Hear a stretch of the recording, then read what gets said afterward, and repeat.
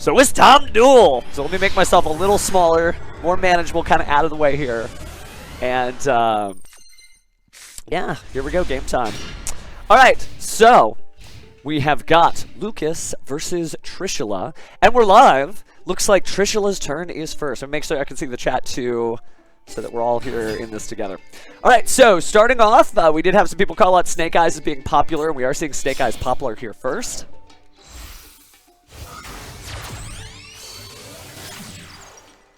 All right, so Snake Eyes popular being Link summoned off into Link Karibo.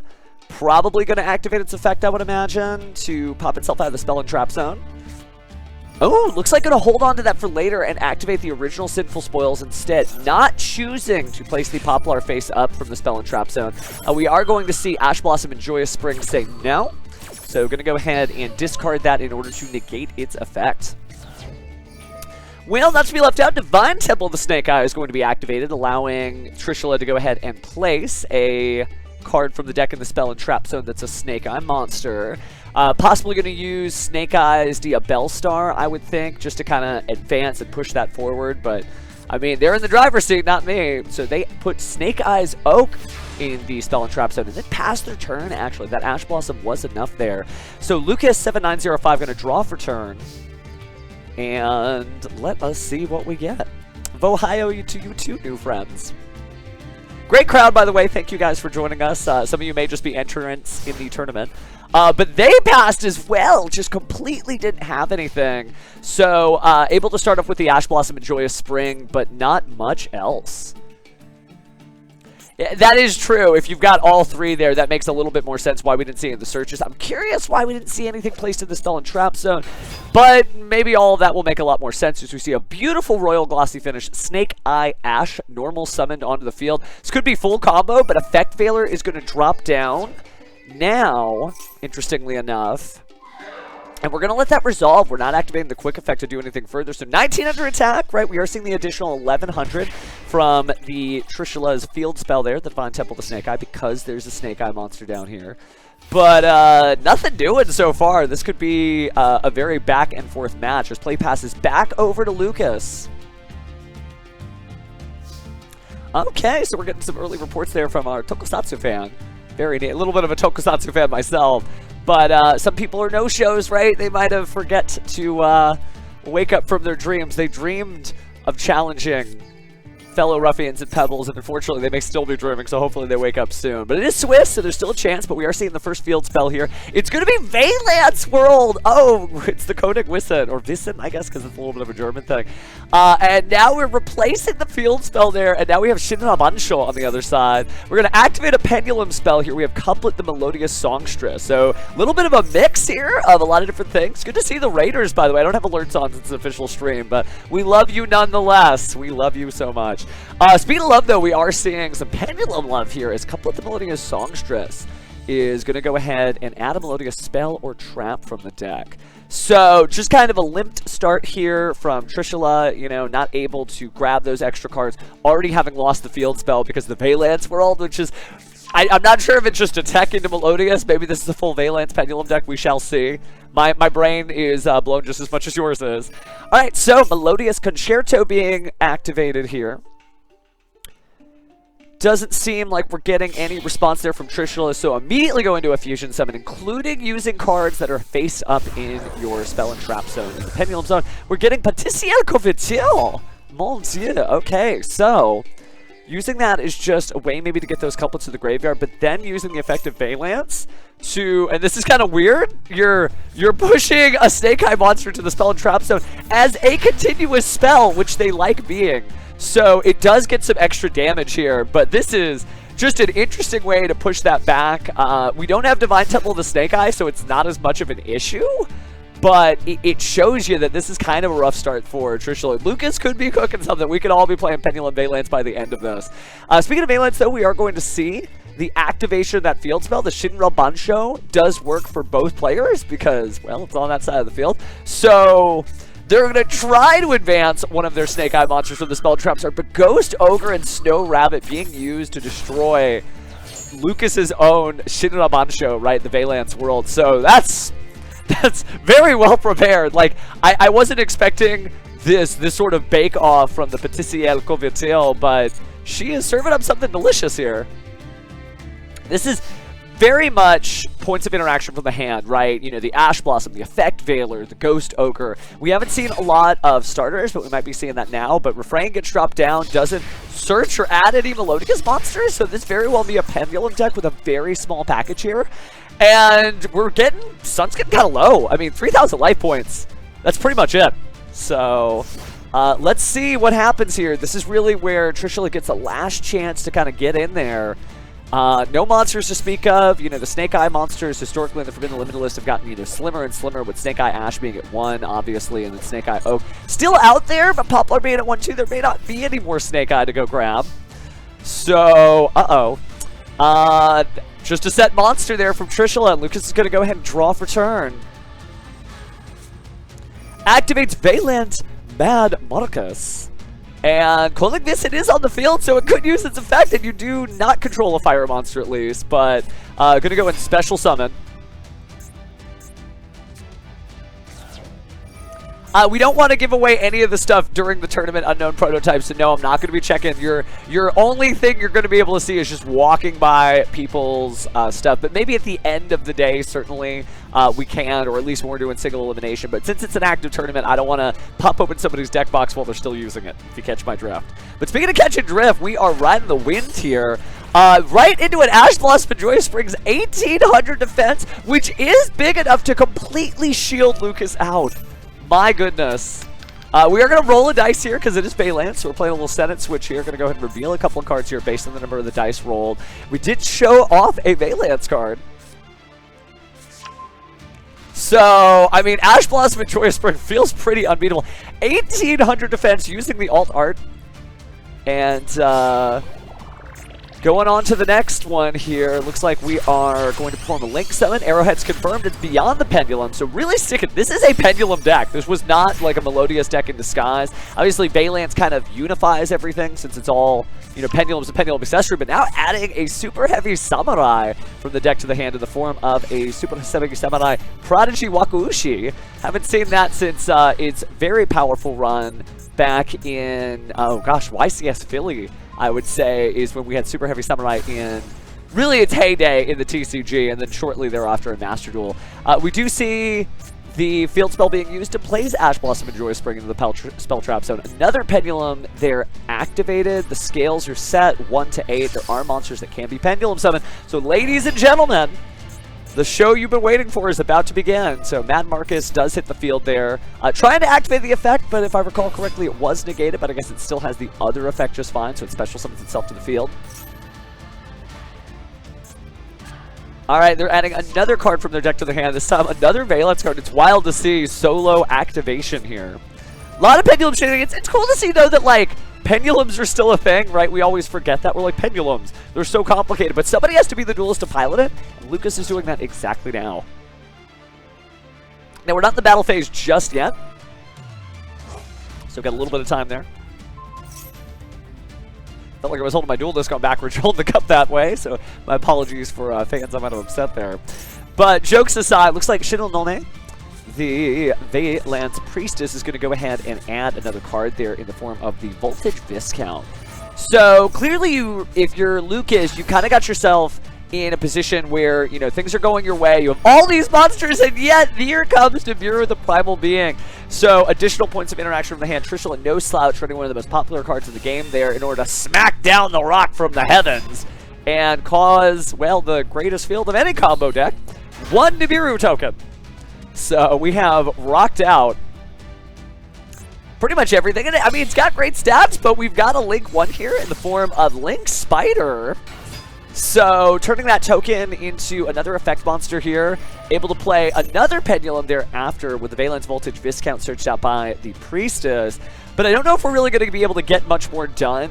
Is this a case of, yep, buttons? No, it looks like we are going to go and special summon and try to continue to Link Summon using at least 2 or more effect monsters. So, was special summon, does get to place a Pendulum monster from the extra deck of Vaylance Pendulum monster into the spell and trap zone. And it played the full game of Senate here as it literally walks the pieces around the board. So there's 2 cards in the field zone, right? We've got Shinra Bansho and Koenig Vissen on the other side since they've swapped. So So we do get to advance that. Now we got 3 monsters. We actually can Link climb up even further.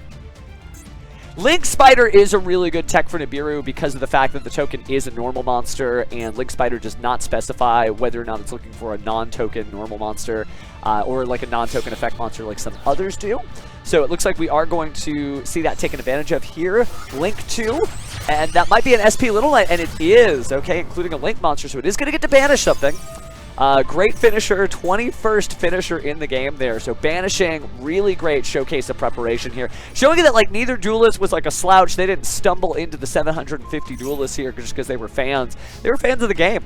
And they've also put the lockdown on that face down card. So let's go ahead and see what happens now. Trishula's got a chance as they draw for turn. All right. Let's see what happens. It all comes down to this. We're 11 minutes into round 1, which ends at 25 minutes after the hour. So there's still plenty of time to see some other duels here, too. We are going to see the activation there of the Shinra Bansho on behalf of Lucas. So we're going to go ahead and move forward the Snake Eye Oak. It's a little weird, though, so Snake Eye Oak is going to motivate. Just make sure that field spell activation actually did come. It shows, it animates like it's being Lucas, but really it's Trishula who activated that. So nobody is trying to sabotage their own tournament victory here. Snake Eye Oak advances, followed by the special summon of Snake Eye Ash. Now that Snake Eye Ash is on the field, it's going to go ahead and send that Ash Blossom and Joy Spring from the Spell and Trap Zone to the graveyard in order to bring out another Snake Eye monster from the deck. Could just be the Snake Eye Flambird Dragon, exactly what I was thinking, so... Big ol' monster there, finally able to push back. Didn't activate the effect in such a way that it would trigger off SP Little Knight, crashing right into that 1400 damage. Lucas is starting to look about even now with their opponent Trishula. Then going to use the effect, pushing back that monster into the Spell and Trap Zone. Specifically putting in the Pendulum Zone. Not sure if I would have done that. Oh, but they did do it. It's not a Pendulum. Remember, it's a continuous spell, not a Pendulum spell, so it does lock out the zone. That is going to be a little difficult to deal with because now you can't Pendulum Summon. Actually, really heads up from Trishula there. All right, so now we're going to perform a Link Summon here, and it's Moon of the Closed Heaven. TCG fans know this combo quite well. We only really got to see this level of Snake Eye Fiendsmith at the North American World Championship qualifier about last year in Austin around the summer. But it's not the summer, it's winter in a lot of places here, but it's heating right up as we do see 2 monsters slam on the field from the effect of Snake Eyes Flambird Dragon, special summoning Snake Eyes Ash and Snake Eyes Poplar, and then Moon of the Closed Heaven becomes Link 1, Fiendsmith's Requiem. Welcome to current Yu-Gi-Oh! Fans. Here we go. Alright, so Fiendsmith's Requiem effect activates, going to go and special summon Fiendsmith Engraver there into the main monster zone. And I don't know if you ever noticed, but there's the Fiendsmith Requiem there on his back. The back is the backpack. All right, going to go ahead and equip that, though, so literally get that backpack straps on. That looks pretty good. We haven't hit a battle phase. There's no cards to speak of. And with a cool 2,500, well, I think we actually had quite enough to be able to game here, but we're going to Link Summon instead for Fiendsmith's Requiem. Just practicing combos, making sure, you know. Light Fiends are good, right, Sheep Token? It's no longer the age where Theban Nightmare was like the Light Fiend I could think of, or Marie the Fallen one before she became a Dark Lord Mary.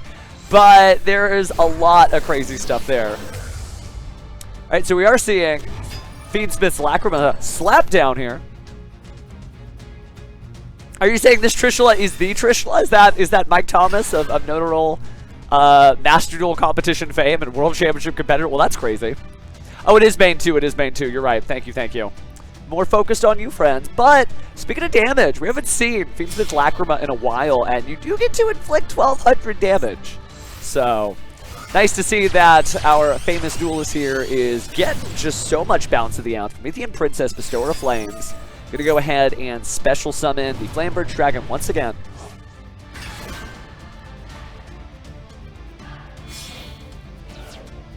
Alright. Gonna go ahead and then turn the Snake Eyes Poplar and Promethean Princess Bestower of Flames into Heat of the Fire Charmer Ablaze, able to scalp that copy of Ash Blossom and Joyous Spring, put it in defense mode to a linked zone that Hita points to. And that's plenty of materials. You could just perform any Link Summon there, but it looks like we're going to go for a Link 3 of some kind. So Ash Blossom and Hita is going to make... Ooh, we haven't seen that in a while. It's going to be Celine, Queen of the Master of Magicians. All right, so we're going to play spell counters. So there's plenty of spells here, including the Pendulums there. So it was 9. We're going to remove 3 there, which means there's actually still 2 usages left. And there's Snake Eyes Diabell Star. So really just raw draw all of that. Trishula having a hand of combo pieces that were supposed to be left in the deck, called by the community as Garnets, right? Because we all remember Brilliant Fusion and not wanting to draw that, but making Appaloosa Bow with the Goddess with 2 materials. Very powerful there, 600 attack, getting 2 negates there. I think they just feel safe. You know, at that point, you don't really have to reinvent the wheel. We will see Feedsmith Engraver placed back on the field. I could imagine this being a Wave High King Caesar, but it looks like it's going to be a Link Summon instead, sending the card to the graveyard. So we will see an SP Little Knight using a Fusion monster, so able to banish something. Probably would take the field spell. That makes sense, so you don't have the double field spell effects there. And then here's going to come the 1200 from Feedsmith's Lacrima.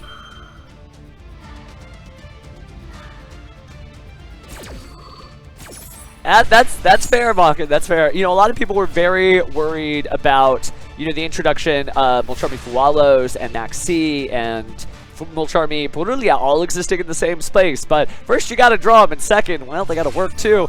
But there, oh no, the sort of kiss of death here, the kiss of duel. Maxi being activated after having a fully established board to just 1 card. It would have to be a spell. It's going to be Refrain the Melodious Songstress there. Normal summon, not searching for any of the cards. I think this was a small pocket engine just to get those additional things. Looks like Lucas just sort of crashing into the card. They're getting rid of the Appaloosa Bow of the Goddess without activating any effects. All right, turn change. Well, it was fun getting to see a famous competitive duelist really crawl themselves out from the bottom. Lucas had control of this duel and didn't lose control of this duel by any mistake of their own. Just kind of happened, you know? But that's game. Trishula manages to advance here through Swiss. Remember, it is Swiss. Nobody's going home just yet. But wow, what a great first one. All right, let's see if we can catch any others here. Time has not been called. Looks like we can't spectate some of these other ones just yet, though. Oh, no. So I guess maybe they are done. Oh, they're just sitting at the table. We can watch some room replays, though. Let me change. Oh, it does show that. Okay, well, I'm going to cover my own eyes, click what I didn't see, and we're going to go to play the replay from the beginning here. I'll get that fixed, though. We'll get that fixed. But really fantastic stuff there. Now we're going to hyper-commentate, as it were. Because it's not going to be on real-time speed. All right, so...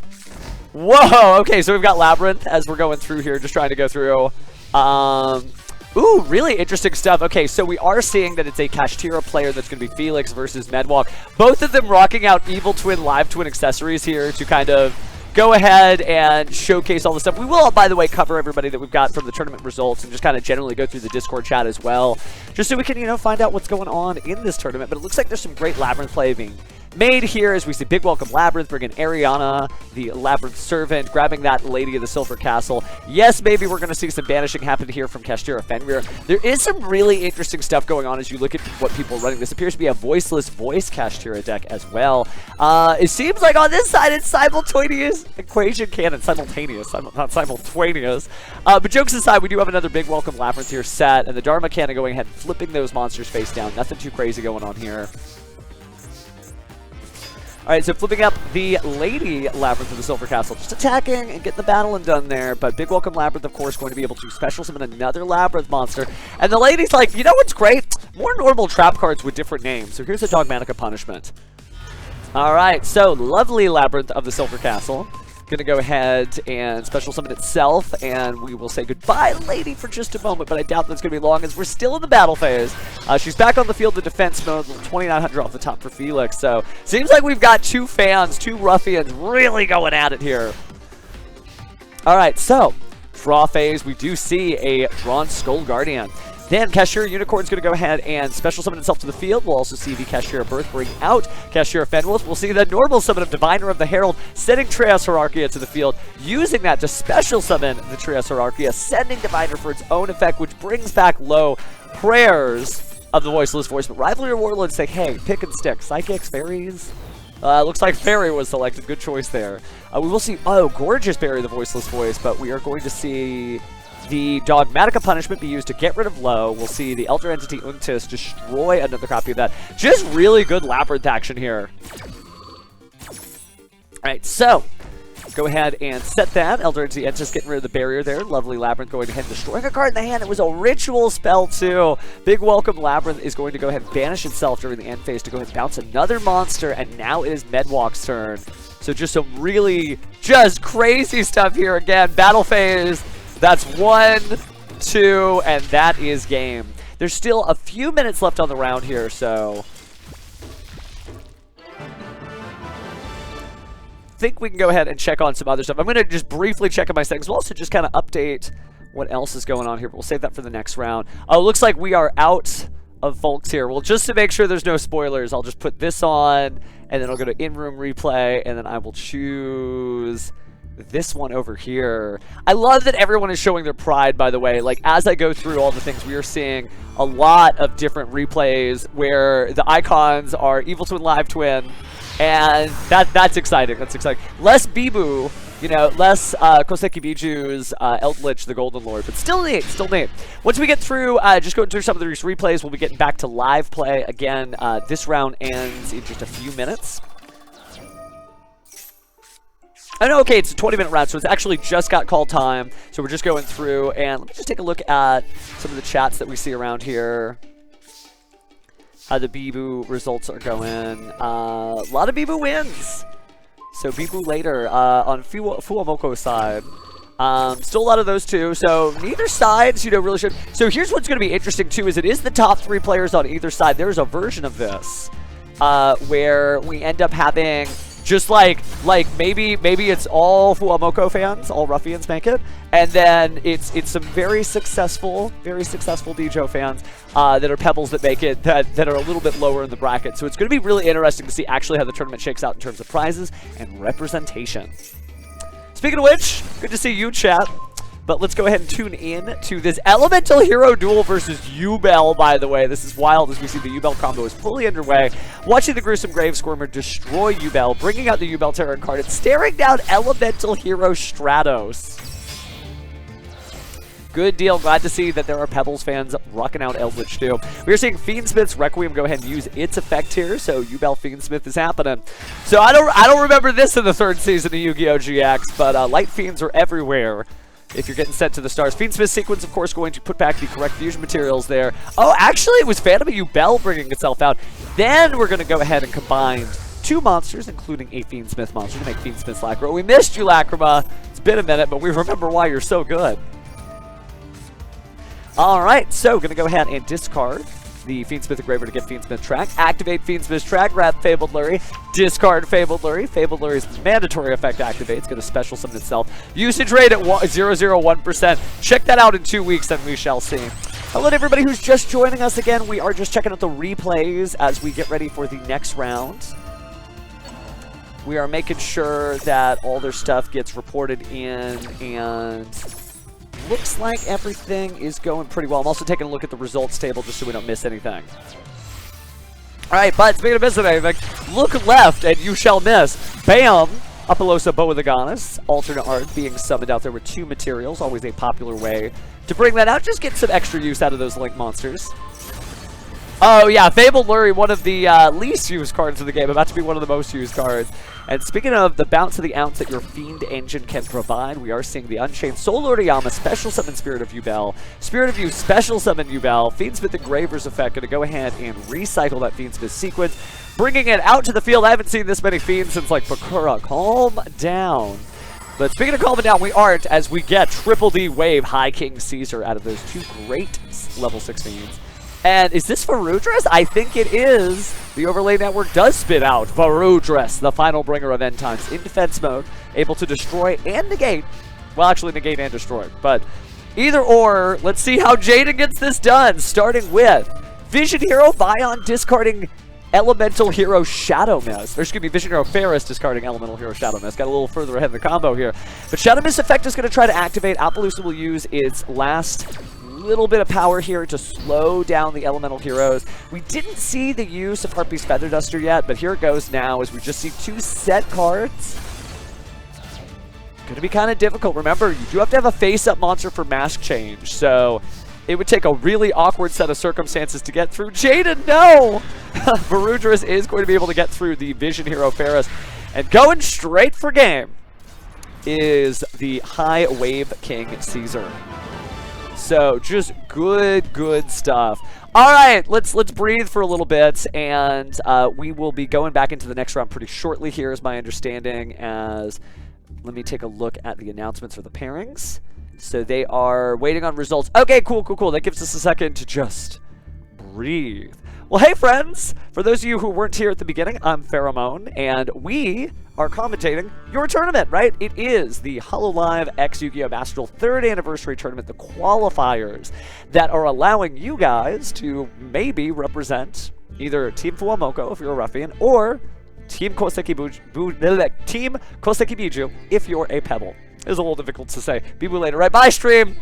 But jokes aside, the top 3 of each of those will go ahead and be able to represent. And so that's where it's weird. If there's like 10 ruffians, then technically 11th, 12th, and 13th, who are, again, pebbles, may get to advance to this tournament. So everybody's got a chance. That's what's really cool about this. And I want to talk about the prizes real briefly. Remember, it's Swiss format, so even if you had a first round loss, it's not over because there will probably not be that many undefeated. So here we go. The top 3 players of Team FUWAMOCO are going to qualify for the 3v3. They're going to get an Evil Twin Kiss to Kill Lila giant card, which is insane. And let me get this on screen so you can follow along. So, add a source.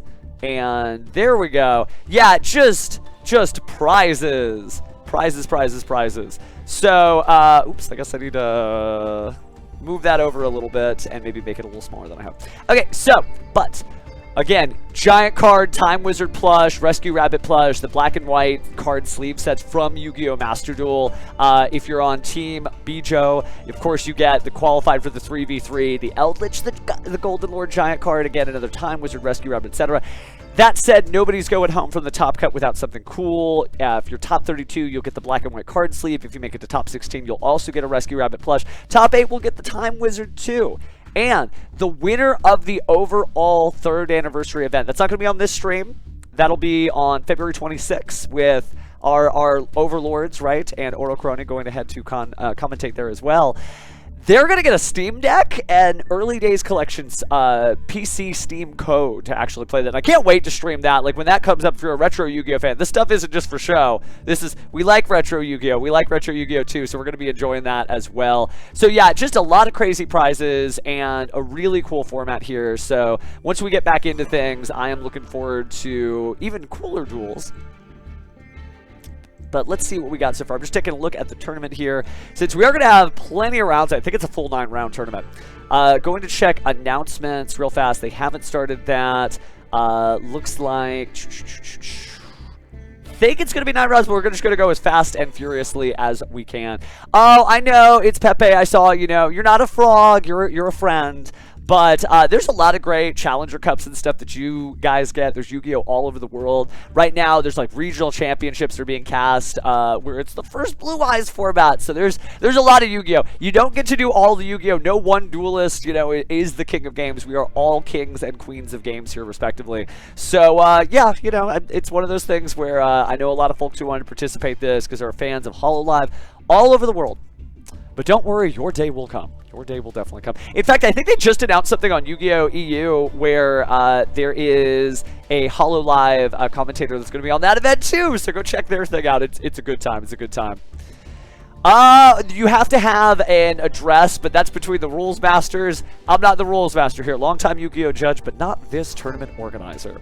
So, yeah, Blue Eyes is back. Blue Eyes is back. All right, so we are just waiting for our announcements here for when the next part of the tournament is. So, and we'll know because you'll see people sitting down. So, just waiting for missing results. They're just picking a few people here.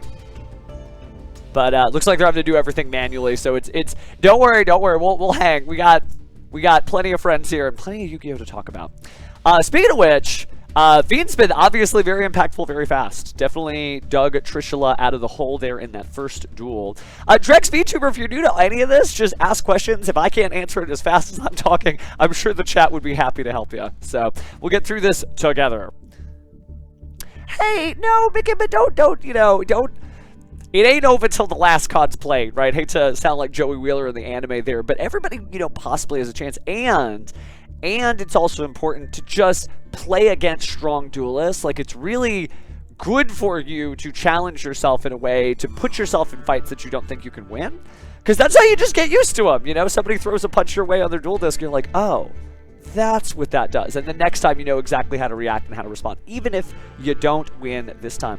Oh, for my decks, I'm all over the place. I haven't collected all the cards for the Millennium Exodia deck that just got dropped in Master Duel. I play it IRL. Right now I'm playing Primite Blue Eyes, Primite Red Eyes, Gold Pride Punk, both in Yu-Gi-Oh! Master Duel as well. Exodia Millennium, I'm working on Argo Stars. I've got a 40-card Evil Hero deck, but I'm working on like a 60-card Evil Hero Fiendsmith deck with the new stuff out of Supreme Darkness. So I'm all over the place when it comes to Yu-Gi-Oh! I don't have a favorite Yu-Gi-Oh! I just love all of it. That's me trying to give a big hug to all of Yu-Gi-Oh! Right there. But yeah, exactly, Giga Thunders. No, that's good advice. Nobody gets it on the first jump, right? I think that's a different movie. But you know what I'm referencing. Okay, so taking a look. It seems like they're just tracking down missing results, so we're not like missing anything here. So we've got a second to just kind of get up and breathe here. But yeah, you know, we asked about like some of the decks and stuff I'm playing. Working on, and yeah, we can walk and talk. Thanks, cameraman. Working on Primite Blue Eyes actually as we hang here.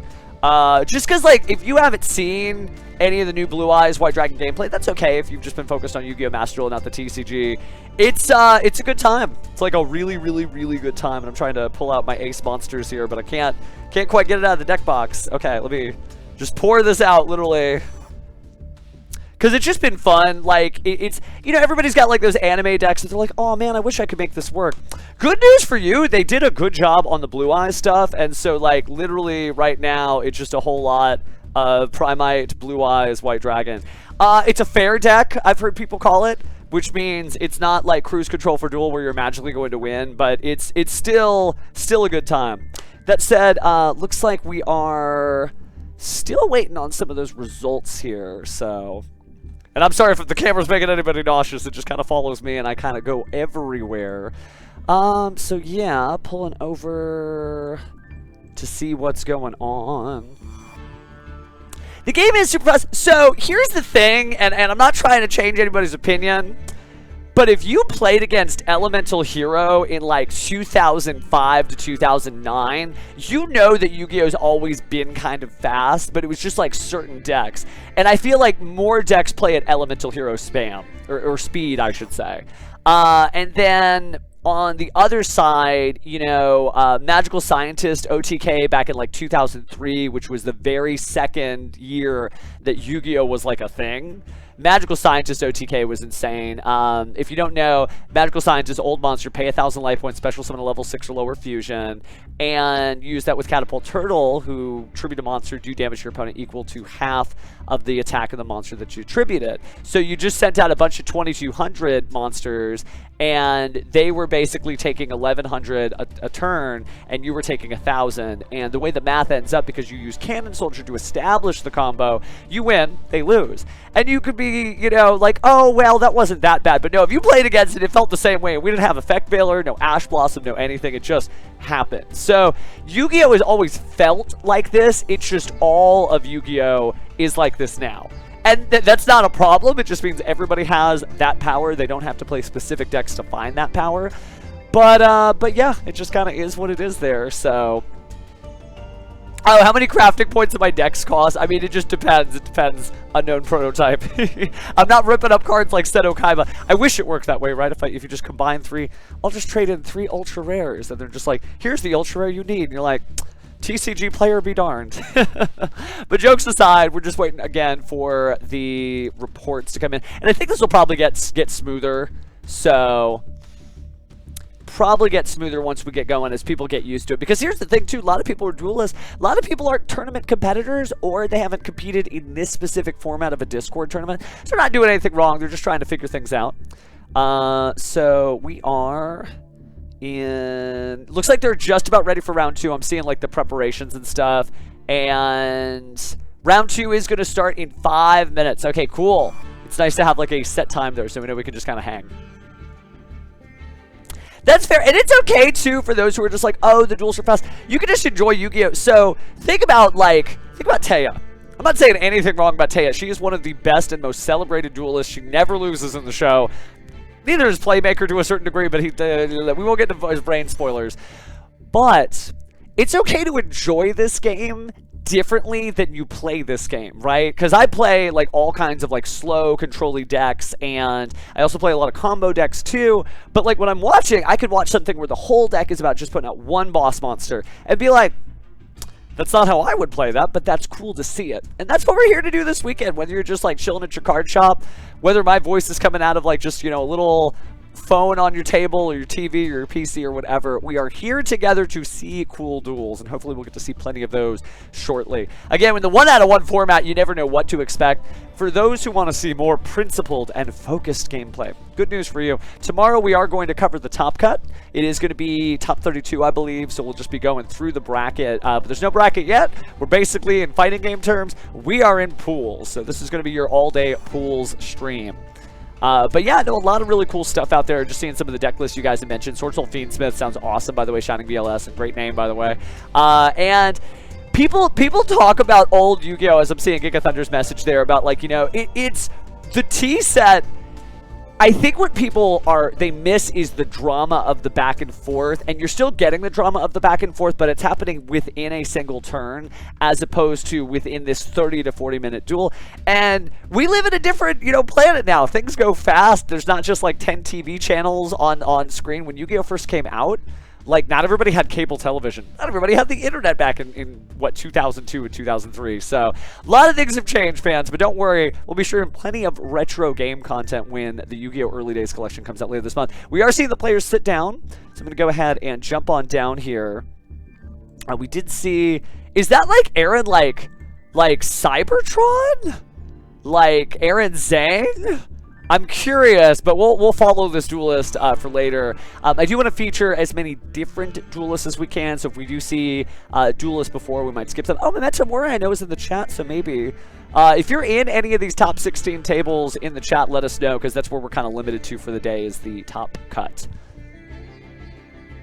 But interesting stuff. Yeah, and it does. And here's the thing too, Sheep Token, there's things like speed duels, which they still do have competitive content for speed duels in person. There are all kinds of structure deck duels, tournaments they have. There's Rivalry of Warlords. There's a lot of different stuff. Ooh, okay. So we got somebody in table 8 and table 15. Well, why don't we scoot on over there first? Oh, but I see Zerglinator, nobody's sitting down. Great icon, by the way, to have the Leo Drake main from Naturia Leo Drake, and then have, I guess that's like the Wicked Avatar as the Black Sphere. That's a cute little combination for sure. All right, so we got somebody at table 15. Looks like both players are there, rocking out the Fallen of Albaz icon versus my favorite, just because the hat, the Vagabond there. Okay, well, that's, you know, it just depends on things like tiebreakers, drops, stuff like that. But we shall see. But it looks like we'll be starting here in just 2 minutes. Very excited to see what happens. Ooh, I meant to change my settings. Do I have time? Yeah, I got a second. Nah, you know what? We'll do that between the next round. We'll save that for next round's pheromone, not this round's pheromone. All right. But again, good stuff here. We do stream a lot of Duel Links on this channel as well. So if you're a fan of Yu-Gi-Oh! Duel Links, good luck in the Kaiba Corporation Cup that's going on right now. Because it is brutal. I always think of Duel Links as the most brutal form of Yu-Gi-Oh! Because it's just like, bam, bam. Oh yeah, you're right, you win. And it's engaging, and both players are playing as hard as they can. But they are just like, it's starting with like a rocket launcher, right? It's starting with the bazooka. It's not starting with like pistols at dawn, that type of duel. No, it is full on war. Speaking of war, though, we should be getting into the duel here between Joey and Bryoku and F shortly here. We will try to fit in as many as we can, friends. It's okay. You're allowed to have Pebble bias. You're allowed to have Pebble bias. If you notice, I might have a little ruffian bias because I'm wearing a pink and blue shirt. But that's just because I can resonate with, you know, the whole Evil Twin, Live Twin vibe. Oh, goodness. Favorite archetype in the game? That's interesting. Actually, like, right now, it's kind of Gold Pride still. Like, I still really like that. Oh, and we're off. Because it's such a weird mechanic to be losing, and that's how you come back. And I'm also a huge fan of Steel Ball Run. So, all right, so let's go ahead and get in here. Rocking out the anniversary from last year's set. Love the Sacred Tablet here. Ooh, we're starting out with some branded content as Gaiden Quem the Virtuous slaps down onto the field for Bryoku, but it'll be hit by Effect Veiler. All right. So Gaiden Quem the Virtuous effect is going to be negated, but immediately off the top, here's the branded fusion. Maybe getting slapped with an Ash Blossom. Seems like it's resolving. Oh, it is resolving.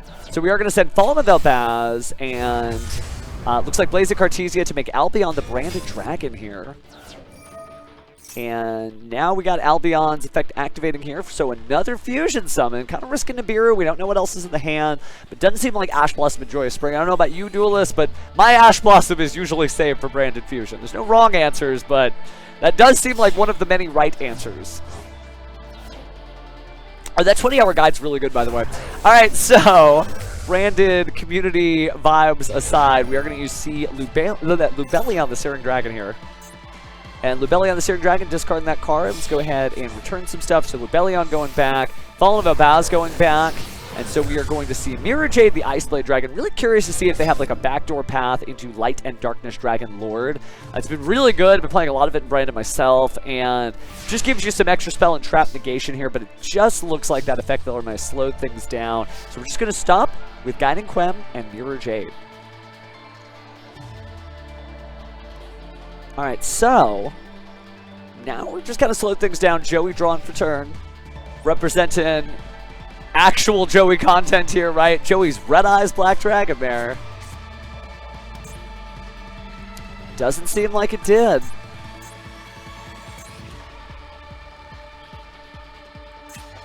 Taking a look at the Lubellion, it was discarded. Oh, the Lubellion was discarded for the fusion cost of Lubellion, so maybe going to come back to the field later. But it looks like we are seeing Deception of the Sinful Spoils, so it might have been a little deception here. Although they are running the Snake Eyes field, so maybe they're not really, like, you know, hiding their Snake Eyes fandom. We don't know what that last card is, so that's going to determine whether or not this was the right option. It was an Ash Blossom and Joyous Spring. They wanted to hold on to some form of interaction, but it won't help, as that very pointed hand is going to come out and say, hey, no, you don't get to do that. So, Call Up in the Grave, banishing the Ash Blossom and Joyous Spring, negating its effect, and that means the Deception of Sinful Spoils is going to get through. Might be able to see some Azamina plays. And it looks like we did get the Hallowed Azamina. Alright, so we're going to go ahead and activate it. It's such a weird, cool effect that really captures the lore of, like, witchcraft and dark deals, because you're rounding down the levels, right? You're getting something for nothing. But considering the options there, have to determine what we're going to fuse out. And it looks like they are going for the Ilya Sylvia. I love the animation that it just fuses literally out of nothing. There's no cards like coming through here. And this one's going to be the Tribute to Negate, so certainly safe from Nibiru, also safe from the Mirror Jade. But they've got 2 additional cards here, so I don't know if that was used for a setup, and they're just going to crash by battle there, or what? Because now we're just staring. I think they probably needed to do that, Villa. Anytime somebody wrecks fun for the rest of us, it just is what it is. Nothing can be left out there that's ambiguous. That's how I think. Speaking of which, we are seeing Mirror Jade. Was that who I thought it was? It was Brian the Iron Dash Dragon. Now, you might use the effect of Ilya Sylvia, of course, to tribute to negate the activated effects, but I don't think that's actually going to destroy it. It's a pretty weak form of negation if you're trying to both destroy a card and stop an effect. It's only really doing one. And that means that the monster's still going to be gotten rid of, and while it's not banished there, of course it can be used as food for the Hell of Azamina, adding it back to your hand, but didn't really stop the monster from coming out there. Oh, but we do see Diabelster the Black Witch, so at least that became food, right? There's a way to kind of recycle, bring back your Ilya Sylvia for later, but unfortunately there isn't going to be a later, because Diabelster the Black Witch's effect is negated now by Infinite Impermanence. No cross-out designator coming down now.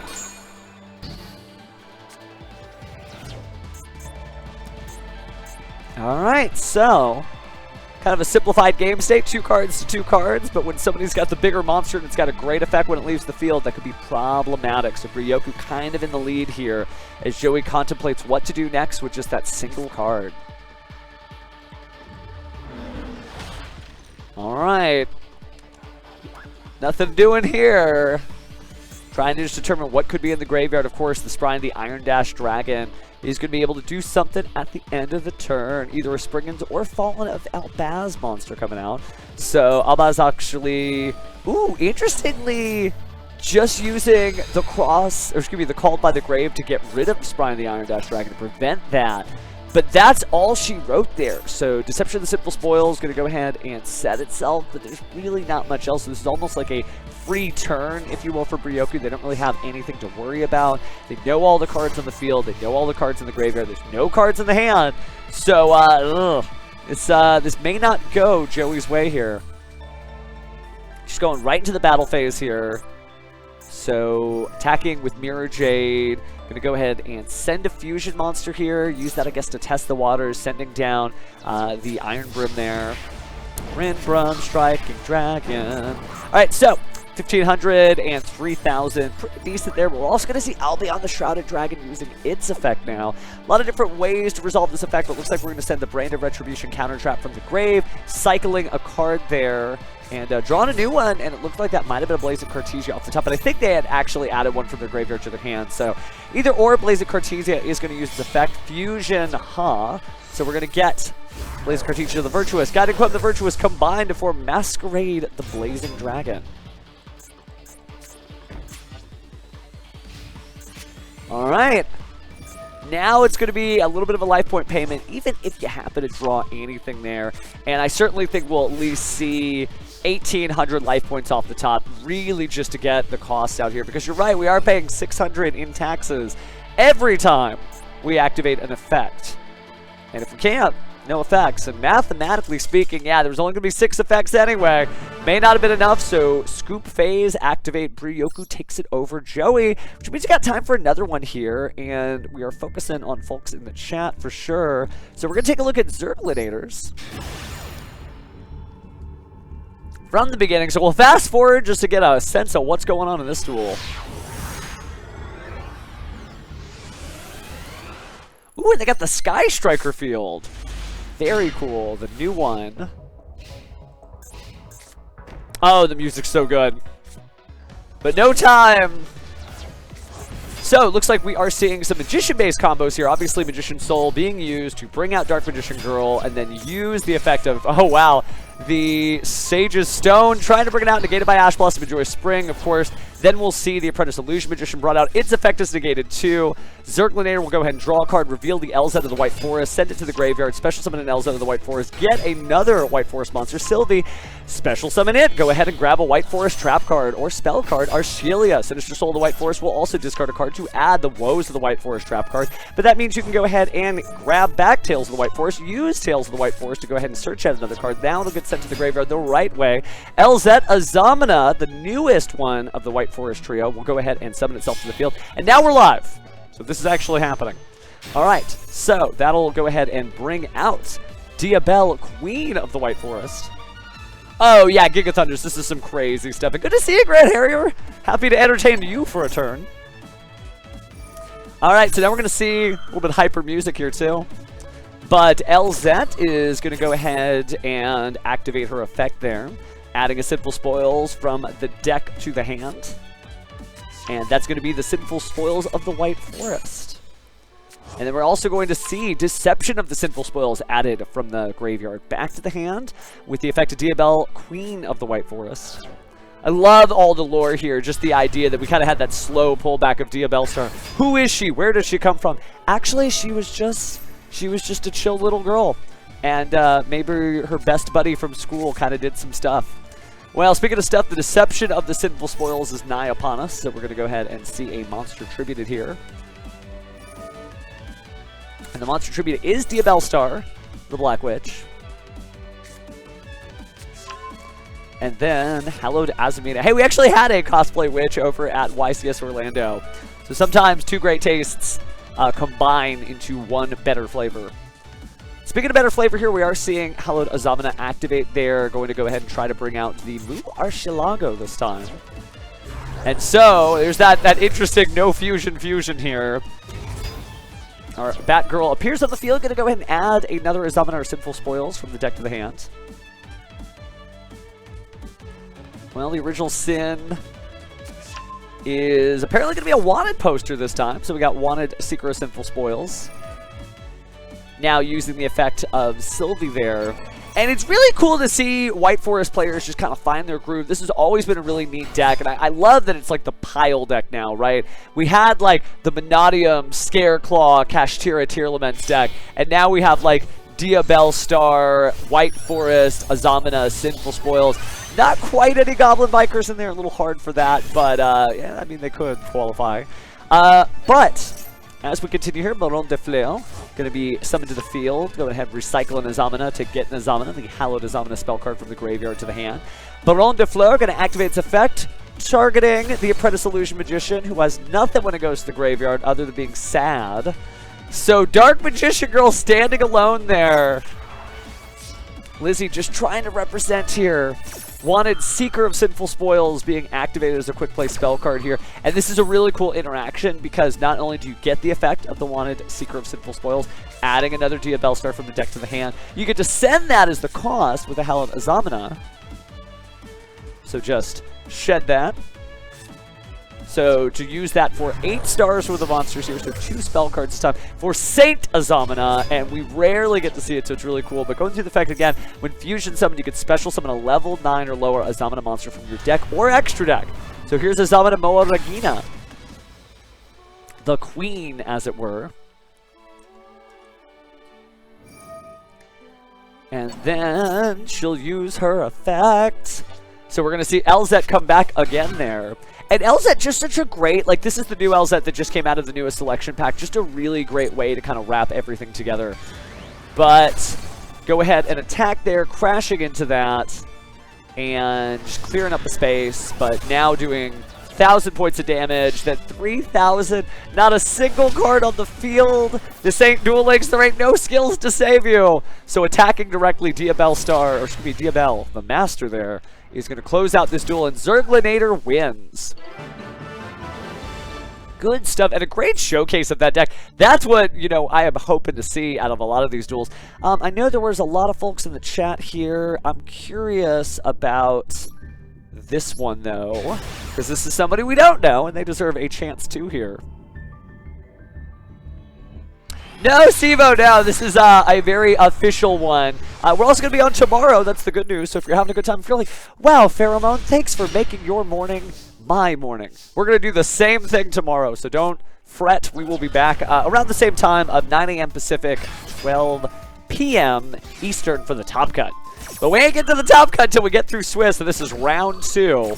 So we're going to see Diabellstar the Black Witch start things off here. It's going to get hit by the Infinite Impermanence. Original Sinful Spoil going to be activated, sending the Diabellstar and trading in for a level 1 fire. The favorite level 1 fire, Snake Eye Ash, who adds, well, the next best thing, Snake Eye's Poplar, revealing itself to special summon itself. That's a compound sentence if I ever heard one. But now it'll grab the Divine Temple of the Snake Eye. And then Divine Temple of the Snake Eye is going to go ahead and put up the Snake Eye's Diabellstar there. We'll see Snake Eyes Flamberge Dragon drop down. Alright, so Moon of the Closed Heaven, going to go ahead and splash it on the field as well here.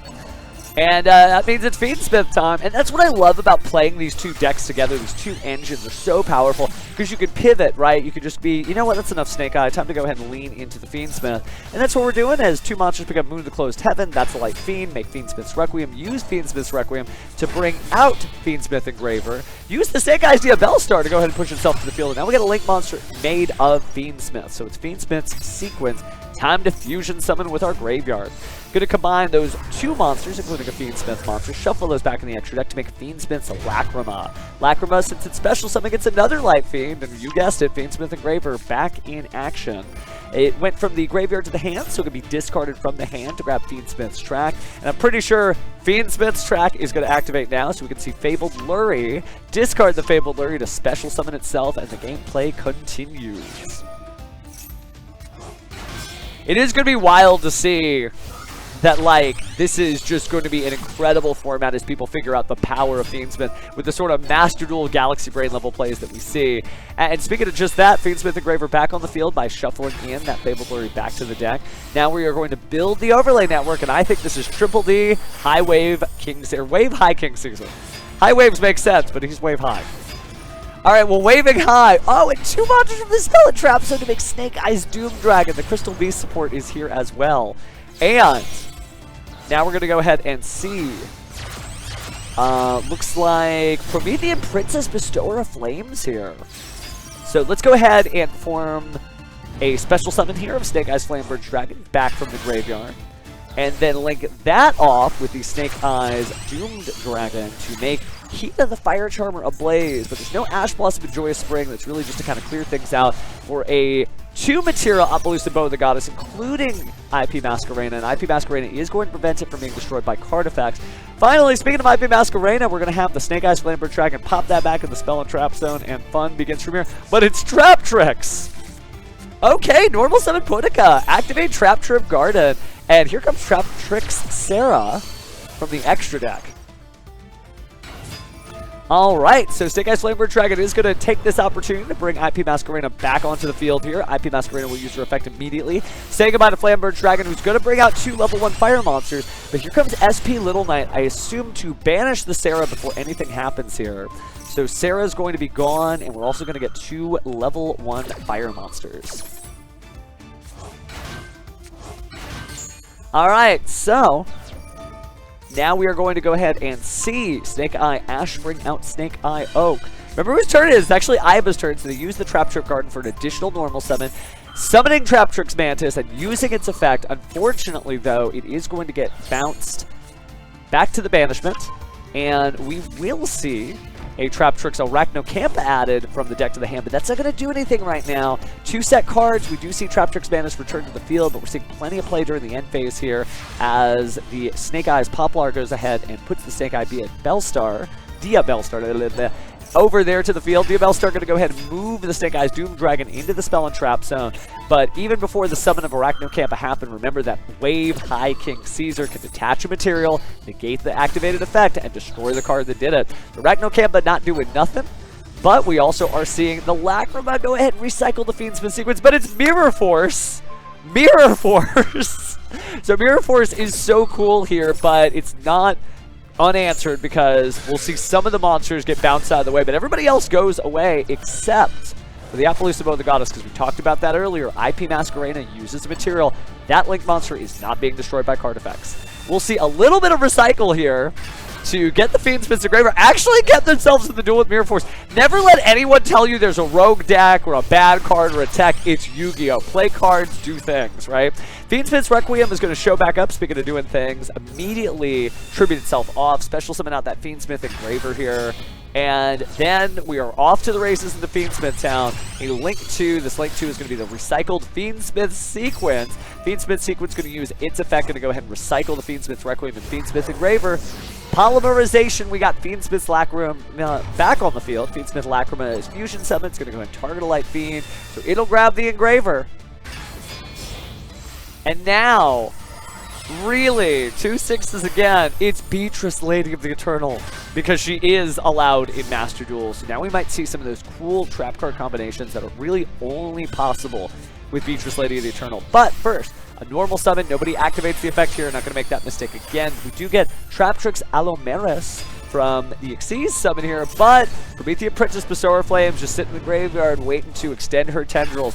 Claws those monsters down, but one of them happened to be Poplar. Poplar's effect activates. Snake Eye Ash to the Spell Trap Zone, and Aiba can only set a trap again. So a little difficult there. 2,700, 1,200, 1,600, and 28 will close it out. So, yes, we got to see Mirror Force.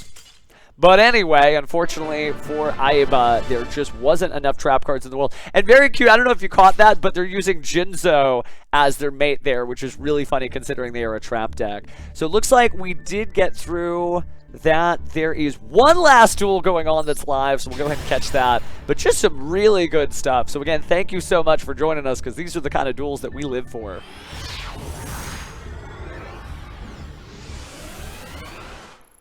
All right, so quest continues. Time was called on the round about 5 minutes ago, so we are going to try to get as much of this as we can. So I'm going to get it through a little bit of fast forward mode just so we can kind of see what's going on here.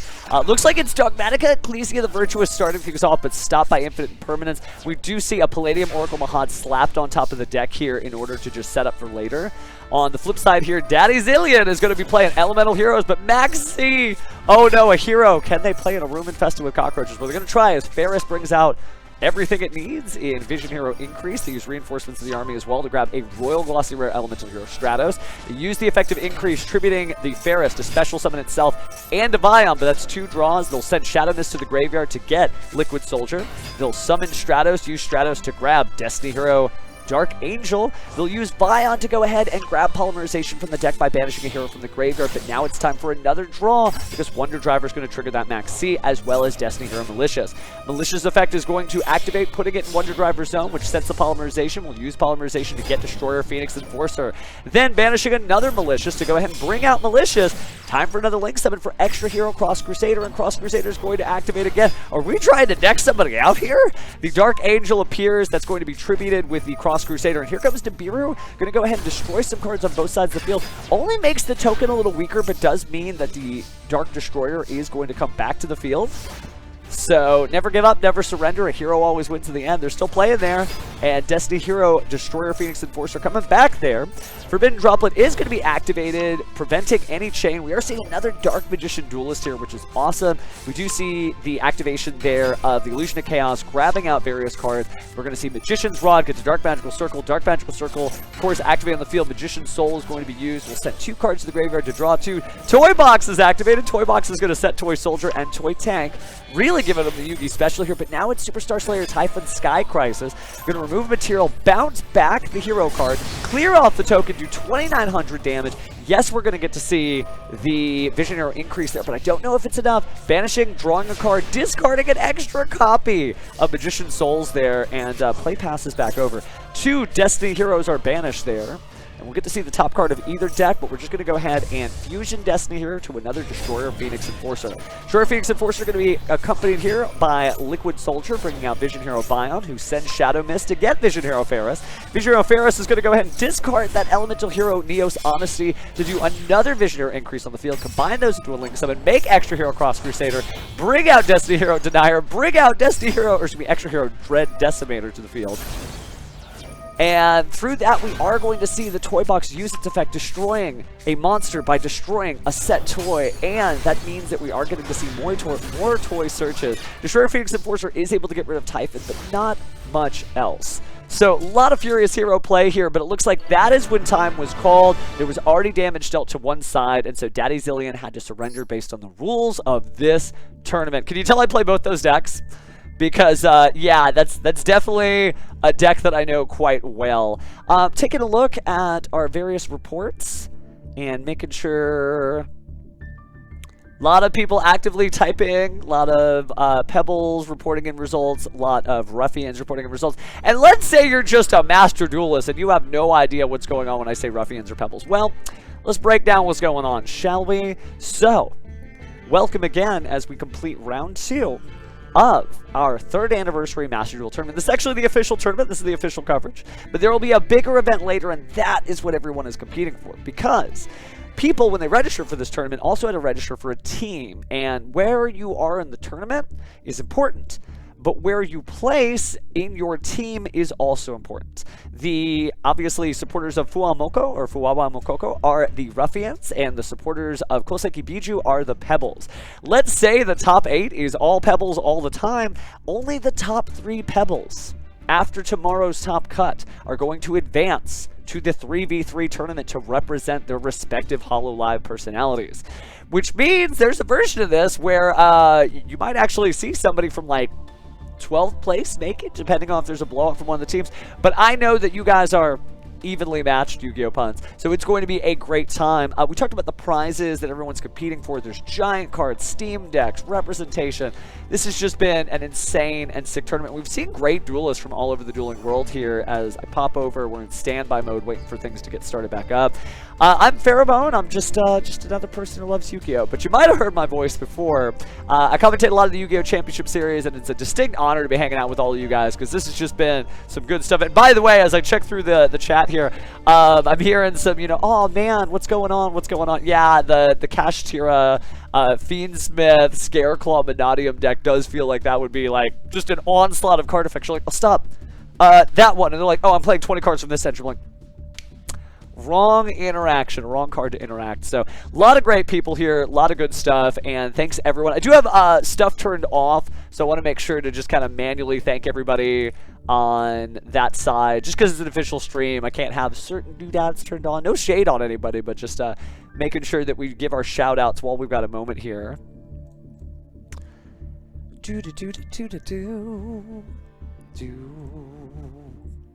There's the activity feed. So yeah, just thank you for all the follows again. Naito Hero, Fretful R, Kira, Hoshizoda X64.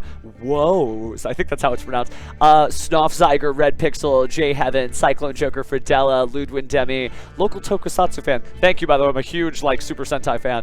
Giga Thunder's Twitchman, Brendan, Dark Ad, XV Volt, Asapi, Voyager, Fullnet, Ego Symphony, Spike Devil, Execute Pico. Just great stuff, and thank you all for the raids and everything else as we go through here. This has been just a cool tournament so far, and tomorrow's where it gets really exciting because we do get to see the Top Cut stuff, but we are just kind of hanging out. Why don't we check out, let me make sure we got the results, because I don't want to ever have the tournament interrupted because we're chilling here. But as I go to the reports and the missing results, it looks like they are still getting a few missing results going here. So it looks like we did get an update. The FUWAMOCO team had more wins last round. They are still calculating, but there's just some crazy amounts of stuff there. But yeah, they're keeping me updated. So right now, just as of the last round, FUWAMOCO is winning. So Ruffians are doing better. So Pebbles, you got to show up.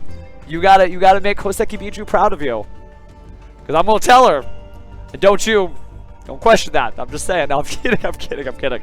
But I'm just saying, bow is the word. Bow is the word for sure. I could hear, it's one of these things too where we're in a digital environment, so we're all in our respective things. Just know that I am receiving your bows. That I feel the bows, and I'm rocking out my pink and blues too. But Koseki Bijou is no slouch, and if you saw that training arc stream, I'm really excited to see the twins as they were put on their best show, because it's going. Oh, do they really? Okay, that's wild. I think there's a bracket that I might be able to get individual results off of and post in the chat. So let me see if I can find that bracket. It's somewhere. I think it's somewhere if anybody can find that in the Discord, just post in the chat. That would be cool. Because I am trying to find it. I want to make sure you guys have it too. But just good stuff so far. I'm waiting for the announcements for us to get our next one. Round 3 is going to start in 2 minutes. Woo! Okay. There's the bracket. Okay, cool. So I did find the bracket, so you can get all your top cut and individual scores here. Oh, don't worry. Oro Coroni is doing their best behind the scenes as well. So, yeah, okay, so we've got everybody there, and so you can follow their progress and everything, which is really neat. And we've got standings. Okay, so standings only. There's our leaderboard. So a lot of it's also based on tiebreakers and stuff like that, especially when we're this early in the tournament. But yeah, a lot of great stuff here as I'm looking through here. Let me see. You mentioned Jesse Cotton. Yeah, 2-0. Yeah, there's a version of this where there's some good people here. And remember that if you don't know who Jesse Cotton is, because maybe you're from a different community, he is the ultimate duelist. He has many YCS victories. I think 6 now. He was an Ultimate Duelist champion. He won the Ultimate Duelist series, competing against other Ultimate Duelists.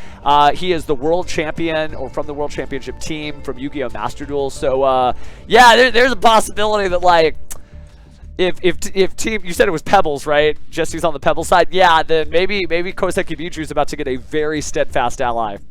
Very, very powerful and steadfast ally. All right, so we got our brackets. Good stuff, good stuff. I love the bow bow, the chants. So what's the Pebbles chant? Is it just Bibu later? But, like, you can't say Bibu later to somebody until you Bibu them later. So, gotta learn my lore. But we do have lots of great duelists here, and you're right. Undefeated duelists left in the tournament, which would be 2 wins and no losses. There are 161 of our original 750 registration competitors, or registered competitors, I should say. Holding it down here. Did everybody show up? Yeah, okay. Oh, and we did have some people that we do have some drops, so the numbers are changing. Sometimes people, they don't wake up on time. I've seen it. Sometimes they leave their oh, it's Rock. Okay. Yeah, but Rock's funny. That means every time a Nibiru comes down, then that is catchy. So Rock. I like Rock. Bow, Rock. Okay. Ha! Nibibu later. Oh, this is such a great collab. This is like Nibibu later. I'm typing that in the chat. Nibibu later is just so good. Just so good. Okay. Thank you, duelists. Thank you. All right, so we are going to get started here soon, so we should be having people sit down in the top cut. I am taking a look at making sure we're not missing any of the other ones here. Nope, looks like we're good. Okay. That's wild, though. Ruffian's in charge. Oh, people are sitting down. That is exciting.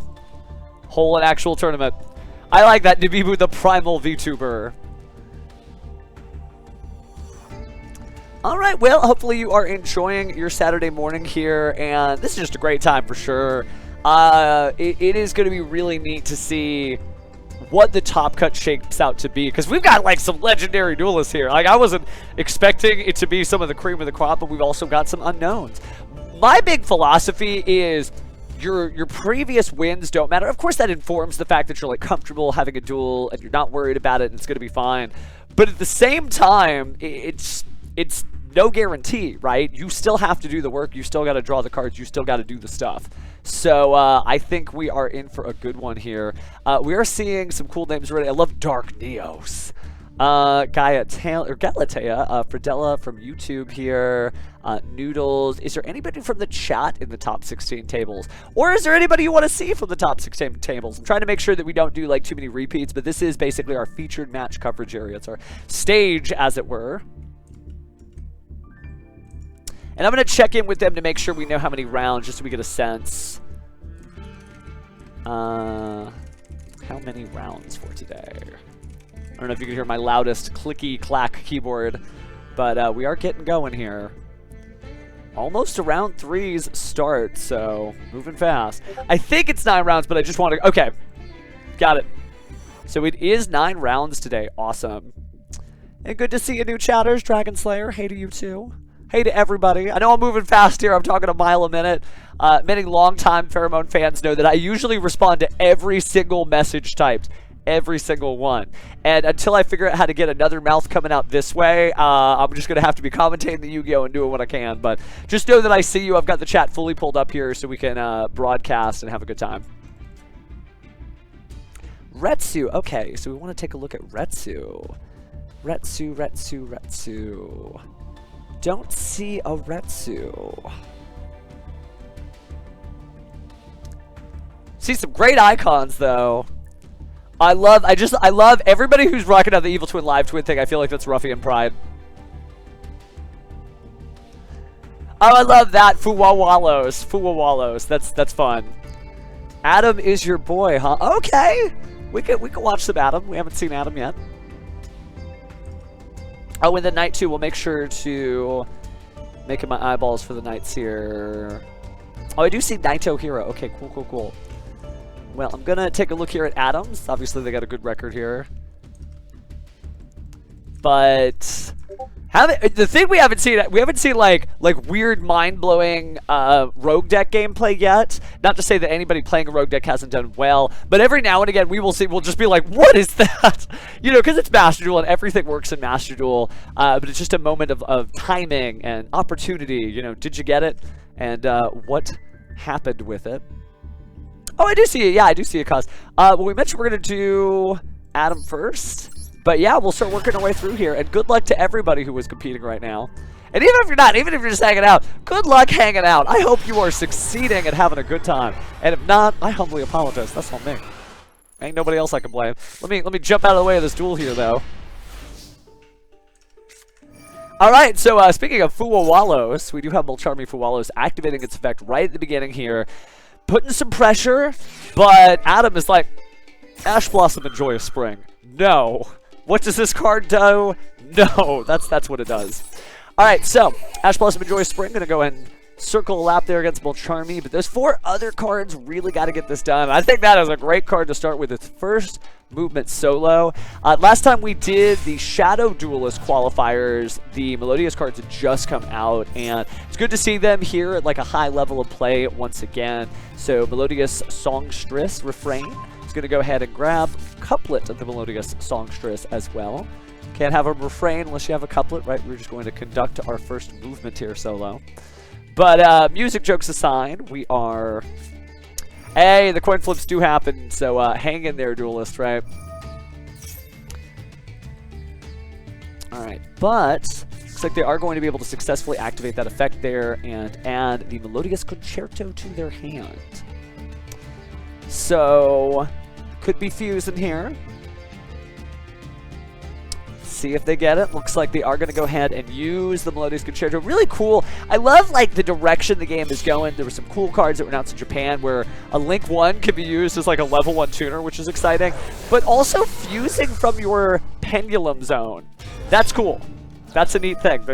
We didn't have that when I was growing up playing Yu-Gi-Oh, right? But what we did have is plenty of cool effects, and that's exactly what's happening now as we chain Couplet, Refrain, and Bacha. Baka, Bacha, Baka, Baka. We'll see. Baka could mean something very different to a VTuber fan, so we'll be careful there. Alright, but it looks like they are going to go ahead and activate all that. Inaki Clan thinking, what do I do here? Love that they've got the Melfi Rabbi just staring us down, just got those eyeballs just like... But we are going to go ahead and see all 3 effects resolve with impunity. No response here.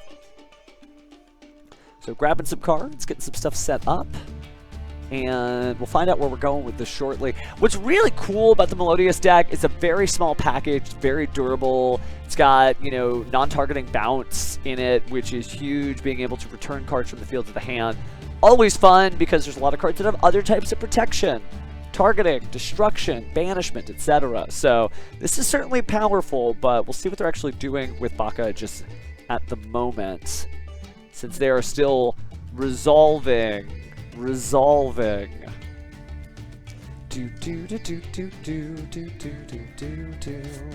There we go. Okay, so we got Soprano the Melodious Diva out, or Songstress, and she does help for additional fusions there. Gonna go ahead and get a little bit of a boost here. Sending another Melodious monster to the grave, and I believe that was Aria. Yeah, it's Aria the Melodious Diva. And so now with Aria, we are going to see the next generation Link monsters here. It's Bloom Harmony. And yeah, it definitely feels like a octopus got tentacles everywhere there, Trailblazer, because really the Melodious monsters are just getting in, right? They're able to do everything they want. They haven't really been stopped by anything. That Molcharmi FUWAMOCO seemed to be the only point of interaction that Inaki Clan had. Unless they're holding on to an Ibira the Primal Being, and we can all chant rock, rock, rock. Alright, so we will go ahead and see triple effects here again, the Concerto, Baka, and Bloom Harmonist. But an Infinite Impermanence is going to kind of chop things up here, dropping down to stop the effect of special summoning those 2 monsters and DD Crow. Wow. So I lied, chat. I said that was their only point of interaction. They have only just begun to duel. And that's going to slow things down. That's really going to make it to where, okay, your cool combo, I hope it was just to bring out 1,000 attack Link monster and nothing else. Do do do do do do do. Hey, the song's still catchy after all these years. We are celebrating 3 years of Yu-Gi-Oh! Master Duel. I remember when it first came out, I was streaming Yu-Gi-Oh! Duel Links, and they were like, it's out! And I went to download it. It's like, no, it's not out. You can download it, but that's it. And, well, we've come a long way since then. Do, do, do. And this duel has two. Do, do, do, do, do. I think it was done by somebody who did, like, Octopath Traveler, I think. It was like the same musician. Whoever it is did an excellent job. Although I will say I'm a big fan of the Evil Twin Live Twin theme. If we get anybody on that, you're gonna see me bounce out of my chair. I'll try to keep it together. All right, ooh, it's Tenpai time. Speaking of like Legacy and Destruction era cards, technically Tenpai Dragon Genroku was from the Infinite Forbidden, but we are seeing Tenpai Dragon Pydra hit the field. So Tenpais are still good. They're usually one card away from victory, right? It's in the name. We'll do the Japanese lesson in a moment here. But Effect Veiler is slamming down to stop Tenpai Dragon Pydra's effect. And there's no Sangen Summoning Field spell to prevent Fire Dragon monsters from being affected by card effects. So Effect Veiler is just going to bubble it on down, and we are not going to see Pydra add anything from the deck to the hand. Oh, but the Sangen Kaimen was already in hand. Alright, so we do see Sangen Kaimen go ahead and use both effects, adding Tenpai Dragon Shundra from the deck to the hand and special summoning it. Well, we're getting there. Now, if you don't know what Tenpai is all about, it's actually a Mahjong themed deck, and if you play Mahjong, you're like, oh yeah, it is a Mahjong themed deck, okay. Mahjong is a very ancient game played with tiles, and some of the tiles represent dragons, right? And there's a red one, a white one, and a green one. Fadra, Pydra, Chundra. And the status of being in Tenpai is like, it's like top decking. It's literally being one card away from victory.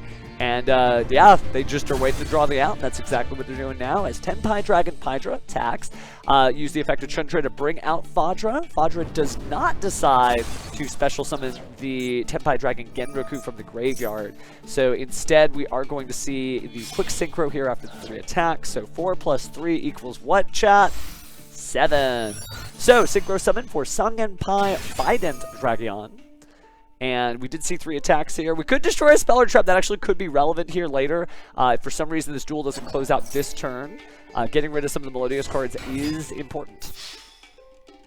Gonna go and use the effect of Bident Dragon to bring back Pydra. Pydra attacks for 1,700. Another 2,600 off the top here from the Sangenpai Bident Dragon. And then using the quick synchro effect there of Tenpai Dragon Pydra to go ahead and combine those powers once more.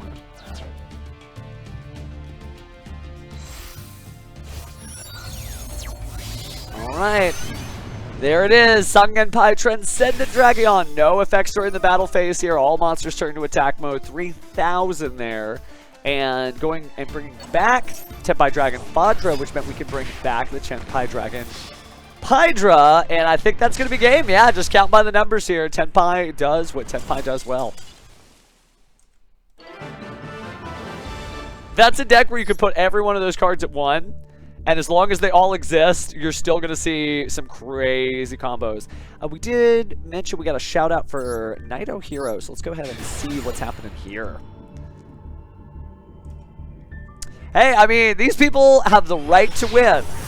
There's no joking around. They want to represent Team Pebbles. They want to represent Team Ruffians. You go in. With that in mind, let's jump into another duel here. It's going to be Naito rocking out the great new Sky Striker field here. But not to be forgotten about, Sam is getting things started with Magical Musketeer Fiendsmith, I believe. Activating Reasoning, and yeah, looks like the call was wrong. So Fiendsmith the Graver for free? Okay.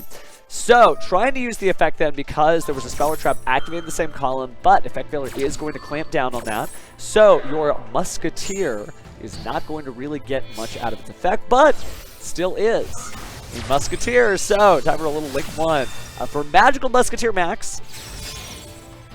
And that is a Link 1 Fiend monster. So, ta-da! Fiendsmith Requiem. Now, we have actually seen some really, really great duelists play with this deck particularly. We saw it first, I think, at the North American World Championship Qualifiers World Point Playoff. Cameron Neal, Ultimate Duelist, was rocking this out. Didn't quite make it, but I've seen a lot of people play it since. It's just good, right? Anytime you got a deck that natively has Light Fiend. I'm playing Magic Key Fiendsmith. I've done that like IRL because Light Fiends. And speaking of Light Fiends, let's see exactly that. That Nibiru is gone because of the use of Fiendsmith Requiem being just chucked off the back of Fiendsmith Engraver and then combining the token with the Fiendsmith Engraver to make Fiendsmith Sequence. And so now fusing these two monsters to make Lacrima. Fiendsmith's Lacrima back on the field. She's not the Crimson Tears, but she's definitely Crimson Crying considering how red her eye is out of that gun. But a pretty conservative field because the Nibiru, right? Not a whole lot here. And actually, it's time for some elemental heroes. We are seeing the activate effect here. Going to try to stop it, but wow. Getting rid of your own monster there with a Forbidden Droplet. And then slapping down the counter trap, negating the activation of Forbidden Droplets. Which means Cross Domination was still going to try to do what it did, but since there's no monster on the field to negate it, cannot stop Stratos. Alright, so now we see Vision Hero Ferris discarding that Destiny Hero Malicious. Ferris gonna use its effect, get the Vision Hero increase Tribute Ferris, special summon itself. Vision Hero increase gets to special summon Vision Hero Bion, and then Vision Hero Bion will send a monster from the deck to the graveyard. But then a DD Crow-like triple effect here with Dancing Needles, right? You're on pins and needles when you're facing against Magical Musketeers. And so you don't necessarily have all the stuff in the graveyard, but there's still just enough for Vision Hero Bion, use its effect to grab Polymerization. Then we'll see Fusion Destiny, we're locked into Dark Heroes, but we will combine Elemental Hero Neos and Destiny Hero Malicious to make Destiny Hero Destroyer Phoenix Enforcer, setting a card. But here's another trap card, a continuous trap this time. And Magical Musket monsters cannot be destroyed by card effects. But we haven't targeted anything yet, so we'll just get rid of the trap card. Trap card does get to search another Magical Musket card, and since there is a Magical Musketeer on the field, still could be activated. And so we'll see exactly that, targeting the Destroyer Phoenix Enforcer, destroying it with the Magical Musket trap card, but it's still going to come back later anyway, and now play can proceed. So it's time for a Link Summon of Extra Hero Cross Crusader. Cross Crusader's effect activates, let's get that Destiny Hero out of the graveyard, put it back on the field. Which means you can summon another Destiny Hero later, actually, with the effect of Destroyer Phoenix Enforcer that was previously activated. We'll see a Malicious trade itself in for another Malicious to trade itself in again with the Cross Crusader for Vision Hero Bion, setting up a little extending for next turn. But now we'll see Destiny Hero Malicious brought off of the Destroyer Phoenix Enforcer that we were just talking about. And play is live now. We caught up. Woo! That was a mouthful. Alright, so go ahead and perform a Link Summon here. Link 1, can you guess it? It's actually Magical Musketeer Max. Could be either or this time. I mean, Dirty Dan, it's always time to duel. That's why I got a clock in my room that just says duel, duel, duel, duel, duel, duel, duel, duel, duel. You know what the rest of the clock says. But the rest of the duel here, we're going to get Cross Domination from the deck, as well as Desperado from the Magical Musket family of cards. Ooh, and Last Stand. So, it's that kind of duel, huh? We're going to go ahead and fire our Magical Muskets here. Coming in guns a-blazing is Fiendsmith Engraver, returning a Light Fiend, this time Fiendsmith Sequence, back to the extra deck to be recycled later. So Fiendsmith Engraver will be special summoned.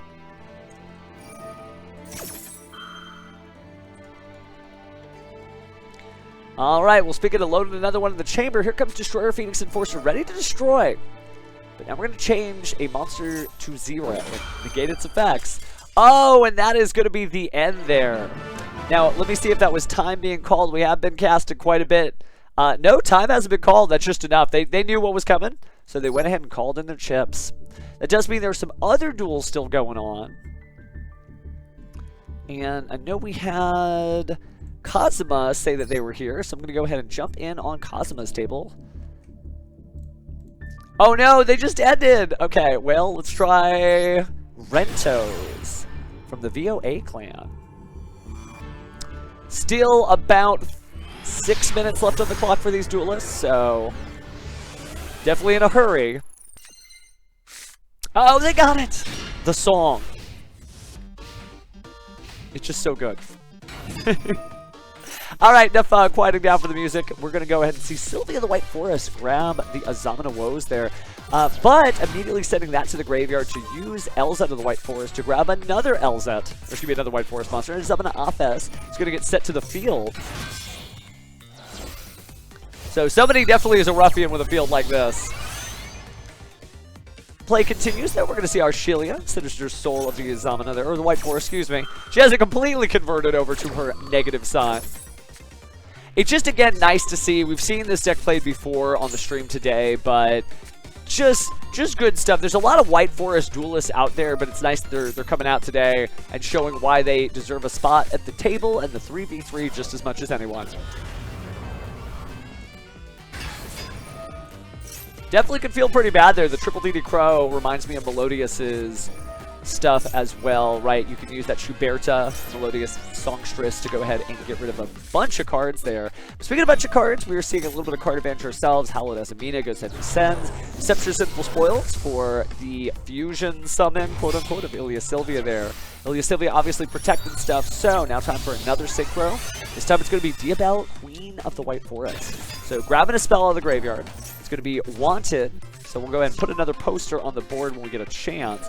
Also get to use Sylvia the White Forest to go ahead and recycle to bring itself back. And now time for another Link Summon this time. Oh, and it's 2 effect monsters, so it is Moon of the Closed Heaven. Alright, so that's a Light Fiend. So we know that Fiendsmith Requiem is coming right up there next.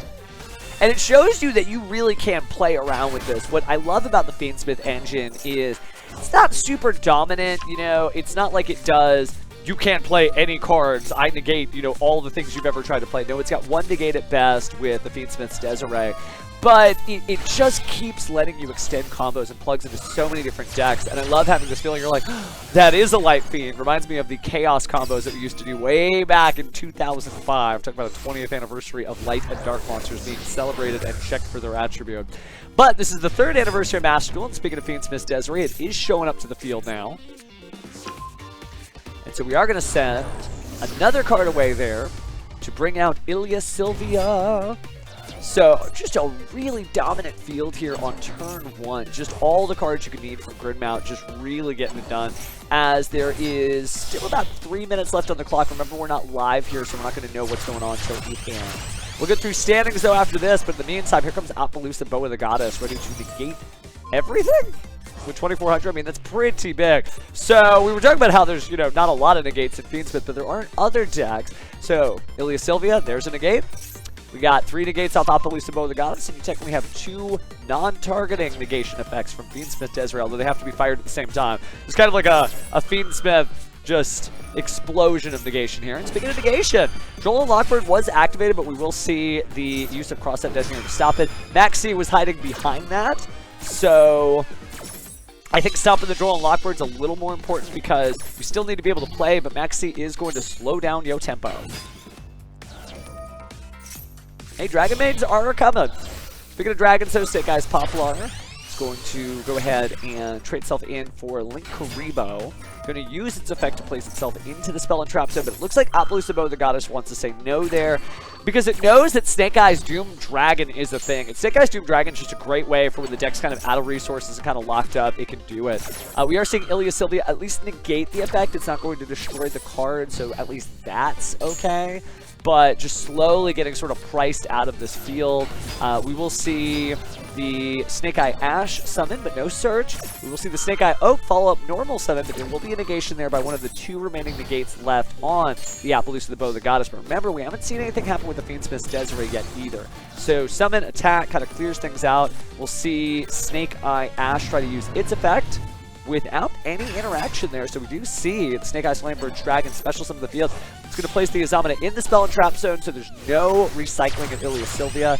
And then combine to make your own Light Fiend, Moon of the Closed Heaven. Could be doing it. Deck out seems a little wild, though, with 22 cards left. I think you probably could get about, like, 10 more summons here. Let's count them out. 1 with the Fiendsmith's Requiem. See if I overestimated here. That'll be 2 with the Fiendsmith's Engraver, special summon. Then we're going to get a Link summon here, so that'll be 3. I called 10. With the Fiendsmith Sequence. Oh, but now Fiendsmith's Desiree jumping in the battle saying, hey, I know what Fiendsmiths do. I am one. So swinging those chainsaw guitars to say, we are not going to be fusing here. So we will see a 4th summon there from Fiendsmith's Engraver. And now we're going to go ahead and link one more time into Promethean Princess Bestower of Flames. That's the 5th summon. I mean, if they can do the extra 12, but an Effect Veiler is there to stop Promethean Princess Bestower of Flames. So a little frustrating there, but this is an opening for sure. There's probably not any, other additional effects here. But we will see, there's another special summon and 7, so Link Haribo and SP Little Knight. Gonna go ahead and use the effect there to banish the Fiendsmith's sequence, and 7's where it's gonna stop, leaving the opponent with just an unprecedented, 4, 8, 12, 13 cards in hand. Getting rid of the SP Little Knight, going into the battle phase, using Sylvie of the White Forest to special summon itself, flopping monsters on either side of the field, right? Because you use the Divine Temple of Snake Eye to steal the Azamina Ilia Sylvia, and can be used to actually tribute itself to negate card effects. So kind of borrow the negate. That's a really cool interaction there, and keeps it out of your opponent's grasp, right? Just a little out of reach. Alright, so we do see Silvera, Wolf Tamer of the White Forest. Gonna go ahead and use its effect to flip everything face down. Sit down, boy, right? You're a roughie and you know how to sit. But Pebbles are trying to rock things out still, with SP Little Knight being summoned out to the field. Gonna go ahead and banish a copy of your own card there just to clear. Discard 4, and by the way, did you see that discard? Goodbye Ash Blossom, Mulcharmy Fuwalos, Mulcharmy Fuwalos. Well, I think that definitely telegraphs that there's at least one last Ash Blossom left in the hand. But just incredible stuff there. Now, time should have been called, and we do have time, so we're going to find out what the reported standings are in just a second here. But we're doing pretty good. We are at round 3 and 9 so far. Just grabbing a little sugar, because we got plenty of energy that we're going to need to use for these duels. Silvera, Wolf Tamer again saying, sit down. And pretty neat that, again, White Forest Fiendsmith is a vibe. I don't feel like we saw a lot of White Forest when it first dropped in the Infinite Forbidden. Oh, I guess it actually came out in Legacy of Destruction, but, like, got additional support in Infinite Forbidden, right? But doing just some great work here, being able to return that, summon itself, and there's 1,500 per game. Gridmount closes things out in style with White Forest Fiendsmith as Amina. All right, well, get running, Evil Twin Live Twin. The cops are coming. I know you've stolen some goodies. All right, really cool stuff. Okay, let's take a quick look then. I don't think there's any other duels in progress. So, time to take a breather, and let's look at those standings. So I'm going to put up the Battlefy link real fast, and this is available in the Discord for those of you who are watching, who are actively competing in the tournament. But we do have full-on standings here, and so let me just crop these in. Go here, go add, and here is our duels. We can actually see pretty decent spread here. You know what? I will copy, hide, go, paste, new source. There we go. Okay, so yeah, now you can see everything and you see it at the same time. So looks like round 3 is where we're at, and we do have some reported stuff. We don't have standings yet. We can see some of our top cut, just even in our own range. If there's anybody you're curious about, you can always see the blue highlight one is the one that did it. I think the crossed out ones are people who dropped actually as well. We were mentioning some famous duelists here. Ooh, the strongest soldier hasn't reported yet, so they're still getting some stuff updated here. Oh, it may just be, oh yeah, Jesse Cotton does win, so undefeated so far, and again, we've got, it says 10 rounds, but I feel like it was supposed to be 9. We had confirmations 9, so it might just be a bracket preparation area. But just going to standings on who our top cut is, we have how many undefeated duelists left? At least at the time of broadcast, 77. And among them are just some cool names. Not seeing anybody that we've had on stream yet. And, oh, and there's Jesse Cotton in there. Not playing favorites, just certainly a notable duelist for sure. A lot of folks out there, so if there's anybody who makes it, surfaces to the top here, we would love to get them on stream. Let me go back over to that one and click that. Yeah, cool, cool, cool. So, Hello, friends. How we doing over there? We're alive, and yeah, I'm seeing some of the chat. I'm like, oh man, I didn't get to win. It's okay. It's one of those things where, you know, the tournament will be a little bit smoother as we have some of the drops, because it'll just be a smaller event there. But this tournament started with 750 registered duelists. Well, what are we doing here? Maybe you're the one person in the chat just like, I didn't want to say that I didn't know what's going on. Fam, that's okay. I got you covered. So, we are at the Yu-Gi-Oh! Master Duel 3rd Anniversary Tournament Day 1. 750 duelists go in, but only 32 are going to stand in our Top Cut tomorrow. Top Cut should be starting at the same time that we started this broadcast, 9 a.m. Pacific and 12 p.m. Eastern Time. And if you don't know what those clocks are, you might have to figure yourself out on a clock app. But basically, how long we've been streaming, look to your clock about 2 hours ago and then think tomorrow. So 2 hours ago tomorrow is when we're streaming. Math, right? Time zones. But what are people competing for? Well, some fabulous prizes between some of the card sleeves and some of the stuff. And if you actually haven't seen some of the stuff, I've got some of it here for some of the Top Cut prizes. So I am going to just grab that as we're waiting for the next round to start. Hello, friends, and thank you, cameraman. The Time Wizard plush is the one you only get at conventions and contests. So some of our Top Cut, I think top 8 gets Time Wizard over here. I like how the camera's just like, hey, where'd you go, fam? Where'd you go? I'm right here. Wait, rewind. There we go. As you can tell, there is no cameraman. There is only a wall behind that. But yeah, the Time Wizard plushies are really neat. Trying to see if we've got any others around here from the group. The Master Duel sleeves, I want to say, are right there. Okay, yes. The Master Duel sleeves are these, and they're literally the ones like from Yu-Gi-Oh! Master Duel, which is really, I haven't opened mine because when I got mine, I'm just like, I'll use the sleeves in Yu-Gi-Oh! Master Duel. How about that, right? Yeah, it's basically kind of like a tiny little tripod that just lets me like run around the room and stuff, which is cool because you know what? Sometimes you do need to stretch your legs, and if you want to, you guys can get up and stretch your legs too, because as I take a look here at our tournament staff, looks like round 4 is going to begin in 2 minutes. So this is your last chance. It's your last chance to just get up, just stretch, feel good, get the blood flowing, right? Because again, there's still 6 more rounds of this tournament left, 4 through 9. And that's going to be a joy, but I want to make sure you're happy and healthy. I feel like this is one of those exercise streams. But yeah, we will find other fun things to do as the day goes by. But the most fun we can have will be watching some cool duels. And good news for you. The duelists are sitting down and they are appearing. It's just the one that they have. There's also a Rescue Rabbit one as well. So it's like 2 sets, a Master Duel sleeve, Time Wizard, Rescue Rabbit, a Steam Deck. I don't even have that. There's the giant cards. The giant cards are like huge, like gigantic cards. So yeah, there's some really, really cool stuff. But it depends on your prize out. So taking a look at the Top Cut. Let me see. Oh, can I just link that? Yeah, I guess I could link that. So if you're in the Discord, this is the prize channel. Hey, nice memento mori. Good stuff. And this is also just good practice for your next tournament. Like, don't be like, oh man, I lost. I'm not in the running. That's okay, because that just means you're preparing for your next great tournament. Whether it's Master Duel or the physical card game, Speed Duel, Duel Links, Rush Duels. There is plenty of different ways to play the game, but tournament experience is hard to come by. Making sure they're not trying to ping me with anything. Oh wow, okay. I've got some info, by the way. Team FUWAMOCO is still in the lead. There are more winning duelists representing the Ruffians than there are representing the Pebbles. So Pebbles, it's time to rock.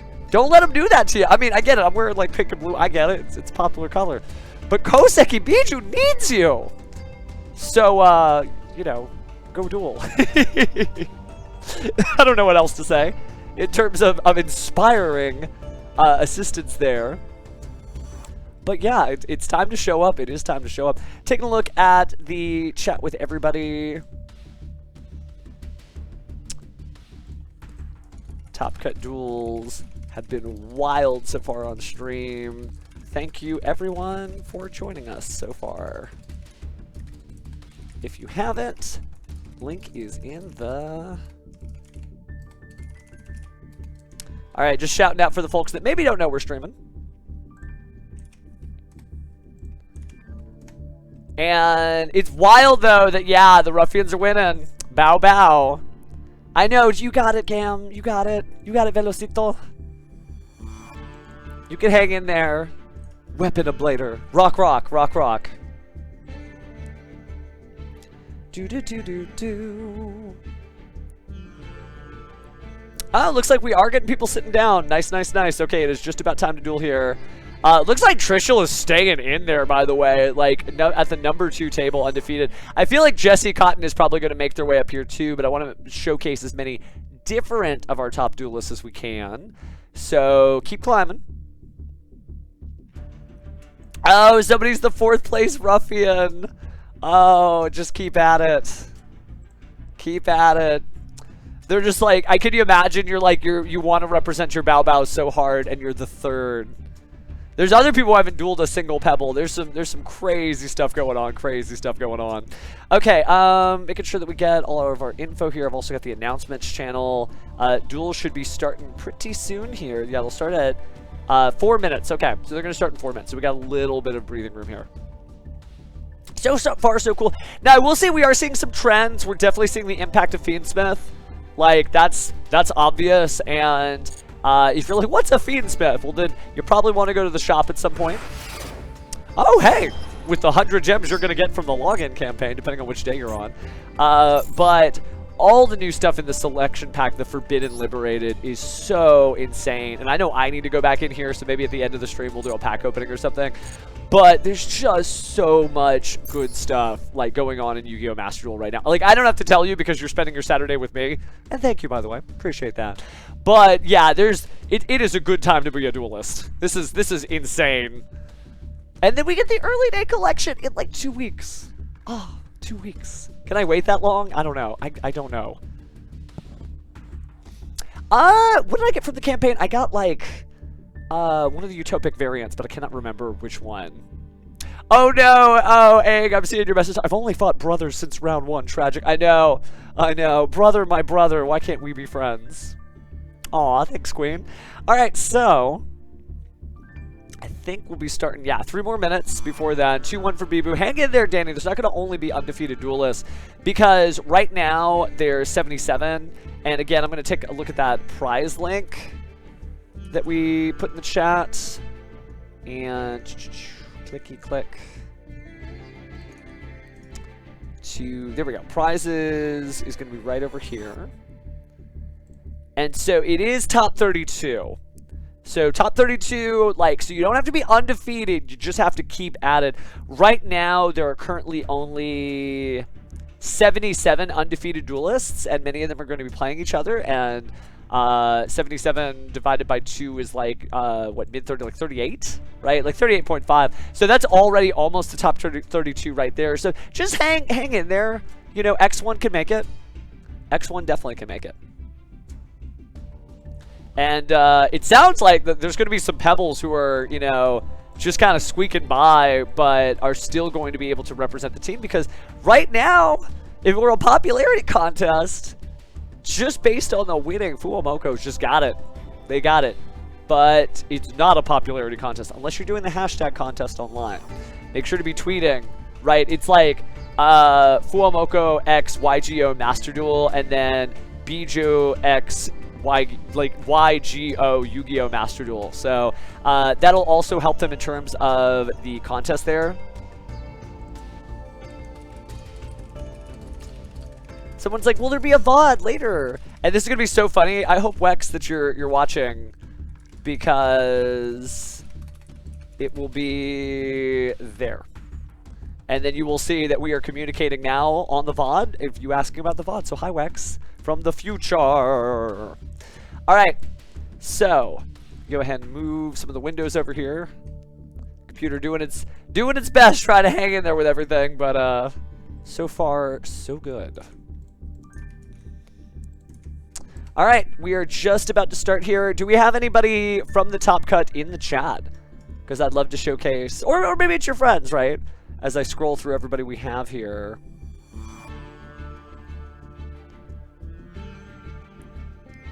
Ooh, looks like they got started like a minute early. I mean, I'm not the officiant here, so I could just comment they got started like a minute early.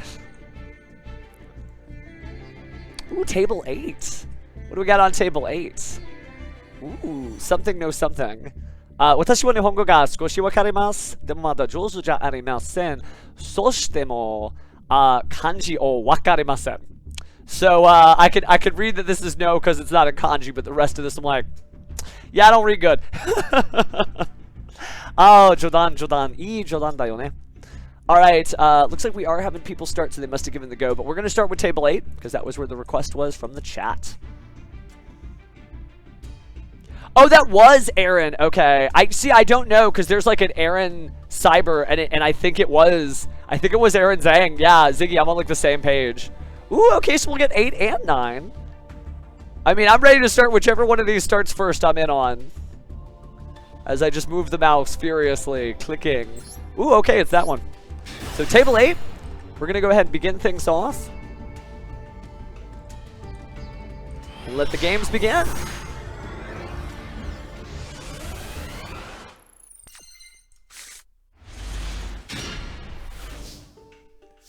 All right, here we go.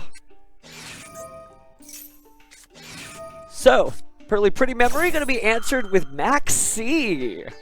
So, level 2 still got it. Oh, sorry about your coin flip luck, by the way, Memento. We feel for you. You gotta just like get ready to play opposite land. Okay, so speaking of opposites, discarding Droll and Lockbird, the opposite of using its effect from the hand. Special Summon Perlili. Going to use the effect of Perlili to go ahead and add a Pearly card from the deck to the hand. And that'll be my friend Pearly. You know, that is part of the Master Duel. What I love about the deck building philosophy of Master Duel is you have to be ready to either go first or second. You know, and everybody wants to go first, or everybody who plays second wants to go second. I'm looking at you, Tenpai players. But your deck has to be ready for both. Now, I'm not saying run Sangen Kaiho if you're a Tenpai player. But you at least got to know that it's not always going to go your way. Alright, but speaking of going the way, we are seeing my friend Pearly activated. To reveal those 3 Pearly cards. Randomly pick one. Photon's taken a moment there to choose.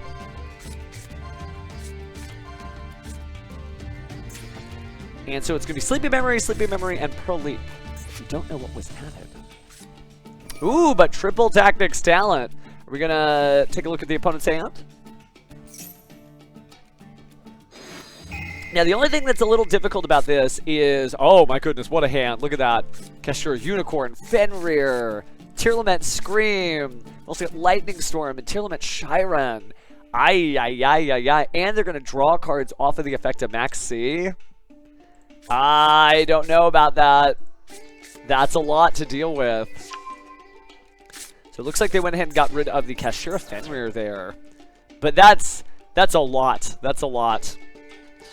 Okay, well, looks like we've got some work cut out for ourselves here as our Pearly player sets a single card and ends their turn. I think they started to realize, oh no, stop. Now they did set a card.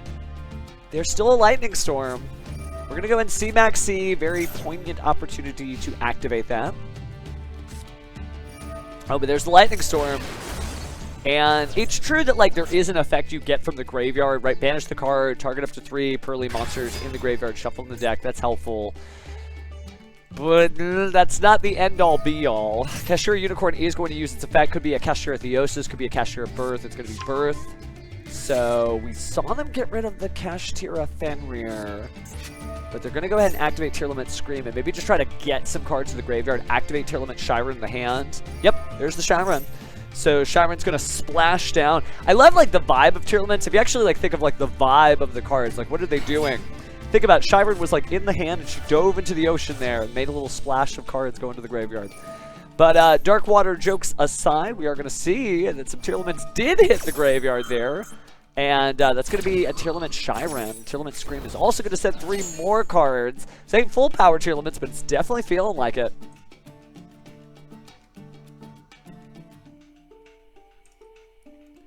So now the dust sort of settles. Speaking of Rescue Rabbit just like, what? Me? But Tillamook's Kit Callow's going to slam down the field there. Definitely drawing a lot of cards here. I mean, Tillamook's got to... They have to push, but they have the resources to push back. So Photons may be able to close this duel out just by playing through it. We are seeing Effect Veiler come down on the Kit Callows. So why don't you not do that? Tillamook's Cashier's effect will still resolve properly. So it is going to send 2 more cards. And oh, I saw the Mudora. It is. Yep. Mudora the Sword Oracle. And a Fiendsmith track. So that gave away a little bit of information here. Any 2 monsters could make that Moon of the Closed Heaven. It's been pretty good so far if you're counting just like how many great card effects. There's almost like no waste here. Except for the Foolish Burial, every single one of those mills from the Tillamook deck has just been good stuff, right? Every excavation. They're definitely digging a grave here, but I don't think it's for Photons. Might be for his opponent. It's cool to see that Perlili and Pearly has jettisoned like this far into the tournament. And really still could be in the top cut.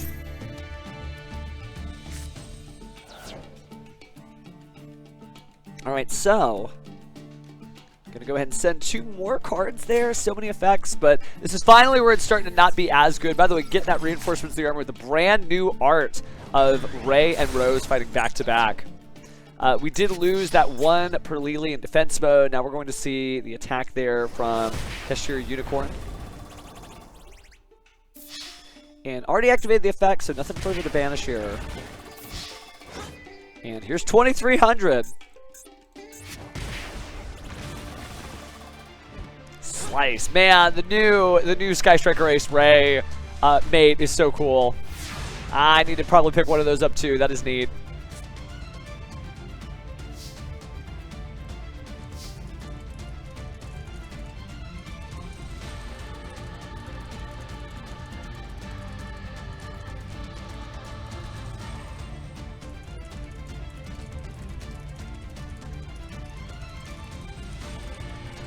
All right, I was communicating with staff. They reminded me there's just so many fans of FUWAMOCO in the tournament, so we may get cut pretty deep into the bracket to find our top 3 pebbles representing Koseki Bijou. But that's then, and this is now, so we're going to go ahead and see Perlili slap down on the field, triggering the effect of itself, but also Tillamook's Scream. But there's hope, by the way. If you came here and you're a Koseki Bijou fan, you may make it. There's a version of reality where you could make 17th place and still proudly represent Bijou.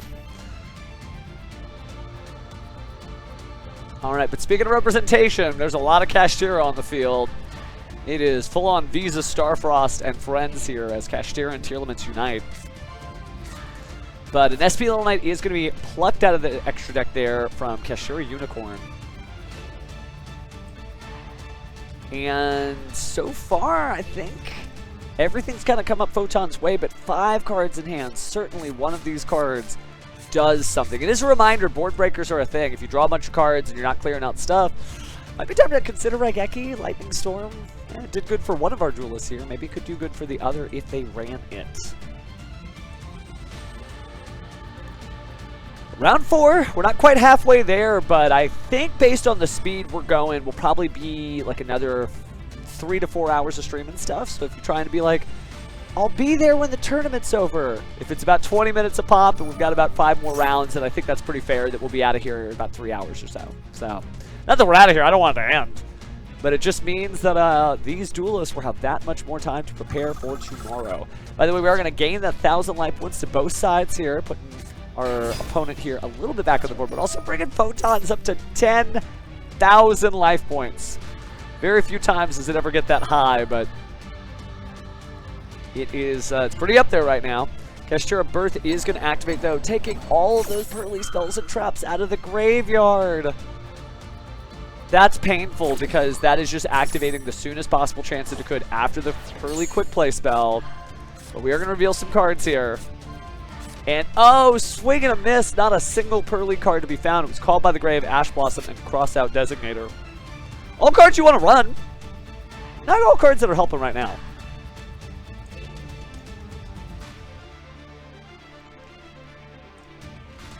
So just 2 Pearlies and a prayer.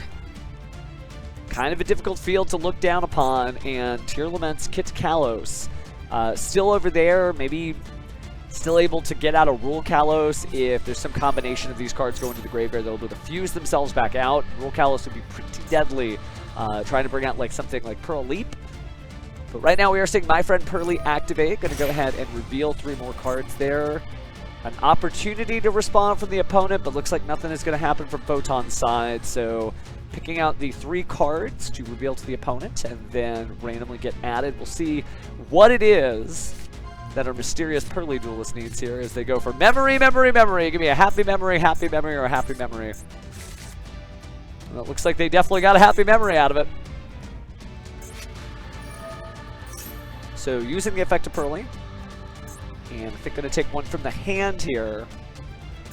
Interesting that earlier we didn't see the trap card be used to banish it and then target 3. Oh, but it's a 3 Pearly monster, excuse me. So there was just 3 Pearly cards. Well, we did see the revealing of the happy memory here. So we are going to bring out E-Pearly Happiness. And probably just happy to get back into the duel at this point. All right. So, just trying to stare down their opponent. Eke out a victory here. Looks like I've got just a moment here to freshen the drink as E-Pearly Happiness goes ahead and attacks into Shyren there, losing 300 life points. But that is going to go ahead and trigger the effect of My Friend Pearly and E-Pearly Happiness.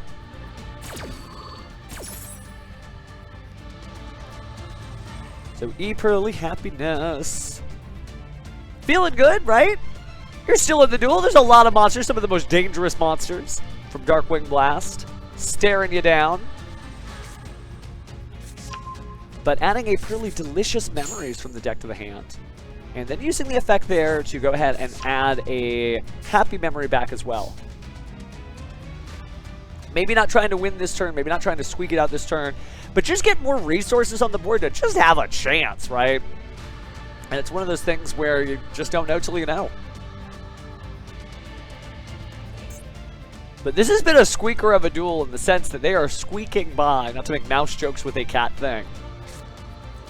I know, the attack reduction's so painful, they just could go attack, attack, attack, attack. But they are going to go ahead and activate Delicious Memory. We're in main phase 2. But discarding an Infinite Impermanence, which shows you how desperate the situation kind of is. Special summoning that copy of Pearly. Pearly's effect is going to activate. It's not just limited to once per turn. So we see Nibiru called by the grave and another cross-out designator. Once again, just swing and a miss. And that's going to be the concession right there. So a valiant effort, but in the end, Photon takes it. So taking a look at some other duels that are still in progress featuring duelists we haven't seen yet. Curious to see who is climbing on into our table soon. Table number 15. Because remember, they are competing for the top 32, and if you're playing on these tables, that means you're pretty much not locked in. Things do happen. But you're getting there, right? You are carving out your spot in the 3rd anniversary tournament. Speaking of 3rd anniversary tournament, great sleeves there featuring Fallen of Albaz and Ecclesia, the Virtuous there, the incredible Ecclesia. Actually, I guess that'd be Dogmatica Ecclesia specifically. And speaking of things are incredible, looks like we're going to see Despian Tragedy chain Max C, but also chain Branded Opening to get a special summon before you even get a single draw from that Max C. So using Despian Tragedy to add the Despia, Aluber the Jester of Despia, and Gaiden Quem the Virtuous, obviously going to add another card there, but the most important card, Branded... Ooh, Branded Fusion is added to the hand, but we're also going to see that set Triple Tactics talent. Branded Fusion is going to be activated, though, so we're finally giving up. Yes, you can have one draw from your Max C. But it's Albion the Sanctifier Dragon, and what? Oh, that looks so gorgeous. Okay. Royal Glossy Finish, and that's all she wrote. Going to go ahead and try to destroy all attack position monsters. Remember, you actually can't destroy the Sanctifier Dragon with card effects, so we're just going to lose the Aluber the Jester of Despia, which means you're just setting its effect up to be activated. And you can go ahead and banish that other card. Now, I'm not sure why they chose to do that. Cannot target the... Oh, because it's not target with card effects, so my bad. But Albion the Branded Dragon going to go ahead and summon itself out. So nice survival with the Branded opening there. Guiding Quim the Virtuous also going to stack itself onto the fusion effect of Albion the Branded Dragon, bringing back the Blazing Cartesia, but also banishing Fallen of Elbaz and Allude the Chester of Despia to make Lubellion the Searing Dragon. It's just like the anime, or it will be when that comes out in April. Now we're going to see Nibiru the Primal Being and Chain on Blazing Cartesia the Virtuous, meaning there's a fusion coming out, but it is still going to get tributed and sent to the graveyard. Granguignol does have a graveyard effect, so fusion summoning Granguignol the Dusk Dragon, not the worst idea. But we do have Nibiru the Primal Dragon stomp back out. Giant token, by the way, 10,500 to 10,000. Talk about that for Rock. But Ash Blossom and Joyous Spring is going to stop the effect of Granguignol, so just trying as hard as you can as a branded player. Speaking of which, we don't see the Golden Sword Soul used that often. We'll special summon Guiding Quim the Virtuous in defense mode there, who also sent a copy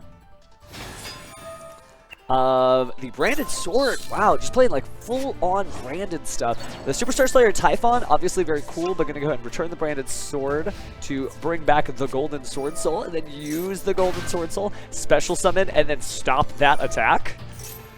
Then we'll go ahead and see Albion go ahead and set a Branded Banishment, and Blazing Cartesia as well add itself from the graveyard to the hand. This is like a full-on plot deck. It's not just branded, it's everything. You said Rip Branded a few moments ago, but maybe they're okay. We will see Foolish Barrel, but Chain, Elixir of the Scarlet Sanguine. So really trying to represent Koseki Bijou proudly. That's fascinating. We do see the Foolish Barrel bring down a single copy there of Albion the Shrouded Dragon, which they use to get Branded Retribution. Branded Retribution is also going to go ahead and banish itself, bringing back that Branded Fusion. Now we'll do the Albion and returning that. So here's Branded Fusion. And yeah, we're going to do Lubellion, the Bestial Lubellion, with Fallen of Elbaz to make Albion the Branded Dragon again. We will use that effect once more. This is some really just stellar branded play. But here we go, reverse order. Albion the Sanctifier Dragon popping itself back onto the field. And then Albion the Branded Dragon going to go ahead and get rid of 2 Dragon Monsters, fuse them to form Chaos Star Source Dragon. So a fusion something going to target cards on the field and destroy them. Equal those numbers of lights and darks using the materials. So cool. 100 damage right there. And this may be it, man. I don't know about Rip Branded. You got to be careful because it ain't over till the last card is played. And that's another 5,000 damage just from the final fusions. So Lazard pulling out all the stops with a lore-accurate branded deck. And just some really crazy stuff. You never see half those cards. Good stuff, good stuff. All right, looking for any other duels still in progress. Oh, there's nothing. Swing Animistum. Okay, so taking a look there at time. How are we doing on time being called on the round in the announcement section? So actually, we still have about 2 minutes? Yeah, it'll be 2 more minutes. Okay, so we did get about to the end of that. So just crazy stuff. Well, sorry, Fred. Just Pheromone here, but I could be Pheromordred for whoever who asks. All right, that was cool. That was actually, like, really sick to see, but we do have a little bit of time. At 11. Hey, that's fine. That's fine. We'll tell you what. Y'all want to open some packs while we're waiting for the next round? Because I don't mind throwing in some gems. Show of hands? Yes, no, maybe so. Are we feeling like finding out what lies in the Forbidden Selection Pack?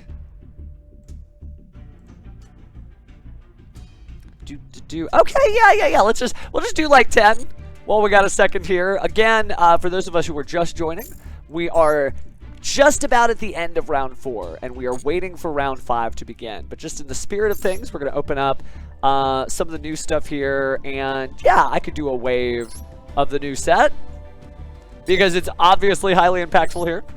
So we're just going to go through our packs here, and maybe this is halfway decent. Let's see.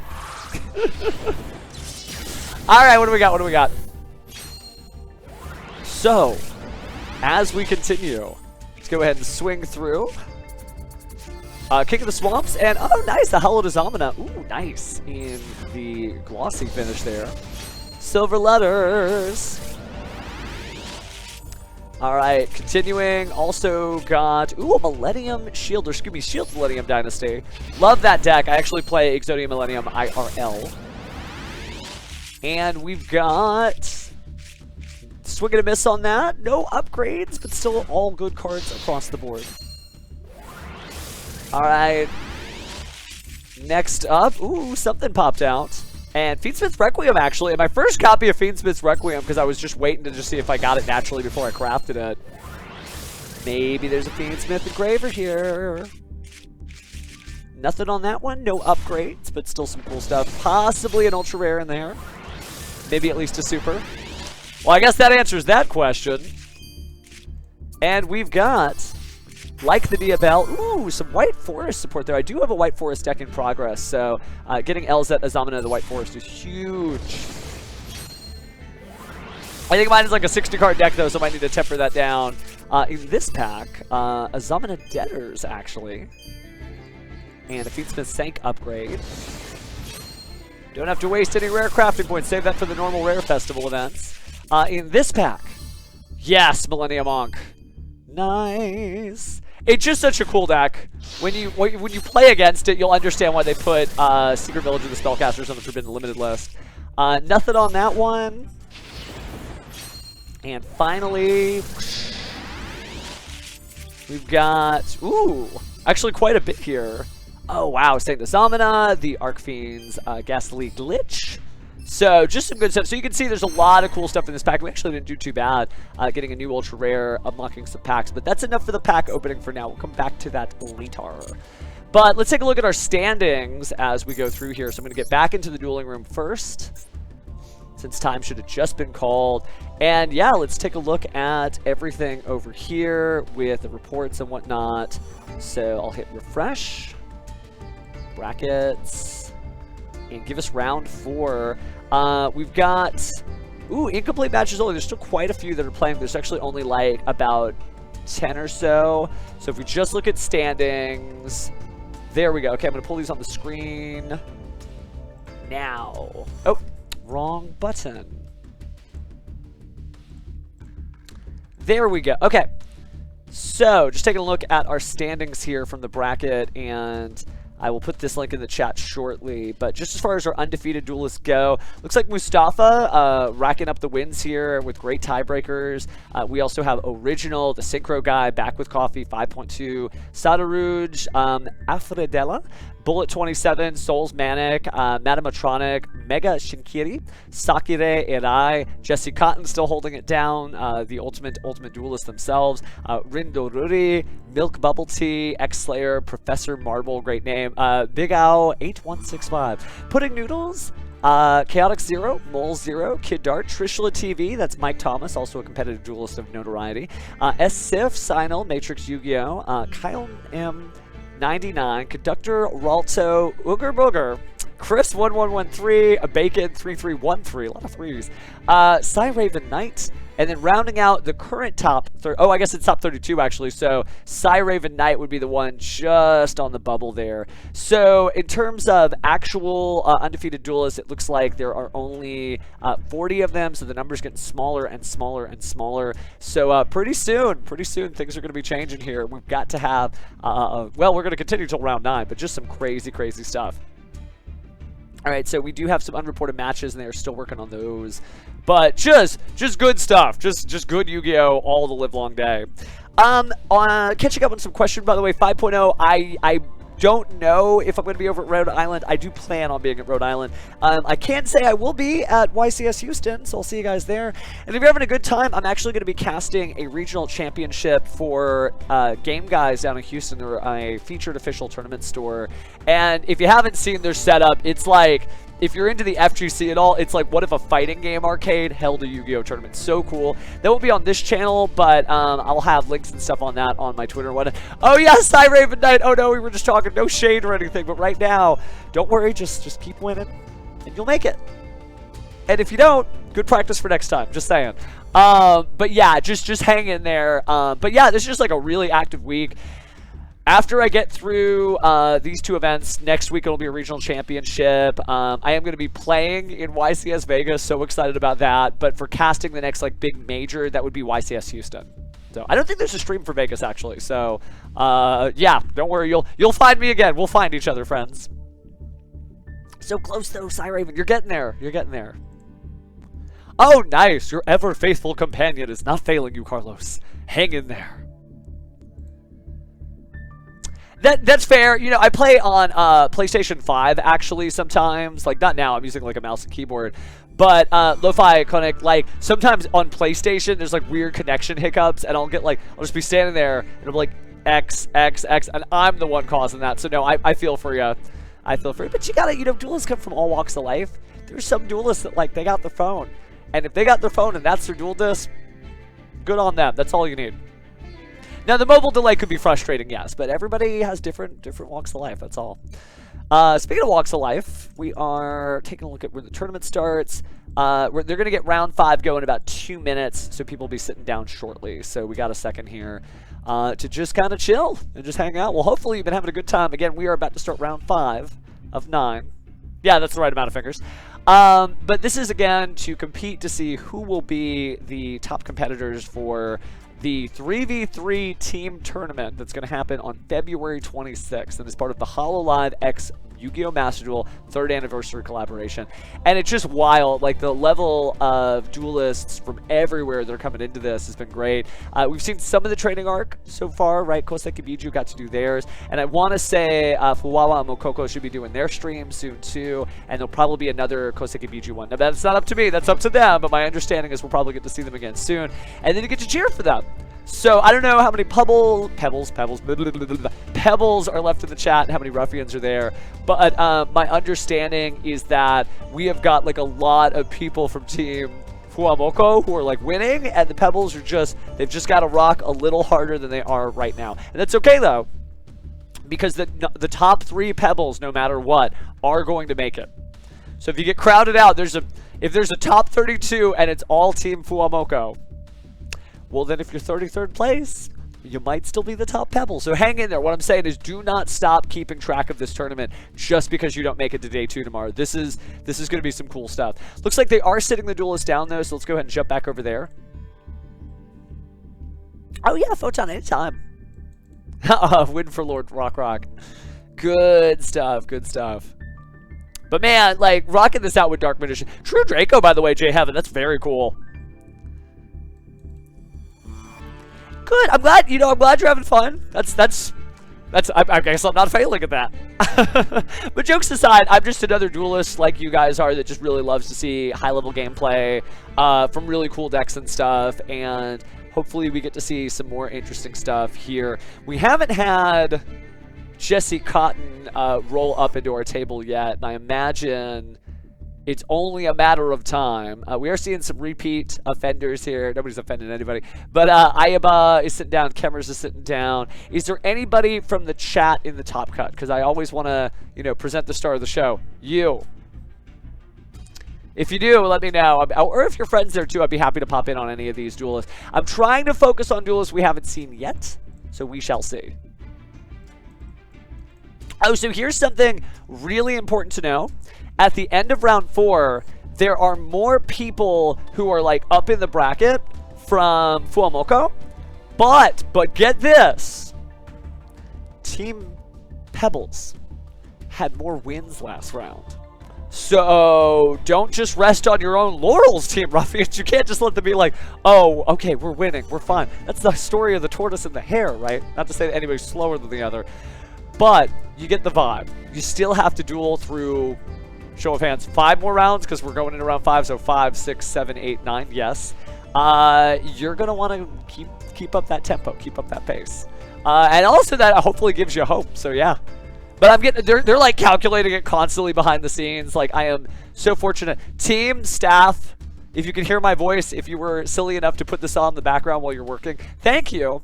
Because all I'm doing is running the stream, and they think I'm running the tournament. Because I'm not running the tournament, so thank you to our very wonderful Discord team, Drew and company. They are doing some great work here on keeping things moving. But, looks like going to the announcement channel. It's going to start in 1 minute here. 1 minute. Okay, so let me see if there's anybody.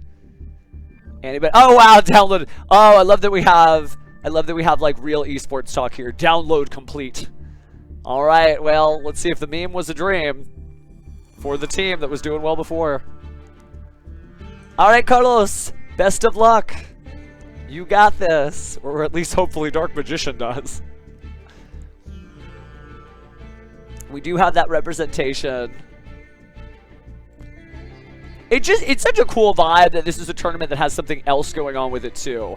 Like you don't get to have that like every day where you're like, yeah, I gotta win this duel and I get my locator cards, right? Like everybody here, win or lose, they're fighting for something on top of that. And also just to showcase, oh, seems, well, no, that's not starting early, so sure, let me just take a look at Dysfoxia versus Checo. Excuse me, sorry for the sound effects, my bad. Just, turns out I'm made of human flesh too. Which means I need sugar. Alright, so, subtle men and black joke aside, let me go ahead and get this duel started. Branded in high spirit, so we do have a lot of branded players. By the way, just Sky Striker rock like immediately. So we do have Mulcharmy Fawalos on this whole thing, and so with those extra fusion summons from the extra deck, there's at least going to be 2 draws, one for the Albion, one for the Lubellion if they go that far, and maybe a third as well. So adding the Blazing Cartesia.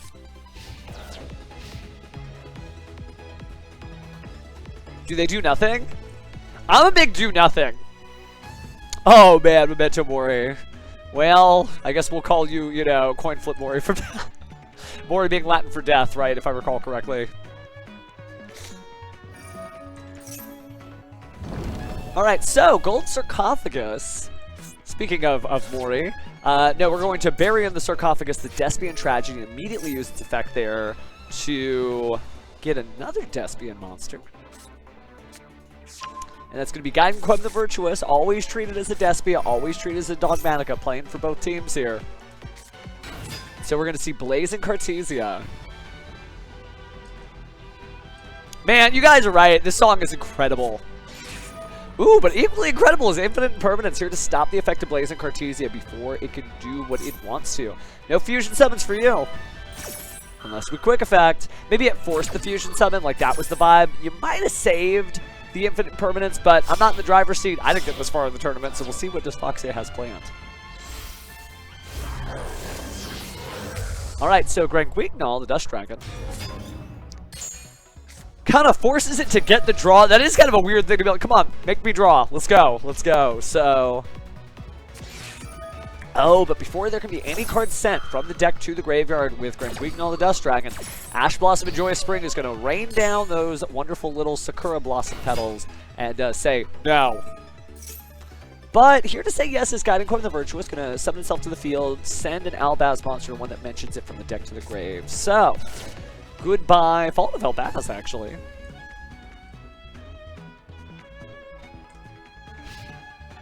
Alright, end phase. Albion, the Branded Dragon's effect is going to activate. And played a little conservative here, didn't want to give too many resources to the opponent, but, you know, adding to the hand or setting, you might just set Branded Retribution. No, they went for the Branded Fusion. Now that's interesting because, I'm not saying there's a wrong answer on that one, but it's true that, like, you could have set something defensive.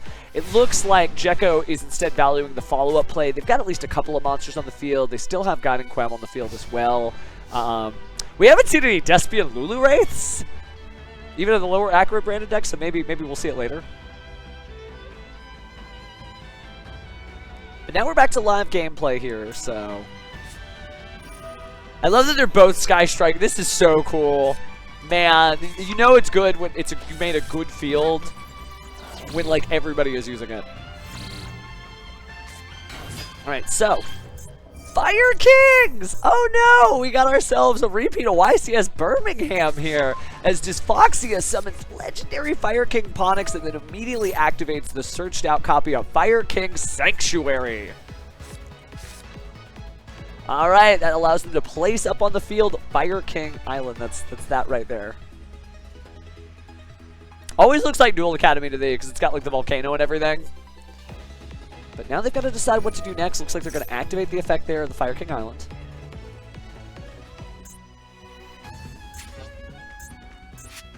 And So they gotta destroy something. Looks like there's not gonna be a response here. No Ash Blossom. Destroying an Ash Blossom. Commentator's curse, right?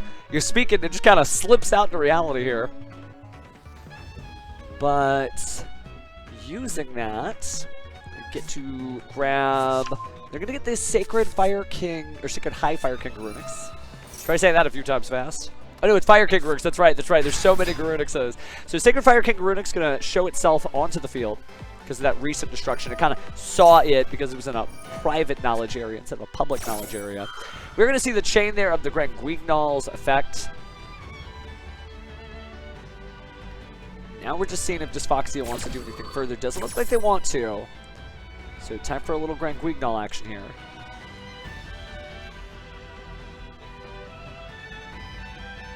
So what are they going to get with Grand Guignol?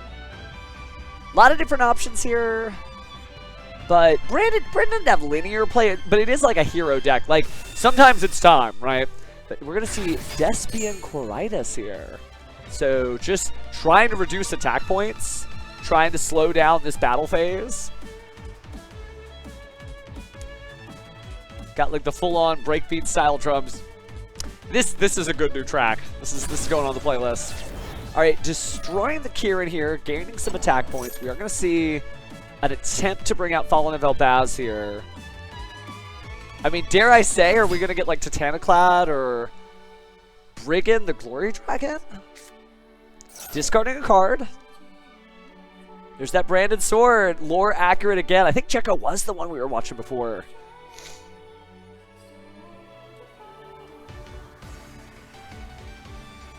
Oh, can they do it? All right, Checo just getting through the rounds here. Showcasing how versatile this deck really can be. So Fusion Hot's going to be Rinbrum the Striking Dragon, which makes sense. It's a Beast, Beast Warrior, Wing Beast. Great way to just pivot into exactly what you need to. You know, what elemental heroes do for just attributes. I feel like Fallen of Elbaz, and I always get in trouble for saying this with Hero and Elbaz fans, but it is kind of like medieval heroes, right? Because you're fusing with these contact fusions for all these different things that just aren't attributes. Sometimes it's a light, sometimes it's a dark, but like 2,500 or more, level 8, weird typing. Speaking of weird typing here, though, we are going to see not a strange deck, but we are having, you know, Diabellstar the Black Witch go ahead and show up on the field, getting rid of the Ponix there, and then getting original Sinful Spoils. Probably use the original Sinful Spoils to drop the Fire King Sanctuary, I would think. It would make you vulnerable, but sometimes that can be okay. Sometimes you want your cards to be destroyed. Alright, looks like setting one additional card here. And it was just a quick little flash. We're going to the battle phase. I mean, this is scary, though, because with the Despian Quiritus, what can you really do? Well, decided not to use the effect of Despian Quiritus. Is that because of any fusion issues? No, you can... oh, it's during the main phase. Yeah, I guess they let it go to the battle phase and they didn't use it. They didn't try to force it, so... now they're going to use it. Makes it 0 until the end of the turn. Maybe chain, maybe not? No, okay. Maybe should have done that sooner, but I think they were just trying to feel out, like, what's going to happen, what's not going to happen. Do I want to rock into, like, a Triple Tactics Challenge or something like that? Is that what they set? But doesn't look like it so far. So play pass is back over to Checo. It's going to be that first turn on Gold Sarcophagus. His first standby phase. Blazing Cartesia. The Virtue is going to use its effect. And... what are we popping out now with this Fusion Summon? Could be something as simple as maybe another Despian monster. It's a little difficult, but with somebody with as cool a branded deck that can fit in Branded Sword, which is still wild to actually see that like popping its way in there. Yeah, I trust Checo at their word. If they know what they can fuse. Oh, it's going to be Guardian Chimera, isn't it? Get fusing Maxine from the hand, Quiritus and Guardian or Guiding Quem from the field, making Guardian Chimera, and not using the effect actually to draw or destroy there. So up next is immediately going into Branded Fusion, and so combining Fallen of Elbaz and the Bestial Lubellion for Albion the Branded Dragon. And now no cards to discard, so it doesn't make a whole lot of sense to try to fuse out the Bestial, or excuse me, fuse out Lubellion the Searing Dragon. So just curious to see what they got next here. So we're going to banish Desperate Critus and Fallen of Hellbound. And the materials are made for Mirror Jade the Ice Blade Dragon. Alright, so Brandon's Sword getting banished too. It's just cool to see. I love it when people use like every single one of the weird cards. So Mirror Jade the Ice Blade Dragon going to use its effect. And who are they banishing? Well, there's only Diabellstar to deal with. And now you don't have to worry about her coming back for any reason. So what are the two face downs? Like, that's really what's going to be able to get Dysfoxia back into this duel. And I don't think we got to see a Promethean Princess at all. No, they were playing a little conservatively there. I don't think that backfired on them, but we are seeing Brandon lost activated by the Bestial Lubellion. Now it's just 25-33, and that is game with the Mirror Jade, the Ice Blade Dragon, doing 3,000 damage and knocking Dysfoxia off the table here. Wow, okay, yeah, I mean, we're seeing some very different decks here. We've not seen Cinderella, like Tsundere, like the adjective for being a very specific type of emotion. Cinderella, I love that. But their opponent will be... Oh, and it's double Evil Twin Left Twin. The song, friends, the song. They're against Vico. Alright, Vico's going to start with Wanted, Seeker of Sinful Spoils. And that'll be met with Max C. And that'll be met with Ash Blossom. Okay, so everybody's just flinging cards left and right. I love that they're both rocking out like VTuber influence sleeves. On one side, you've got the they change at the same time. That's cool. Alright, but speaking of changing, we're going to change up to Fabled Lurie here after discarding off of Smith's Tract. And it's his Tract. Nobody else's. Get off of it, right? Fabled Lurie is going to go ahead and then bring out Fiendsmith Requiem. And you know the combo by now, but just in case you don't, that Fiendsmith Requiem only made off of Light Fiends. And so it's easy to grab and discard a Fabled Lurie to then immediately trade your Fiendsmith's Requiem in for Fiendsmith Engraver. We are bringing out Diabellstar, and she'll go ahead and set the Deception of Sinful Spoils, immediately activate it, tribute a monster that's going to be the Fiendsmith's Engraver. Grab the Hallowed Azamina. And I think we're going to use that to bring out the Ilya Sylvia, probably for the negate. So one card, Polymerization. No, it's actually going to be the Mu Arshilak, though, there. So we're going to add a different card, maybe just Not Afraid. Playing like there ain't no Nibiru. We will go ahead and bring back Fiendsmith Engraver by returning the Fiendsmith Requiem, then activating Divine Temple of the Sinful Spoils. Using the Wanted Seeker of Sinful Spoils effect to go and recycle the Deception, draw a new card, after, of course, pocketing down to the Spell and Trap so that Snake Eyes Diabellstar. Now it's time for a Link Summon of Fiendsmith's Sequence. Hallowed Azamina using its effect to go ahead and recycle and get that card back. Just great, like, resource management. Down, up, down, up. But speaking of down, it's time to throw down a trap card. Infinite Permanence is going to try to stop this combo finally and negate the effect of Fiendsmith's Sequence. But we are going to see the Ilya Sylvia come down, and that was a really good time to do that because that meant you basically were dodging the effect of the Ilya Sylvia being able to tribute itself to negate an activated effect. Speaking of activated effects, after Snake Eye Ash dropped down to drive Snake Eye Poplar out of the deck, of course, when it's added from the deck to the hand, it can use its effect, special summon itself, gets Link summoned off with Link Karibo there, and then that's going to mean Poplar's back on the field, gets sent to the graveyard with Snake Eye Ash, bring out Snake Eye Oak, who brings back Snake Eye Ash, right? A little seesaw here of cards. But now it's time for... Did I catch that right? 3 material, Appaloosa Bow of the Goddess, 2400 attack, that's 3 negates of monster effects there, and a 4th negate with the Ilya Sylvia. So already feeling pretty strong there, putting up this very strong board. You're going to be very Cinderella to get through this. IP Masquerena equally joining the fray. And then that'll mean there'll be 2 level 1 fire monsters because the Flamberge Dragon went to the graveyard. So, combine these again to a new Link Summon for Promethean Princess Bestower Flames. When you see that cross, you just kind of know, especially with this deck, it's still a great win rate. 54%, you are more likely than not, if you bring this monster out, going to win the duel. And here's why. Flamberge Dragon presents itself off of its effect and then slams down IP Masquerena to Dispel and Traps it for later use and quick Link Summoning. But now we see Salamangreat Raging Phoenix. Recently added to Yu-Gi-Oh! Duel Links, actually, with a cool animation. Even cooler than that. Trust me, fam. But just a well-established board. Reminds me of like February of last year for sure. Just because that's when those cards first hit the TCG. And that was enough Cinderella is not able to clear through that board and surrenders. All right, anybody else here? We do have stuff. Let's see, Swasi Senpai. Oh, the cool names are coming out.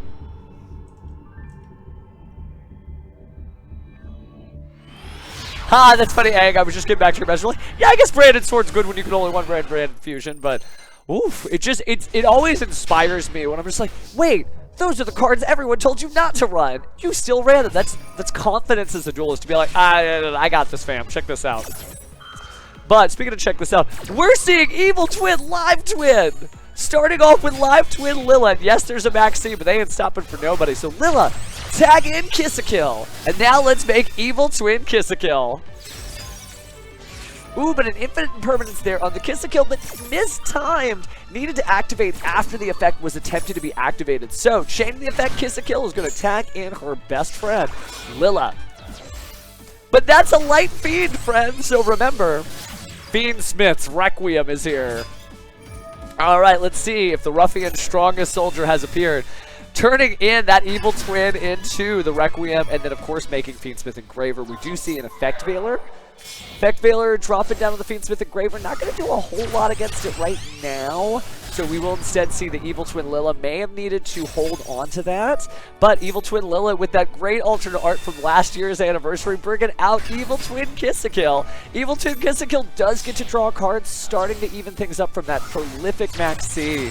And now it's Link 4, Evil Twins, Trouble Sunny. The VTuber with an attitude is here to dox her friends. And she'll do exactly that as she tributes herself to bring back Evil Twin Kiss-a-Kill and, you guessed it, Evil Twin Lilla.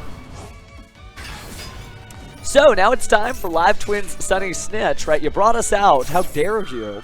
Ash Blossom and Joyous Spring will stop that, but here's the good news. The deck still has a great effect with that card because it is a continuous spell that will remain on the field. Going to see 200 life go up and down on either side. We do see Fiendsmith Engraver discarded, of course, to go ahead and grab that, and then recycling the Evil Twins Trouble Sunny because it is a Light Fiend. So up next then, let's go ahead and perform another Link Summon. This time of Unchained Soul Lord of Yama. Okay, I love this deck. This is insane. Alright, we're going to then see another Link Summon here for the Unchained Soul Lord of Rage. And check this out. We're going to destroy that with the Unchained Soul of Sharvara. So, of course, now a little bit of destruction and whatnot using the effect of Soul Lord of Yama is going to go ahead and trigger. And Solar Rage. Solar Rage will bring back to the hand that Fiendsmith Engraver. And Yama is going to special summon another Light Fiend! Ha! Evil Twin Kiss-a-Kill. This is so cool. Alright, so we're going to see if an impermanence track down and shut down the Sharvara. We will see Fiendsmith's track be added to the hand, add the Fabled Lurry, discard the Fabled Lurry, special summon the Fabled Lurry. That's another card drawn. Are they just going for it? They may be going for it. They only got 20 more special summons to go. Let's see a deck out, shall we? Alright, so Shuffle Up Against. We're going to Polymerization into Fiendsmith's Lacrima. That's going to be another drawn card using the effect. Oh, but it's Fire King, High Avatar Kieran. So Kieran trying to just jump in the middle here. You see Lacrima, there's another one. I'm going to leave the counter right here up at the deck so you can see that. It looks like sometimes it comes up and sometimes it doesn't. So I'm going to see, yeah, there we go. So 18 cards left in the deck. Just as like a life point counter, right? Can they do it? This is so cool if they manage to do this. Fiendsmith's Desiree. 17 cards remaining. Alright, now for another Link Summon. And she's back. It's Evil Twins, Trouble Sunny. Setting a card. Equipping there. Maybe not going to do anything. Just wanted a perfect field. Was happy to give their opponent, I don't know, a bajillion cards considering it's the second turn and there's only 13 cards left in the deck. Look at the size of this hand, how much you have to scroll through all those wanted posters. It's like she gathered up every poster in the books. Now for the opponent, they've got to play through Live Twins Sunny Snitch. And it's going to be 200 life points up and down across either side of the board every time a monster is summoned to D-Nat's field.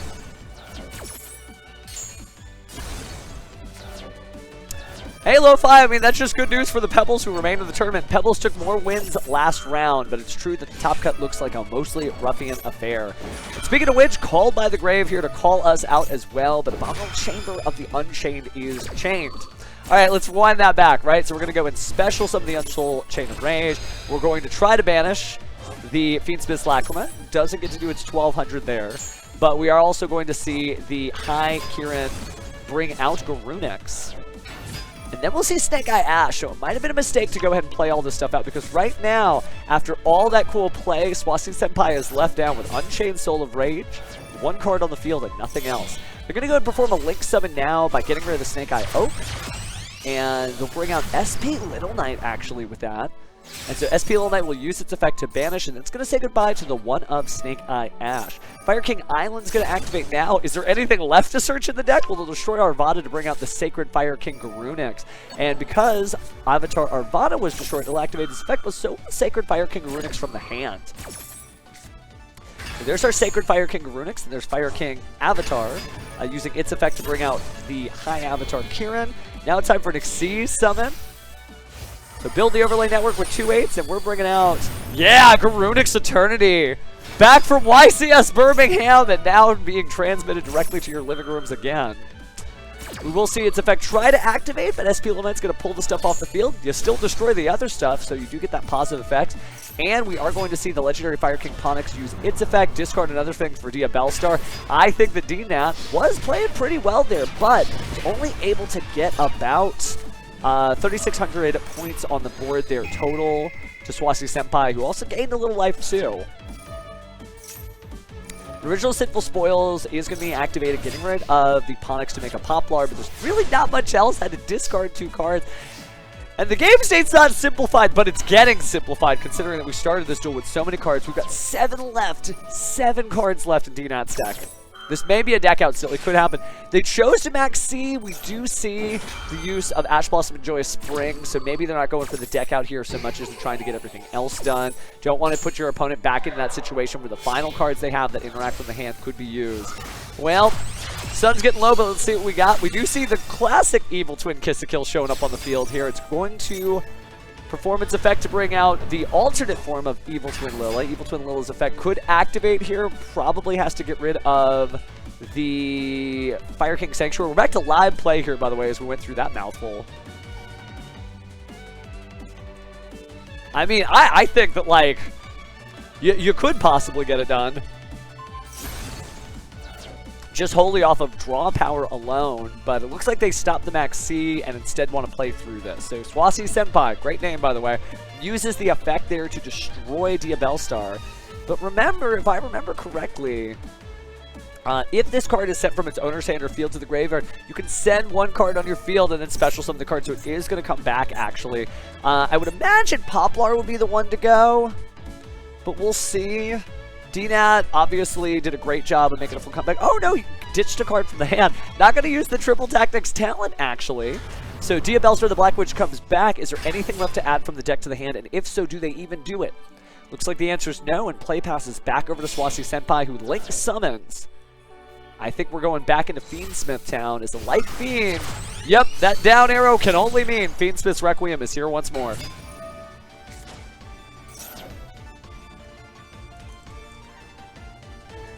Alright, an Ash Blossom Joyous Spring to stop the effect there of the Fiendsmith's Requiem. So now, just a mere Evil Twin Lila. And remember, Kiss-a-Kill is light, but the other one isn't. Lila's still here to activate her effect, though. So Lila will get it done, bringing back Evil Twin Kiss-a-Kill. Ash Blossom and Joyous Spring.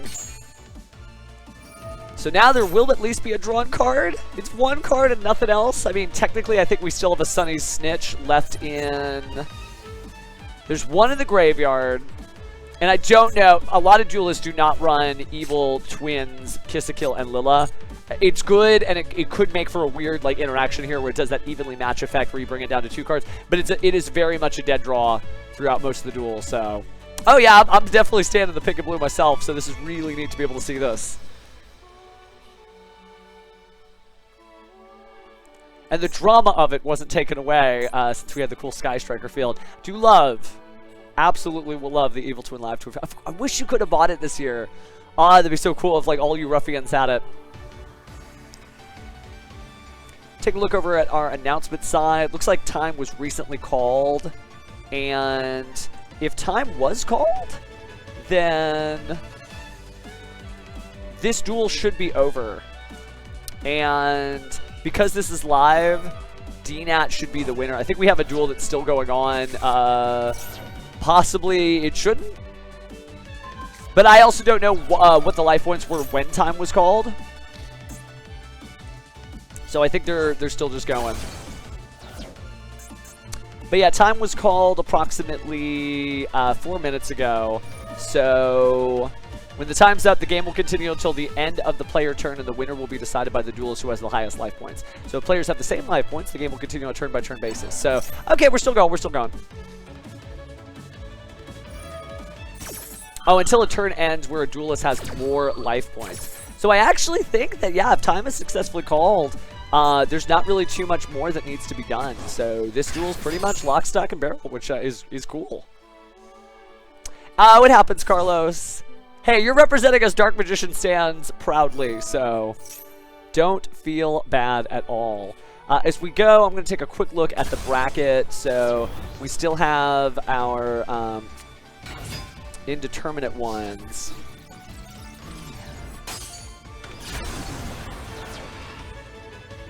Okay, yeah, I think we got the message here. The duel is officially over on this one. Yeah. Okay, so yeah, congratulations to DNAT from the chat.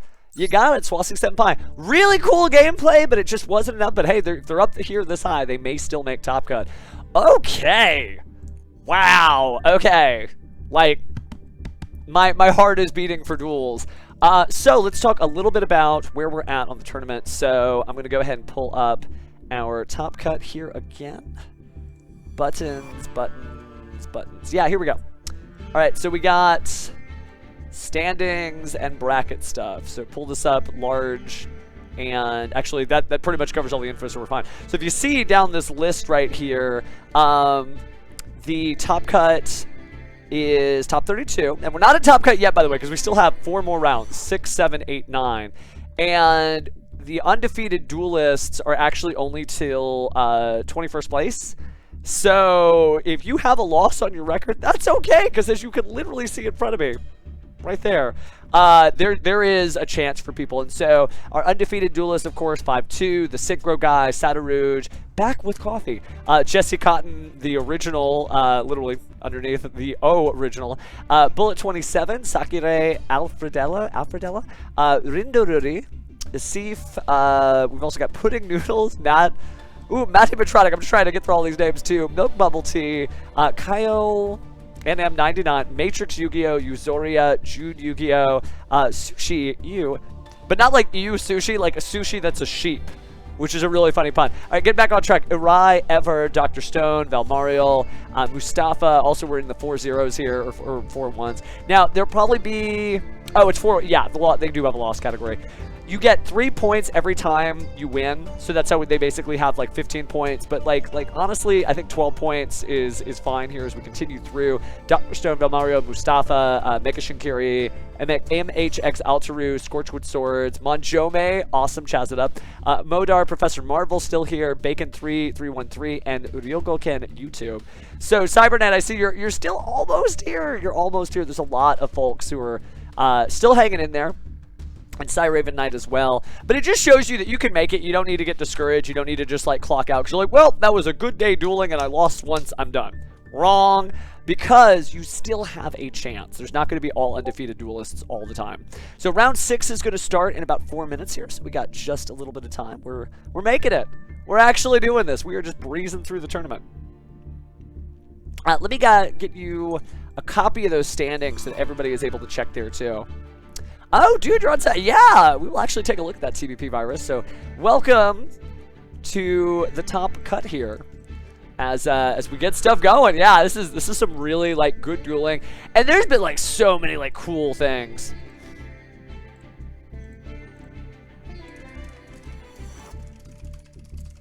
Just making sure I communicate.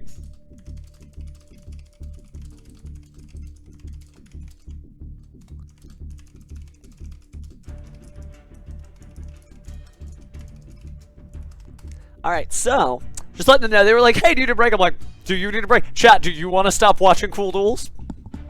That's what I thought. All right, no, this has really been a blast. It's been a real blast.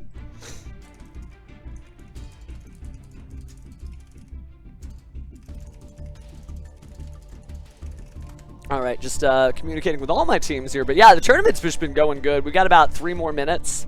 So we are okay, yeah. Take a look at some of the chats and whatnot.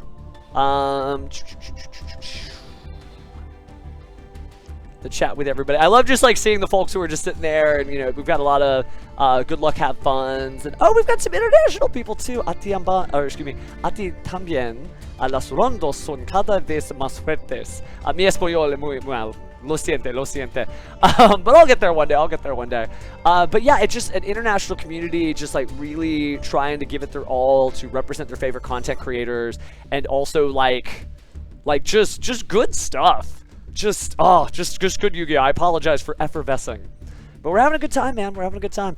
To give you a sense of time, we are going into round 6, and these are about 20 minutes each, so we're probably got about an hour and a half, an hour 40. I don't know if you're like about to go see a movie or something, right? You can always just take me on your phone. It could be Pheromone on the go. It could be Pheromone in your car. It could be Pheromone on your desk. Wherever you are enjoying Yu-Gi-Oh! I'm glad you are. Speaking of which, taking a look at some of the announcements and everything. Everything's going smooth. Those of you who are watching the stream, if you finish your game, please remember to report in the chat. We want to make sure you get your results and there's no missing results or anything like that. But thank you, because this tournament only runs as well as it can because of you guys. And it's just wild. Like, they're still tabulating, but there was a great head start from Ruffians. But I think the rocks are starting to rock. Team Pebbles are becoming Team Boulders, just rolling down that hill and getting ready to collide. Again, we are going to be streaming the Top Cut tomorrow. So if you're like, oh man, I wanted to watch the finals. You get to watch the finals. You just don't get to watch the finals today, which means you got a whole nother Yu-Gi-Oh! Stream to look forward to tomorrow. We'll be seeing you at approximately the same time, I believe 9 a.m. Pacific, 12 p.m. Eastern. We'll make sure that all that info is correct before we turn the stream off for the day. But, yeah, just good stuff, good stuff. Oh, yeah, absolutely soulful. So here's some good news, and I want to read something off of the Yu-Gi-Oh! Europe Instagram that I saw. I don't get to work with the European team as much, but I still want to shout them out for all the cool stuff they're doing. Because I want to say they just announced a hololive collab. Yeah, they did. So Justice is going to be working with them, right? I think. Yeah, they made an announcement. I'll just read the face of the announcement real fast. Get ready as 4 content creators from across Europe clash in the Duel of the Titans. Follow Elizabeth Rose Bloodflame with the support of hololive and Justice. Xavier Dong, Fav, and Rohatse journeys into training to become the best Yu-Gi-Oh! Master Duelist with the help of some of your favorite Yu-Gi-Oh! Experts, all with all 4 Titans competing in a dedicated tournament to see who will become the champion of the Titans. That's like a just a new thing that they just put out just today. Oh, well, speaking of which, let me slow down. It's time to duel. You know, we haven't seen Link yet, so we'll go jump into that one. But yeah, there's like a lot of stuff going on. Like, this is, if you're like, man, I only got to see half of this tournament. Man, there wasn't nearly, don't worry, fam, the Yu-Gi-Oh! Is coming. There is more Yu-Gi-Oh! Now than has ever been before. And Raw doesn't see it as an imbalance. We're embracing this. Speaking of embracing Firewall Defensor, it is Cyber's time. All right, so get locked in for some link climbing as Firewall Defensor becomes Lingaribo. It'll use its effect, but Moltrami Fawalis is like, have you considered I want to draw cards? No, I have considered that. Ash Blossom and Joyous Spring splashing down from Rock Lobster. Okay. Alright, so our powers combined. Firewall Guardian. Ooh, Splash Mage. Okay, yeah, that Moltrami Fawalis was going to cause a lot of damage, so it was good that they were able to get everything done. And, ooh, Prime Math Mech. Okay, well, I can't do math, but I can definitely commentate some Yu-Gi-Oh! So they're going to grab Math Mech Circular from the deck there by detaching those 2 Xyz materials, using Circular's effect to bring itself onto the field. And then now we're live, so we're going to see the tributed Alembertian. Alembertian? Math words are hard, but jokes aside, Math Mech Diameter is brought to the field, so I think we're going to be shortening the circumference here of Circular. It's going to go ahead and add the Math Mech Superfactorial Trap card from the deck to the hand. And then we'll see a Link 1, and that'll be for Link Decoder. Very popular in the Malice deck. Man, when Malice comes to Yu-Gi-Oh! Master Duel one of these days, that's going to be a fun time. Speaking of fun times, still got quite a bit. Oh, Transcode Talker. We haven't actually talked about Transcode Talker in a while. It's still really, really good. Link Decoder, by the way, that's incredible to see it there in the Royal. I didn't even notice there. Ultra rare. But grabbing up the Splash Mage. So just keeping good pace here. And this whole tournament's been keeping good pace. That's all thanks to you, by the way. Like, give yourself a round of applause. And I know it's silly. You did a good job. It's worth it, fam. But now things have slowed down on Rock Lobster's side. Oh, they've got the Yu-Gi-Oh! Cross Duel. Oh, I love this icon. I loved Yu-Gi-Oh! Cross Duel so much. It's no longer active Yu-Gi-Oh! Game that went out last September. Sorry, I just want to take the pause and just remember that. Speaking of which, we do have Neo Tempest Terahertz, which did send a Cyburst monster to the graveyard, and it's a Cyburst Disabler. This is Playmaker Incarnate. Holy moly, Rock Lobster. And just giving that kiss a duel right there, dropping the Maxi.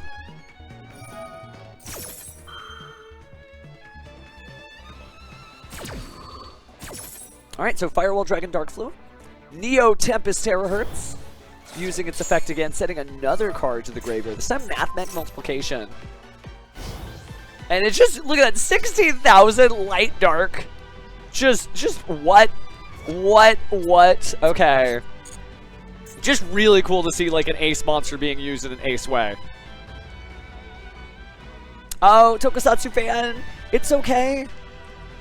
You know that a lot of people love red.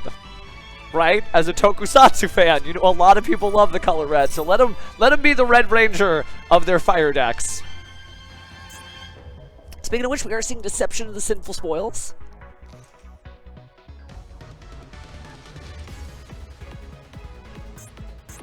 No fire here, by the way, but we are seeing... Oh, never mind! What? Wait, okay. Speaking of Sentai, it's time to roll out the Rescue Ace.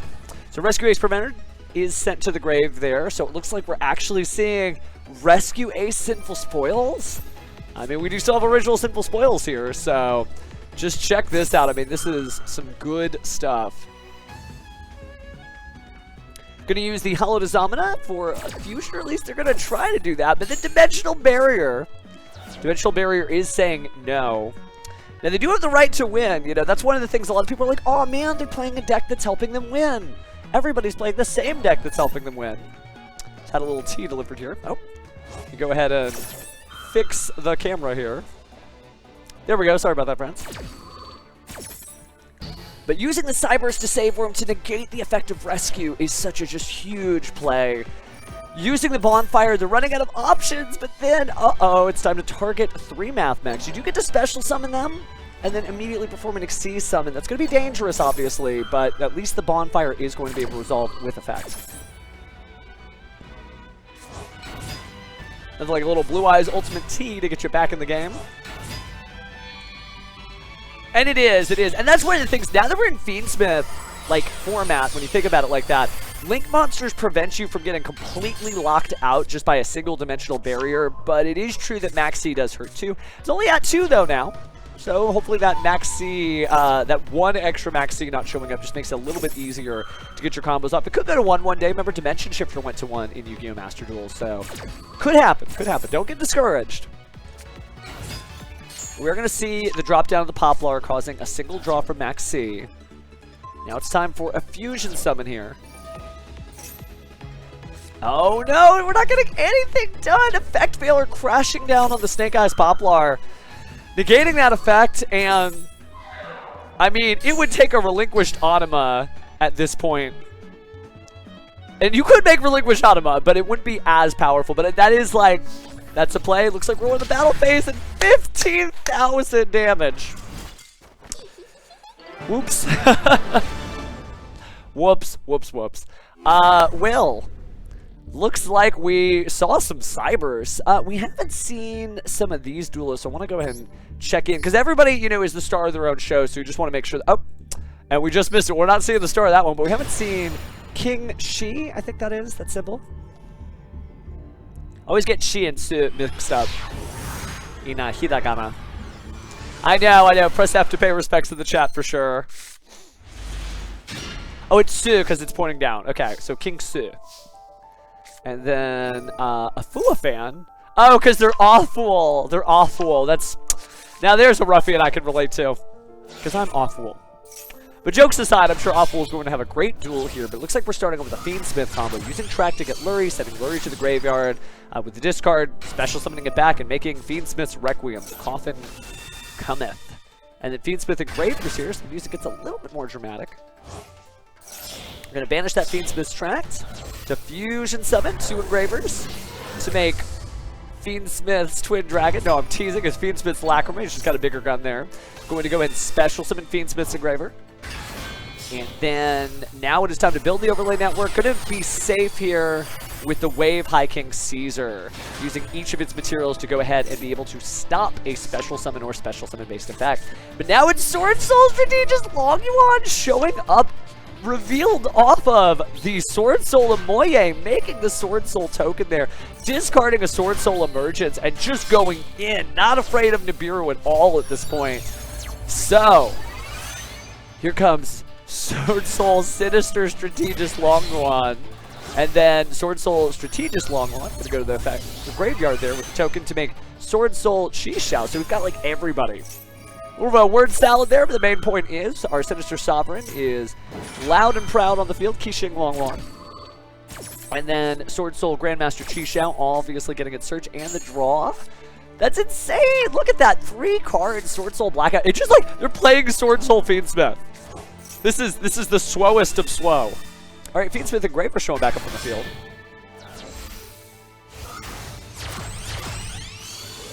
And there's Fiendsmith's Sequence. So yeah, that's pretty cool. I'm sorry, nobody so far has been playing Sword Soul. So however this deck or duel goes, nice job, King Su. That's some new powers being unveiled this late in the tournament. All right, Fiendsmith's Desiree going to go ahead and get equipped there with the Fiendsmith Sequence, so a double non-targeting negate. Also has the 1200 damage on either side of the activations of monsters. It's actually Nimlaria. Holy moly. Holy moly, it's Nimlaria this far in the tournament. Sweet dreams, Nimlaria. So yeah, it's going to go ahead and banish that. But if you don't know about Nimlaria, it is like reverse Kashtira. You're banishing cards of your own extra deck in order to get very powerful 10-star beast monsters and their effects. And yeah, there's the Dreaming Nimlaria herself. She's going to go ahead and place the Dreaming Tower of the Princess Nimlaria. And that gets the Dream Devourer. And it's so cool to like use the cards they're using, because if you see it, it's like a monster made of ice cream. Because it's something that like is posing as your dreams, but is actually a nightmare. 4,000 attack. We do see the Sword Soul Blackout going to try to destroy those cards, but can, again, use Kuet, the Dream Defender, to defend those dreams, get something out of the extra deck, try to negate that, but then Sword Soul Grandmaster Qishao is also going to use its effect, banish a card, negate that, so negate the negation, which means the original effect happens, but the Nimlaria was able to protect the monster by sending another card from the extra deck, so your 4,000 attack Nimlaria Beast gets to continue to devour everything. Reduce back down. No Varudras here, so just a pure Nimlaria deck, but this is insane. Dude, Sword Soul versus Nimlaria this far into the tournament. I'll take it. Oh my goodness. Thank you, all 3 Egyptian God cards. But now we're going to see Monk of the Tenyi. So it's Sword Soul Tenyi Fiendsmith. And now they're just doing the full combo, and the Dream Defender is going to go ahead and have somebody gain a little bit of attack there, bring it back to 4,000. But now it's live gameplay. This is, oh my goodness, this is so cool. Like, it's been neat to see, like, so much variety. Haru, you're absolutely right. Variety is the best word for it. All right, Monk of the Tenyi. So now there's 2 Monks of the Tenyi. Are we going, like, full Tenyi combo? Are we going to Shaman of the Tenyi and, like, shake out something from the grave? Well, speaking of the grave, you can banish that Tenyi Spirit Vishuna and bounce something from the field. But what are we going to try? The face down feels pretty influential. We still have the Desiree, but it looks like we're actually going to bounce the 10-star Dream Defender Aurelier. And so it ain't defending no more dreams anymore, so now there's just the other one here on the field. So, Desiree coming in for the attack. Still can use its effect to go ahead and negate. Actually going to use the negation now, probably to negate the effect of the Dreaming Tower to prevent its protection. Looks like, yep, again, negating the Dream Defender and the Tower of the Princess, so we will destroy that by battle. And 2,000 attack points coming. That doesn't sound like a lot, but maybe it's not going to happen because Nimlaria Louvre is activated to special summon a Nimlaria monster. And so the Dream Defender is back. A little too big there with a 2,500 defense point rating.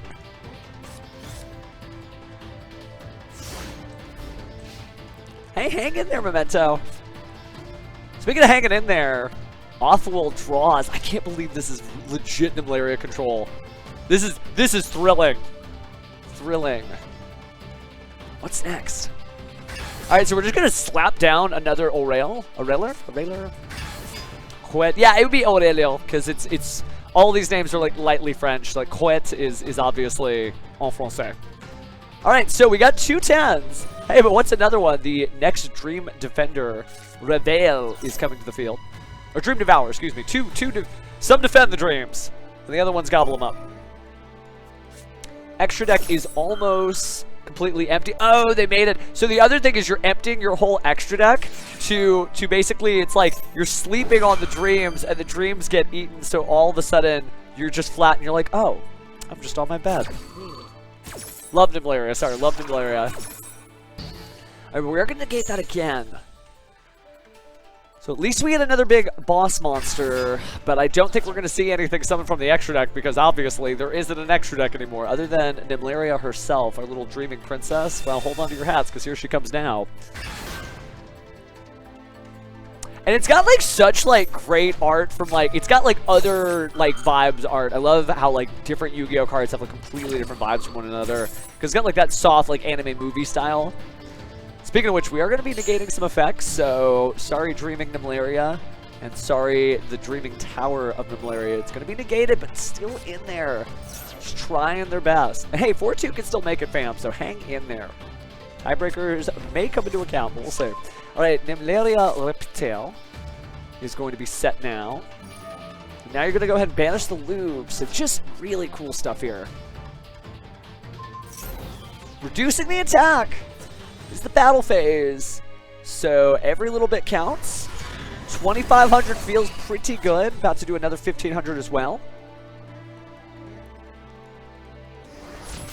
So just finally got the life point lead. Awful, just large and in charge finally. And with some very large monsters.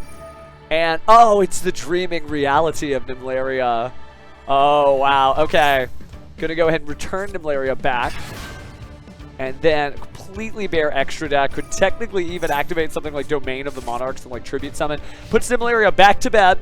She's going to take a nap at least for this turn as she sits in the extra deck. I love that it almost like looks like a bed up here. Like if you look at this top part of the screen. Just cool stuff. This is exciting. Alright, so play passes back over to King Su.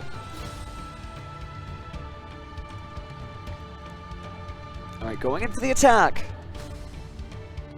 And it looks like nobody did nothing, so we're not even going to use any of the protection effects there. 800 life points there, so Awful will down again. In terms of time, taking a look at when this round officially ends. It's going to be at 12 minutes past the hour, so this duel has about less than 4 minutes to go. And it is going to be exactly top 32. We will talk all about that once we get a little further in. But yeah, we'll be doing the full top 32 bracket tomorrow. And I think tomorrow might be best of 3, but I will make sure to confirm that. That's going to be exciting too, because they can swap up their decks in any way they choose. In any way they choose. Awful has to make some choices here. Gonna go ahead and send that to Great. Whoa, it's Behemoth! King of 100 Beasts. Wow, okay. Or King of 100 Battles, excuse me. I mean, it is the King of Beasts for sure. Dreaming Nimlaria. Just. That's my summon animation when I wake up in the morning. Okay. You just don't see like a deck like this played all the time. We haven't seen any Tokusano Shinkyojin, which is the send 10 stars from the field, draw 2. Doesn't have to all be from the same monster, but this feels like it would be really good to just kind of like send and draw and so on and so forth. Don't know if it's in the deck. Not going to spoil anything. This is just for them, but this is some crazy stuff. Okay, Lo-Fi. I understand. It's, you know, there's still a chance. But hopefully you're having a good time either way. And remember, if you don't make it for the tournament, you can still cheer on your favorite teams, the Ruffians or the Pebbles, FUWAMOCO or Bijou, on February 26th. So we're doing a stream tomorrow. There's a big stream that's going to happen like at the end of the month. This is going to be a good time. All right, so still on the Sword Soul side, normal summon Sword Soul of Taya, going to banish something from the graveyard in order to make a Sword Soul token. One more Synchro monster. And Offwell on the back foot there with the life points. Still about 2 minutes left.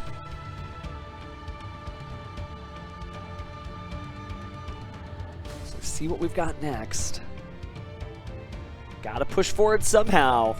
Don't want your opponent to get the advantage of on you, like just the last second here. Taking a look at our outstanding matches for this round. There's still a big handful of people playing. There's at least 56 outstanding matches, so nobody's holding up the line here. But holding down the line is Basha, Brightness of the Yongxing. Wow, in the Royal Glossy finish. Going to use its effect. There were two different attributes of monsters, right? I believe Earth and Water. So going to bounce the Behemoth and has to choose another card. Goes for the face down, trying to maybe close the duel out. It's going to be difficult. They've only got 2,800 attack points for the stuff. The effects do resolve, so we are going to return whatever that face down was. Sword Soul Ataya does get to send a card from the deck to the graveyard here, so let's see what the choices are. It's going to be the Tenyi light monster there, I believe Ashina, and that's the one for special summoning. So we do see that destroyed. And now we have Sword Soul and Moye. Moye gets to use its effect. Do we have a worm in hand to reveal? Sounds like we do. Combos continue. Oh, and they are going to be able to checkmate this duel with the effect of that Sword Soul Long Yuan. They'll bring it down by another 1,200. And then they really don't have to do too much, even just by synchro summoning a giant synchro monster, which this deck is known for. Attack for game, and you got it. Which is just an incredible duel to see Sword Soul Fiendsmith versus pure Nimlaria. Pure Nimlaria. Like, what the? I did not wake up thinking that I was going to be taking a trip through Dream Tower. Like, okay. Okay, this is a good time. Oh, yeah, I can't wait to see the Team FUWAMOCO practice stream. I'm not FUWAMOCO, but I am Pheromone, trying to give it my best. Ooh. Okay, looks like that was time being called, and so since they did have lower life points, that was the end of that duel, but I don't think it looks like they were going to be able to hold it down. But, man, just round of applause for Offwell. That was not awful at all. That was really, really, really cool stuff. Wow. Wow, okay, well, while I just try to mentally recover from that, because, oh my goodness, that was neat. Let's talk about where we are at in the tournament, right? We just called time in round 6, which means we only have 7, 8, 9. That's why 6 is afraid of 7, of course. But math jokes aside, thank you again for joining us. I'm Pheromone. You might remember me from such Yu-Gi-Oh! Tournaments as 2 weeks ago, because I was over at YCS Anaheim. I was also maybe that security guard that you saw in the big suit in that Forbidden Limited List skit. But I'm really just another duelist that loves Yu-Gi-Oh! And that's what we do on this channel, which is why I feel very honored to be able to cast this event. Again, 750 duelists started this tournament registering, and we are getting down to the wire. We only have 3 more rounds to find out who our top 32 is for tomorrow. I believe we'll be starting the top 32 at the same time. It'll be a single elimination bracket. That's tomorrow, but don't go away. I mean, you can go get like a snack, you can take a walk, you can stretch out, do whatever you need to do. But that is going to be tomorrow, and it's going to be an exciting one. I remember when we did the Shadow Duelist tournament, basically the same format, and it was just good duels, good duels. But what do those duelists win? Well, they get plenty of prizes. I'll read again from the prize list here. I'm also going to paste the bracket in the chat. So there's your bracket, just in case you want to talk standings. We'll do that in a second too. And if you're in the Discord for this event, you can find a full list of prizes. But again, the winners, the top 32, everybody's going to get those cool Master Duel sleeves that we showed earlier on the stream. Your top 16 will also get a Rescue Rabbit plush. Your top 8 on top of that, including the Rescue Rabbit plush, gets the Time Wizard we show up. But the top 3 players from either side, they're going to get qualified for the 3v3, and they get a giant card. I don't know if you've ever seen a giant card. They're giant. They're literally giant. I've got, no, it's locked away. I wouldn't be able to bring it out. But I've got a giant Blue Eyes card, and the winners for these, the top 3, are going to get a giant Kiss a Kill and Lilla, and a giant Eldritch the Golden Lord for the team Bijou players. And then those teams will still get more prizes. The runners-up are going to get a early day collection code, and, well, actually, both sides will, but the winner, each of those team members gets a Steam Deck. So just cool stuff. Everybody's competing for great stuff, and everybody's been doing a great job. They have been dueling their duel discs off. As we go in, I'm just going to pull up the standings going into rank 6. And I just got a little spoiler myself. With no surprise, the ultimate duelist himself, Jesse Cotton, winner of 6 Yu-Gi-Oh! Championship Series, the Ultimate Duelist Series, and current Master Duel World Championship team member, is number 1. We've also got 5-2, Madamatronic, Milk Bubble Tea, Sato Rouge, Pudding Noodles, Afrodella, the Synchro Guy, Sushi Yu. We've also got Dr. Stone, and then MHX Alteru, Chris, Back with Coffee, Demon of the Abyss, Uzoria, Rindo Ruri, Mustafa, Modar, Kayana Petra, Souls Manic, Original, Calzone Free Emoji, no, Calzone Fire Emoji, okay, that's cool. Jude, Yu-Gi-Oh! We've also got, Conductor Alto, Chaotic Zero, Sakure, Kidar, Texas, Manjome, Kyle99, Bullet 27, Big A-O, 8165, and then Professor Marble. And there's people with almost the same, with exactly the same right here, so it is going to come down to tiebreakers. But as you can see, you can definitely come in here with at least a loss. There are a lot of players with 1 loss, so you probably couldn't get any further than 2 losses into the tournament, but still have a good time and play for fun, because this has just been some incredible stuff. Again, we are done with round 6. That means we're really getting towards the end here. There's no unreported matches, right? Oh, there's just a few unreported matches that we got. But then we're going to gear up for round 7, which has not started yet. But it's just been wild. So just thank you. No. 7, 8, and 9 are today. 7, 8, and 9 are today. No confusion. Still have 3 rounds. 1, round 7, 2, round 8, 3, round 9. Tomorrow's when we do the top cut. But today's when we do round 7, 8, 9, so don't go anywhere. Stuff is going on. Oh, yeah, and Carlos, I saw you with the Dark Picture stuff. Sometimes you got to get practice. This is really cool for you. I know you're just like, it's not really cool for me. I'm losing. I understand. Loss is a thing. But this is practice against people who are trying their hardest while you're using your favorite deck. So it is really good, like, training. This is like lifting weights so that you get those Yu-Gi-Oh! Muscles so your dual discs feel even lighter. So just keep practicing, and you may not win this one, but you'll definitely be prepared for the next one. Hang in there, Tokusatsu fan. Right, you've seen enough tokusatsu shows, which, by the way, is just, words for, like, Power Rangers, Kamen Rider, etc. Special effects, technically, is what it means. You know what special effects type characters do. They fight harder, right? So keep fighting harder, you're going to be just fine.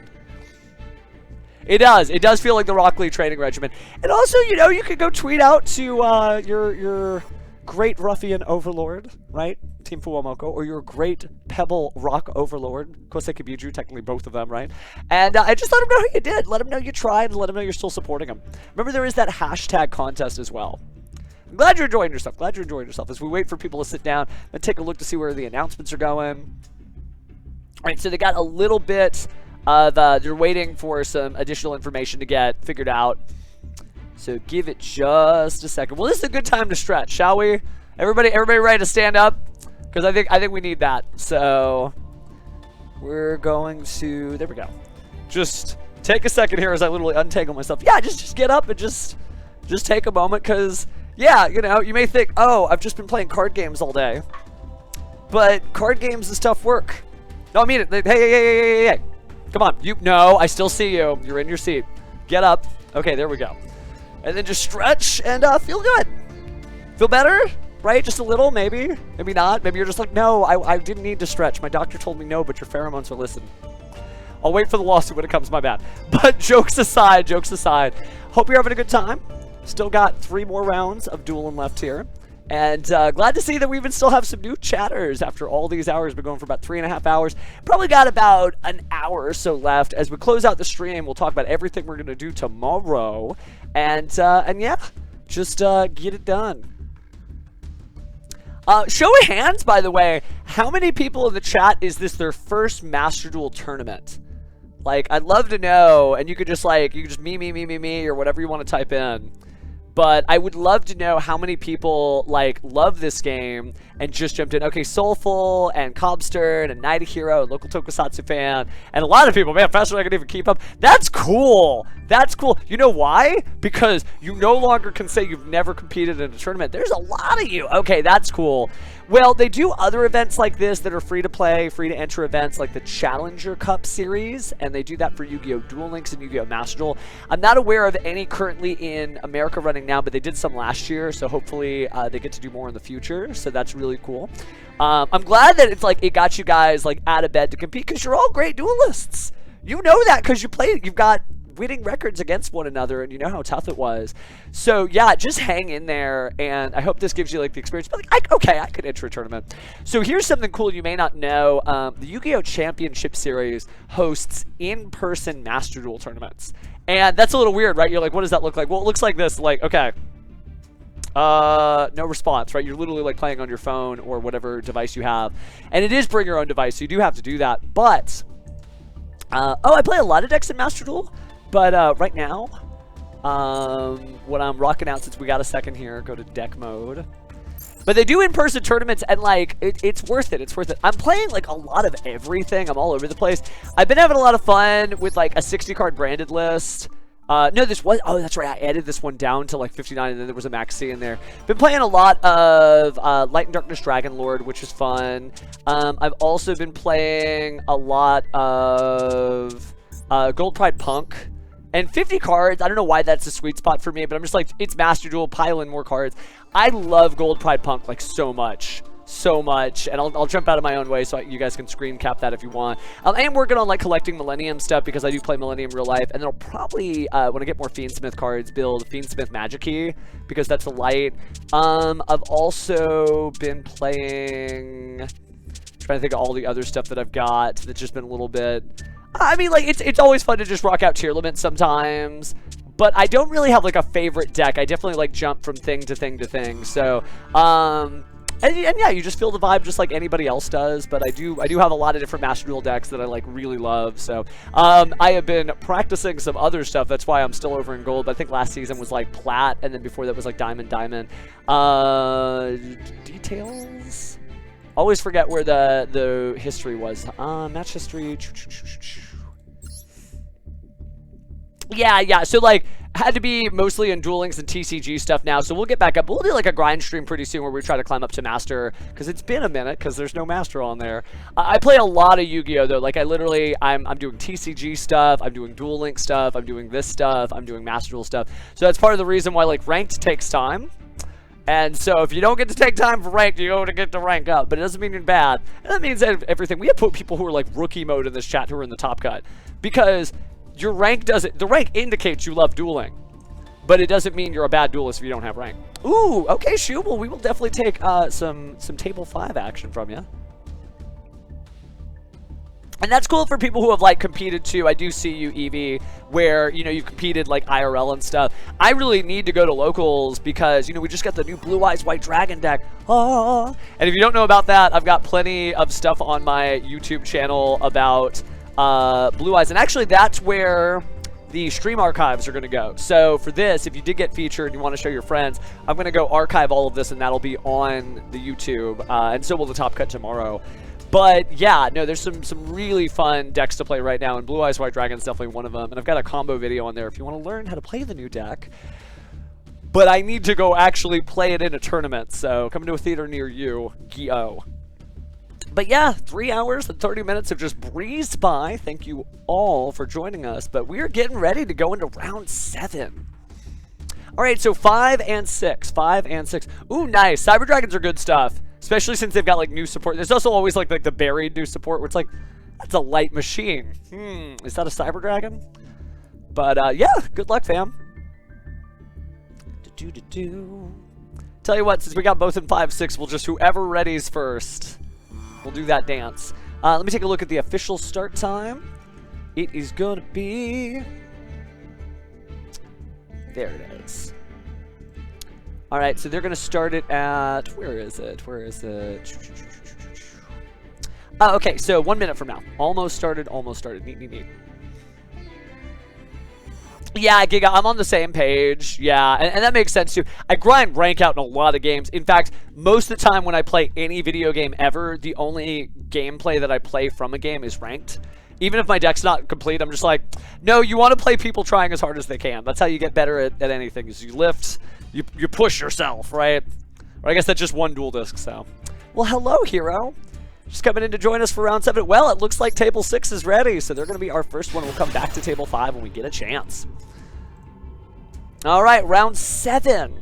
Round 7. All right, Duelists, you got 20 minutes. You may begin. So Hero, this is an official tournament, but you can find all about it on the Discord here. But it is already in progress. But we're glad you joined us nonetheless.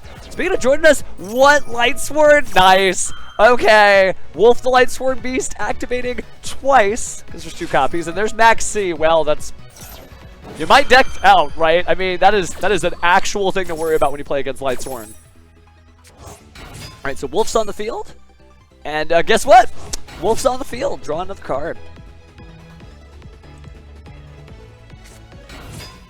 Double Wolf is so good. Alright. We know Synchro Guy's good. They've been in the top cut pretty much the entire duration of the tournament here. Now we're going to see Minerva the Exalted Lightsworn looking very sassy in the Royal Glossy finish there. And she will go ahead and bequeath an Xyz material there. But Infinite Impermanence is going to say, why don't you just put that hand right down? You're not getting any cards. No excavation, no draws. Lightsword's really cool. I'm glad to see more people playing Lightsword. I feel like I saw it more in Master Duel than I did when the cards came out, Legacy of Destruction. Still a great deck. And a fan favorite for sure. I mean, I remember when Light of Destruction came out. But speaking of throwbacks being brought back, we do have Medora. Also an old school Light Fairy, but this one's a Sword Oracle. So taking a look at the deck points, right? If you look up there... Oh, whoops, no. I'm just... Camera, come back. I'm right here. There we go. But if you look up there, you'll see that it is 31 cards remaining. Can they do 31 summons? Yeah, you can do 31 summons in Lightsword, but you got to be careful. I think this is going to be a Curios. Oh, it's not. It's going to be Celine, Queen of the Master Magicians here. There's another draw, though. Oh, yeah, Lightsworn shot. I have like a 60-card Lightsworn deck, too. And I just call it the Lightsworn Lottery because, like, I don't know what's going to happen. Just crank Graveyard, Graveyard, Graveyard, and find out what happens. Speaking of which, though, Lightsworn Dragonwing activating its effect. Special summoning from the hand, but there's Molcharmi Purulia. Now it's going to be a double draw every time there's a special summon from the hand. So that's going to hurt because 1 for the Max C, 2 for the Purulia. Draw, draw. You very rarely see, like, the double Molcharmi draws, but sometimes you just got to push. Now, technically, that means you only have to do 14 additional special summons from the hand, or at least a combination of the 2 to get this going. But now we're seeing the effect activate there. Fearless Lightsworn Archer. It's going to be interfered with by Bestial Magnuma. That might be the first Magnuma we've seen all day.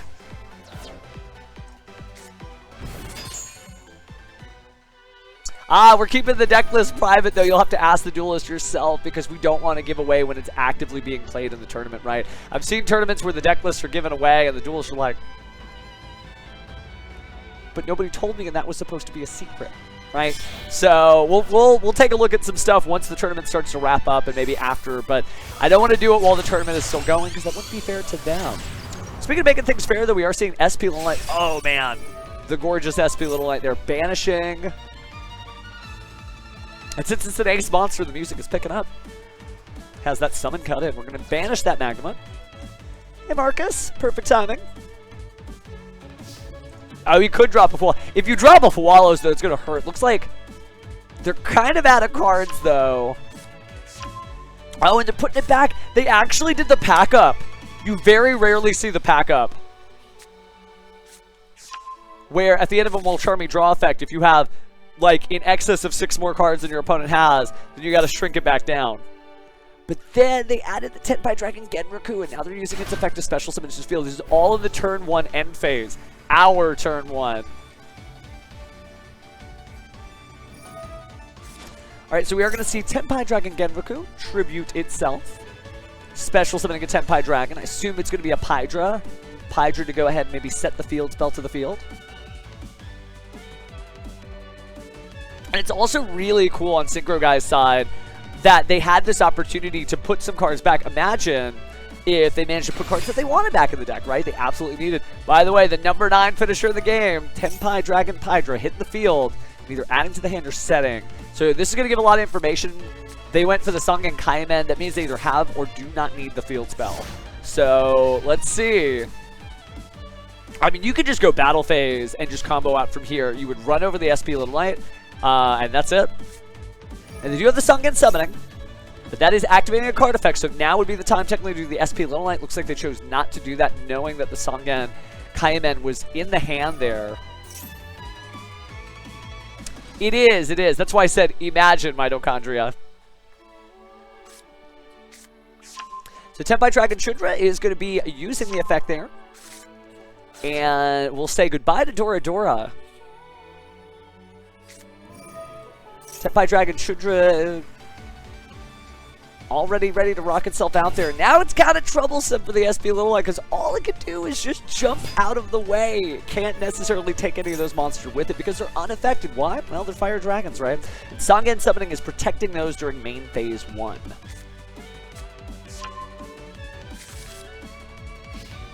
Alright, here comes the battle phase. All you gotta do is attack. Choose not to activate the effects. I mean, it is during the damage step with the Tenpai Dragon Shudra, so it wouldn't really matter. But it looks like they chose not to anyway, so Pydra made the first attack there. Shudra making attack number 2. You only got to get to that holy number of 3 there, so during the damage step, I assume we'll see Fadra. Last time we saw Fadra, they didn't use the effect to bring back anything. It seems like the very same is going on here. Personally, I'll sometimes just bring out the Tenpai Dragon Genroku, just have another body on the field, but it doesn't necessarily have a quick effect and isn't a tuner, so I can see why it does not help. We are going to see 1700 attack, though, coming in from the Pydra. Only 3100 left. I mean, at this point, you could just make the Trident Dragion, and that's it. That's really all you need. Like, you could actually go Trident Dragion from here. Now, I know they're not going to do it, because they'll use, you know, Sangen Pai, Trident Dragion. Oh, wow, wait! Did they hear me? I'm sorry if you could hear me out there. Because, looks like we'll do the Sangen Pai Transcendent Dragion. 3,000 attack coming. Leaving him at 100 life points. But we are using Fadra at the start of the damage step here. So, there's 3,000. Well, the last life point's the only one that matters, but unfortunately Noodles is getting slurped up here as Synchro Guy completely demolishes that field with Tenpai Dragons. Alright, so let's take a look over at table 5, because we did have somebody from the chat here. This is really interesting. We're seeing like some different looks, even though we're just kind of floating around the top tables for the most part. And I'm here for it. Ooh, we got the Blue Eyes field there. I always forget that it like pops up that Master Duel logo.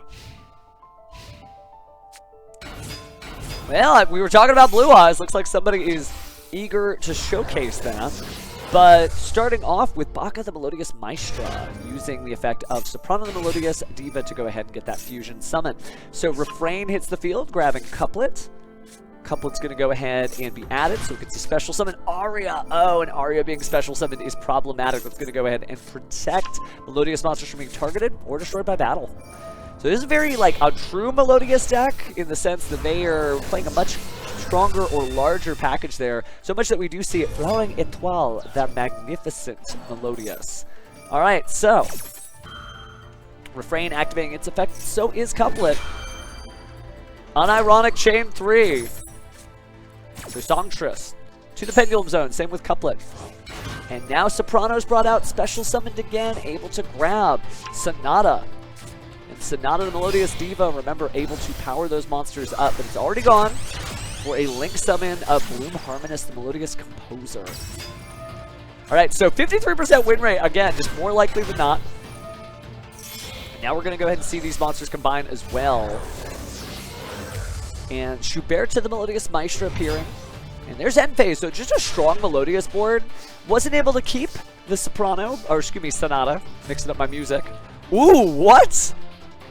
Set one card and protect it with Lord of the Heavenly Prison. Okay. Battle phase? Battle fader? I have no idea. I don't know what's going on at this point. I mean, I do know what's going on. It's Yu-Gi-Oh! But holy moly. Let's reveal that Lord of the Heavenly Prison again. Tribute 2 for Lava Golem! What the Merrick? Battle Fader. Wait! Damage! Inferno Tempest! Everything must go! Everything must go!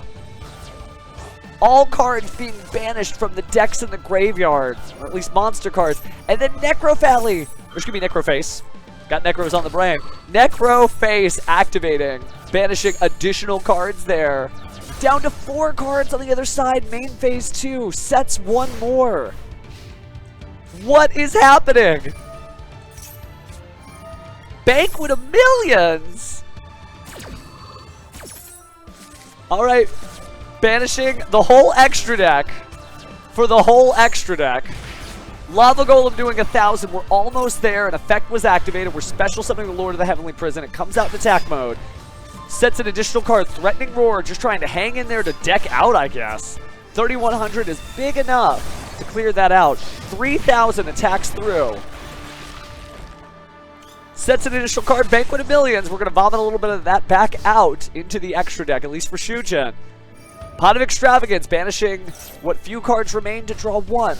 Sets an additional card.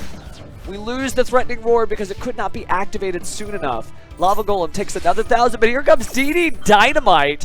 300 damage for each banished card, and that's 10,200. Oh, like what? Okay, I mean, in theory, those decks exist. But, Nero, wow. Wow. Okay, well that was cool. We do still have a duel in progress from Manjome. The Japanese name for Chaz, actually. That's some stuff. That's not just cooked. That is plated and just served. Wow. Okay. Find my sense of equilibrium after that. Oh, okay, we just got a normal Yubel duel. Alright, jokes aside, Ghost Sister and Spooky Dogwood, an interesting choice here because, as you know, Yubel is famous for one thing, the number 0, and most of these monsters do have 0 attack, as you can see. It was a normal summon, so it wasn't going to trigger off the Ghost Sister yet, but now we've got an SP Lowline, so they'll at least get 1,600 life points, and we will see the Nightmare Throne sending and destroying Yubel. So Spirit of Yubel, nice royal by the way, bringing out the original Yubel Classic mode. We'll see that return for Phantom of Yubel, who will use its effect to destroy itself. That'll trigger off Nightmare Throne, and that'll mean you are going to go ahead and grab the Yubel Terror Incarnate from the deck to the hand. Could be used for something later, but we're just going to end with that. Alright, so Maxi gonna go ahead and be discarded here. Maybe restore some of those resources. The Infinite Permanence will go ahead and negate the effect of the Phantom of Yubel, so you don't get the swap out anymore. Pressure Planet Raid Salt would have been good, but Ash Blossom and Joy Spring is going to be discarded to stop that field spell from adding a new Kashtira from the deck to the hand. So not doing too bad there. Now we'll see Bonfire being activated, so you are going to get Snake Eye Ash, so at least you can use that Kashtira field spell for other purposes here. Speaking of other purposes, we're still going to see Snake Eye Poplar added from the deck to the hand. It gets its effect to special summon, but that also means a draw for Manjome. That also means getting the Divine Temple to Snake Eye, and let's clear up that field spell zone, sending Snake Eye Ash and Pressure Planet Raid Salt to special summon from the deck. The Flamberge Dragon, who will destroy by battle that single SP Little Knight. Gonna try to use the effect. Of course, you contribute that. Its effect is negated, but it won't be sitting in the spell and trap zone, so at least that's helpful. Now we're adding the Divine Temple to Snake Eye, placing in the Snake Eye Oak, and that's just gonna end the turn, so kind of a simplified game state, but big shades of Phantom Nightmare. Another Ghost Sister and Spooky Dogwood, but Manjome's had enough of that. We're gonna go ahead and point ourselves out. Get rid of that. So goodbye to the Ghost Sister and Spooky Dogwood. No life points to be gained here. Now we're going to main phase 1. Gonna go ahead and return Yubel and Yubel to make Yubel. Phantom Yubel on the field, also using the effect of opening the Spirit Gates. Discarding Spirit of Yubel to bring Spirit of Yubel out. Gonna go ahead and try to use the effect there.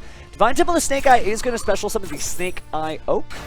That could be problematic, but we'll see. Setting another gorgeous Royal Glossy Rare, this time the Nightmare Pain.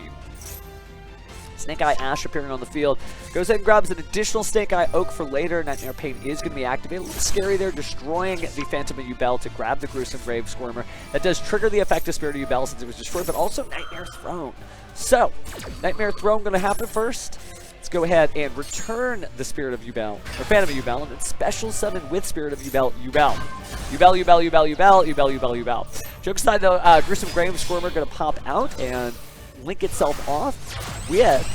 Ooh, we're doing Moon of the Closed Heaven. We are Fiend friends, so why not bring out Moon of the Closed Heaven here? So Gruesome Grave Squirmer again going to banish itself to special summon the Spirit of Yubel, and oh, we're doing it. We're actually link summoning just to make the Fiendsmith Requiem. Interesting that we like targeted and then did nothing with it. It's okay. So the Fiendsmith Requiem going to the graveyard to bring out the Fiendsmith Engraver, and now play is going to continue. Looks like. Still checking through here. Ooh, we've got a little bit of a request here. We might actually see what we can grab from another one of the tables here. So we're gonna go check out another table real fast. But Fiendsmith's Engraver first. So now we've got our fusion. Ooh, wait, actually, just a big old Appaloosa Bow of the Goddess. That's going to do 1,200 damage. Now we're going to the battle phase, doing 3,000, 3,000, and wow, that's game. Okay. So just some wild stuff here. I'm going to honor the feature match request we got from the Discord since it looks like we don't have anything to showcase here. So we're just going to briefly, let me get some stuff real fast. We're going to spectate. Did I copy the code? Yeah. Okay, so we're going to jump into this one. Oh, they failed to enter the room, so it's not there anymore. Can I enter their duel room? I'm trying. Looks like it's just going to be an in-room replay. But yeah, no, I am curious to see. We'll put this on fast forward mode just so we can see this. But somebody hit us up in the Discord, and yeah, I am happy to help. So let's see what craziness is cranked out here. So, wait, ooh. So Hines was the player who requested this, but the wild play apparently comes from Ayachisa, who starts off using reinforcements of the army, bringing out Gen, the Diamond Tiger. It's stopped by a single copy of Ash Blossom and Joyous Spring, but that doesn't stop Psychic Wielder from combining to make M-Saber Invoker. It brings out a Heroic Challenger that'll turn into a Soul Day, Two Tails of the Noble Knights, who will use its effect to grab out Immortal Phoenix Gearfree, send a bunch of equipped spells to the graveyard, bring out Dawn Knight. Wow, okay, then that's link summoned off for Sprite Elf. Very interesting. Dawn Knight gets to send the light monsters to the graveyard. Then you're still going to use those equips, and that ends the turn from there. And the light monster that was sent was Trios Hierarchia.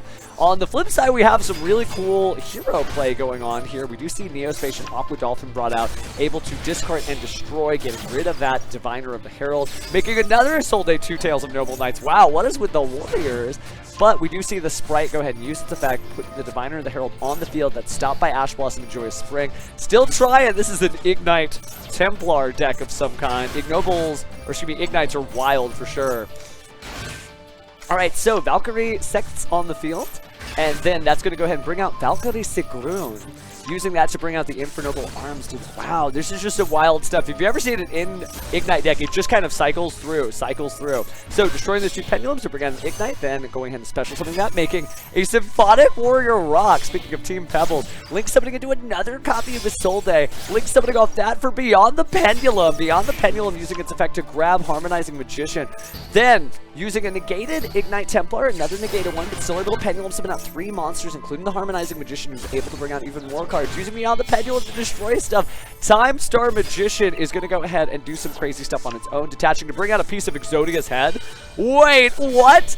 Then sending off a copy of Blue Summoner to then get an Exodia piece. So Blue Dragon Summoner, every time it goes to the graveyard, it's not a hard once per turn, you get an Exodia piece. I know where this is going, chat.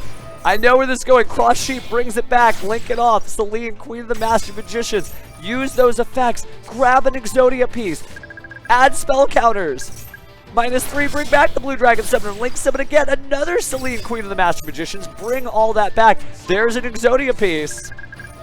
And then bring it down. Special summon Blue Dragon Exodia. Yeah, or Blue Dragon. Here they are, the Exodia pieces. Here it comes.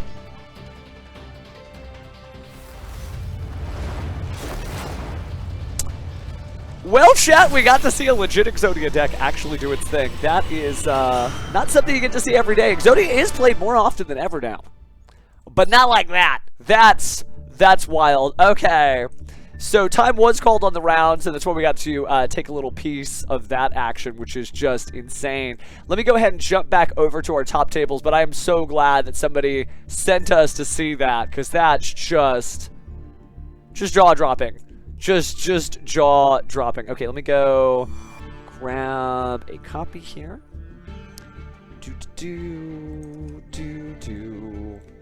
Just gotta love to see it. Gotta love to see it. We live for anime duels like that, so I'm really glad.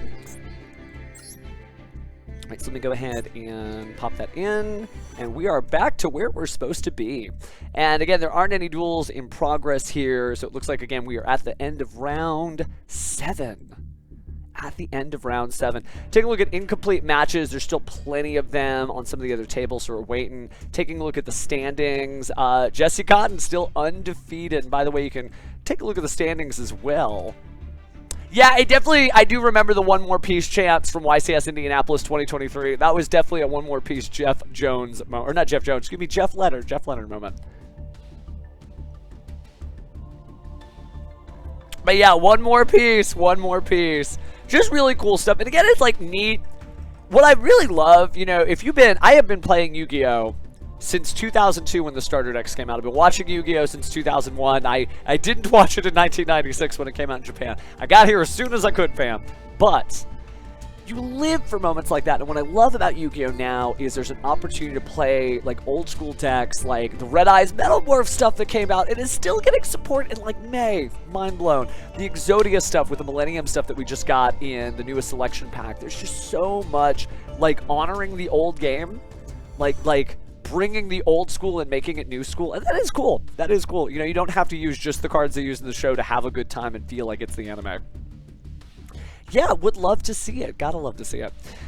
Goodness gracious, though, we have only 2 rounds left. Can you believe that, chat? Can you believe that?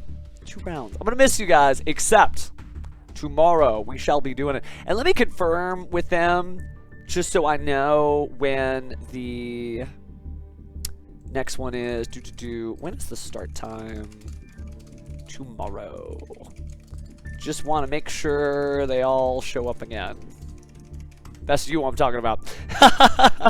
We'll get that start time in just a moment, just so we can confirm all the top 32 stuff. But yeah, we've only got 2 rounds left, and just gotta love to see it. Gotta love to see it. Like, we are also about to enter a format where like Blue Eyes White Dragon is just showing up and getting stuff done. There were some regionals that were cast today. I'm actually casting a regional, not on this channel, on the channel of the tournament organizer Game Guys. But I always post little announcements and stuff on my Twitters and stuff. So if you're trying to track me down, you know, you can always find me on Instagram or YouTube or really wherever great Yu-Gi-Oh! Content is found. But we're going to put this entire tournament, we will archive this broadcast, and that is going to be placed on my YouTube channel tonight. I'm just going to, you know, save the VOD and get that up. But also, we are going to cast all of this tomorrow. I confirmed it is the same start time. So 9 a.m. Pacific, 12 p.m. Eastern. And what is 12 p.m. Eastern in Universal Time? 12 p.m. EST to Universal Time. That's going to be 5 p.m. UTC for anybody following UTC in Europe or just likes UTC. no one can stop the ultimate duelist. I mean, there's a version of this where they really are just getting through, and we do see, yeah, there's a lot of folks here actually casting the tournament, which is really, really cool. I love when people are just like, this is my side of the journey, because I get to go down and see that. Oh, there's VTubers doing it too. Oh, that's so cool. That is so cool. Gotta bring the heat. Gotta love to see it. So, taking a look at the Swiss rounds announcement.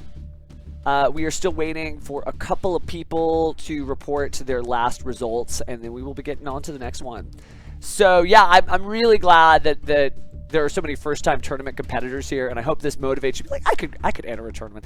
I could play Yu-Gi-Oh! Master Duel. I could do this, because you can. You can. So many duelists are like, I can't do this. I need this card. I haven't studied. I haven't. Or you can just try it out and have fun. And I think a lot of people are doing that as we get into the next round. I am going to take a look at the standings just to see. We only have 1, 2, 3, 4, 5. We have 6 undefeated duelists left, so X1 definitely can make it. And eventually we're going to start crowding out the X1s, because the X1s stop at 39, so X2 can make it too. If you are 5 and 2, you have a chance. Just wild to see it though, just wild. And taking a look at some of the other information here, I think it's still mostly Team Ruffians at the top. I'll be really curious to see, and I guess I have to track down when we get the top 32. I'll have to like do a little like stat sheet in the background to figure out like who's on which team. So I guess I should check to see. Our first place winner right now is Jesse Cotton, at least in standings, and he is a Ruffian. So Ruffian's strongest soldier right now is Jesse Cotton. So for those who are Pebbles, if you don't want him to be there, you might need to dethrone him now. And if you're a Ruffian, you better cheer on him as loud and proud as you can. I mean, he does lose. There's a lot of people who beat Jesse Cotton. Just because you have the most wins as a duelist, it doesn't mean you automatically win. That is literally the first episode of the show, right? I'm Seto Kaiba. I've won all these tournaments. I can't be beaten. Hey, I have my grandpa's deck, and it doesn't have any pathetic cards, but it does contain, right? That's the vibe of the show. It literally is the vibe of the show. So, taking a look at the announcement just to make sure we're not missing nothing.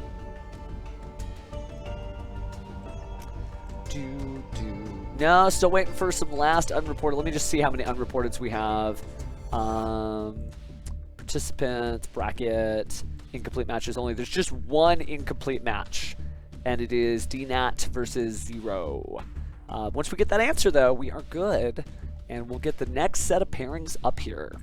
Definitely shows you the impact of Fiendsmith on the format, though. If you thought, oh, no, there wouldn't be anything. No, we've seen a lot of Fiendsmith, still a lot of Melodious, still a lot of Snake Eyes. Which is cool, though. It shows you that, you know, the experience that duelists have. If you play in the TCG and then the cards come out in Master Duel, you kind of already know what decks, like, what they do. And which decks work for you and which decks, you know, you may be like, well, it's a cool deck, but that one's not for me. Looks like they are typing, so I think we are probably getting our Swiss pairings here shortly.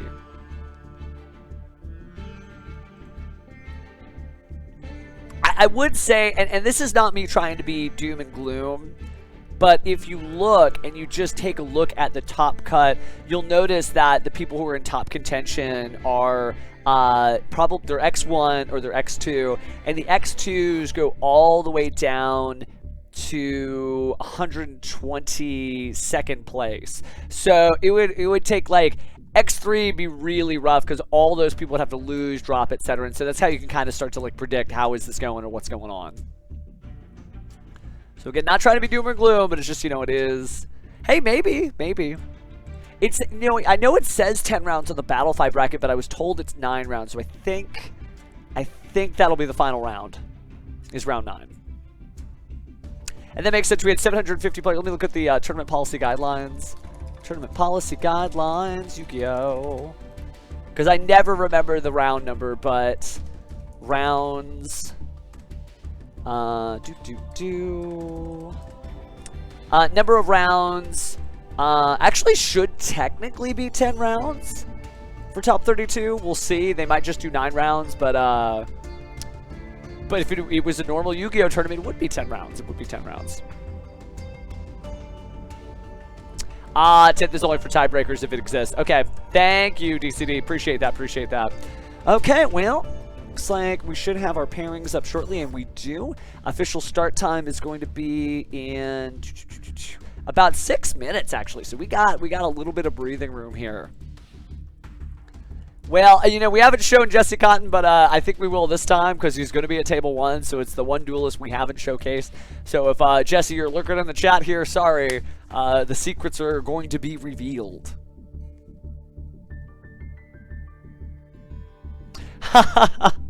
Very, very funny, very, very funny. Yeah, we can take a look at table 7 as well. Absolutely, fam. Looks like everybody's sitting down here, and it's definitely a duelist we haven't seen. I do try to air on duelists we haven't seen, right? So everybody gets like as many moments in the sun as we can. I mean, I've streamed like multiple games at the same time. We had a stream where it was cross duel, rush duel, duel links, and mash duel at the same time, and I casted all 4 games successfully. But that is just murder on your ears and your brain, so I'm not trying to do that to you. But sure, no, we can definitely take a look here for the pairings. For round 8, table 7 appears to be Fish Fosh versus Tonka Truck. And so, yeah, I see Tonka Truck. I see, oh, and they both have the Holden, the cool black orb. That's really, I love like the creativity. I always just use like just the base one because I wear a lot of hats.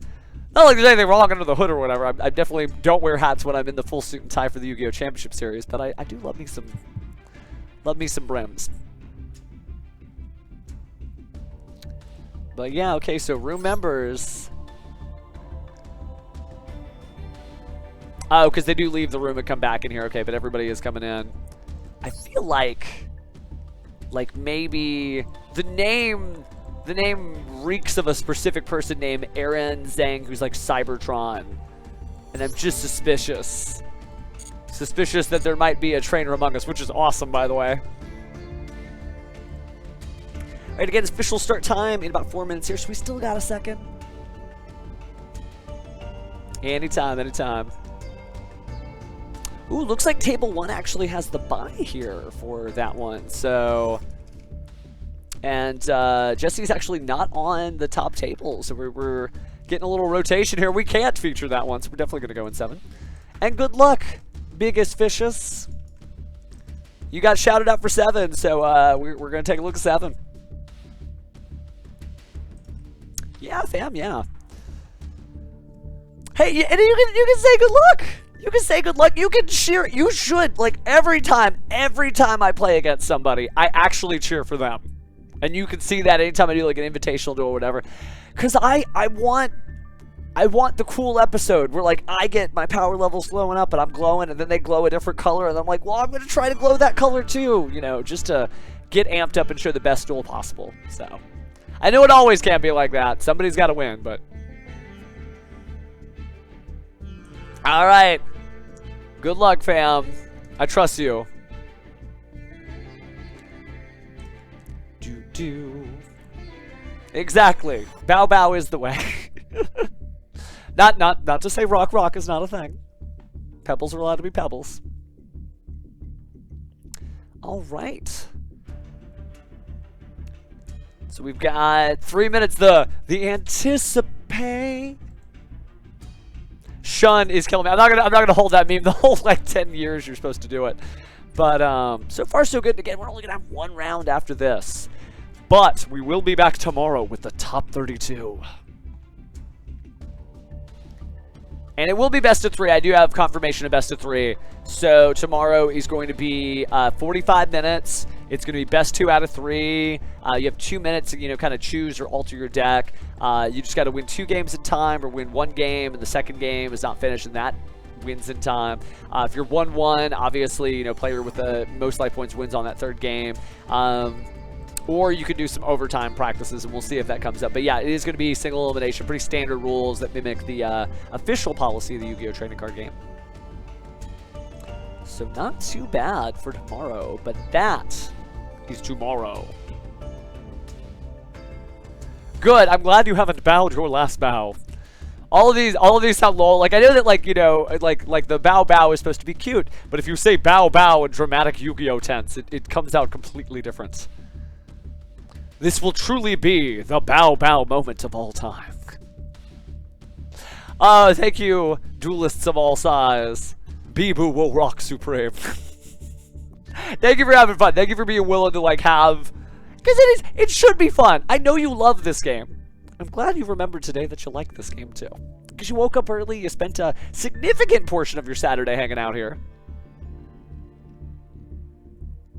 Hey, that's fine. Lo-Fi, you know, your deck doesn't have any pathetic cards, but it does contain maybe the Millennium Monk. We'll see. I love the lore on that, especially on Dragon with Eyes of Blue, Heart of Blue Eyes. Heart of Blue Eyes. It's funny because it like tells the whole story with the card effect. Oh, I know.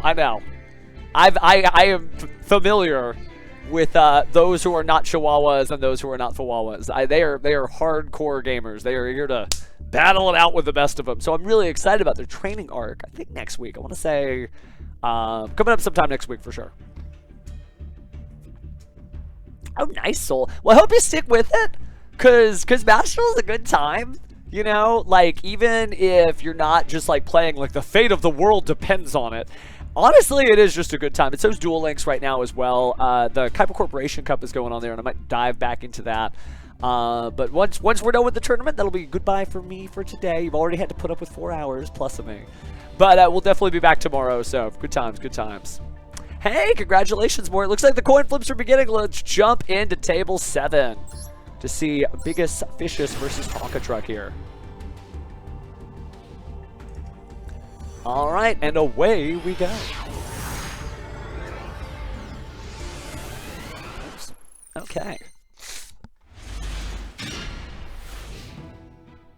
All right, so let's start off with Molcharmi Fuwalos here into the standby phase of Tonka Truck, who's going to drop down Samsara D Lotus, tributing it to special summon a U-Bell monster, or wait, maybe not, with Ash Blossom and Joyous Spring.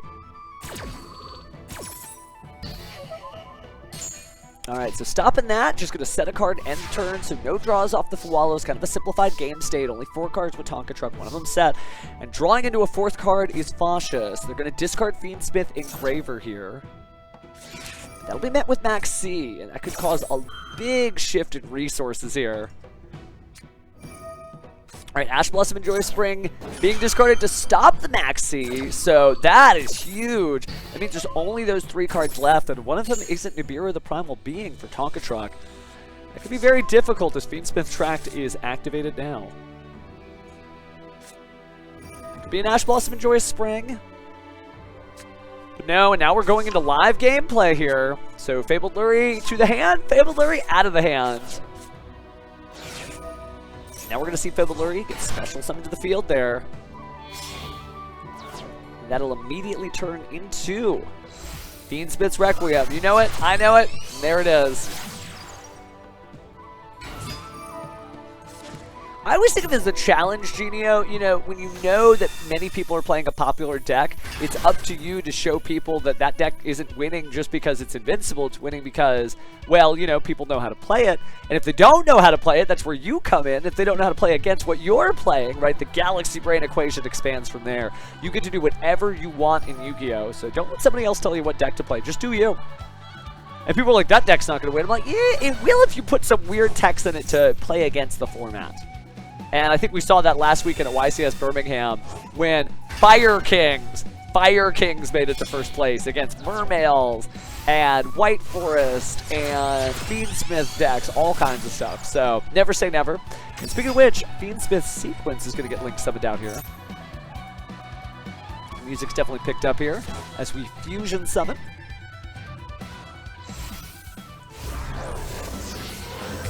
We've got Fiendsmith's Lacrima slapping down here. And going to go ahead and bring back Fiendsmith Engraver. It's weird to see Lacrima back in the format, right? She was short-lived when she was in the trading card game. And Fiendsmiths are definitely getting hit as well in the official card game over Japan and OCG territories. Ooh, man, that is a pretty Bestial Magnemont with the Royal Glossy finish there. Slapping on down after banishing Monster from the Grave. Going to use the effect during the end phase, but it's also just another level 6. 3 level 6s here means you probably could go into a copy. Ooh, and there's no Nibiru to be found. Just happy to go ahead and just attack. Attack. And attack. So 100 life points, but that will not take long because I do not think we have used the 1200 attack effect. So just a Link summon here ends it, closing out the duel for Tonka Truck. Let's see if they end up getting hit by that. Oh yeah, here we go.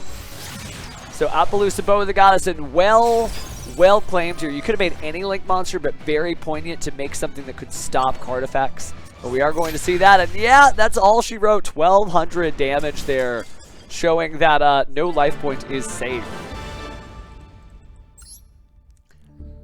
All right, so let's see who else we have here. Duelists we haven't seen. We did see Cinderella. We haven't seen the hololive Chad. Okay, yeah, I'll definitely check out the hololive Chad.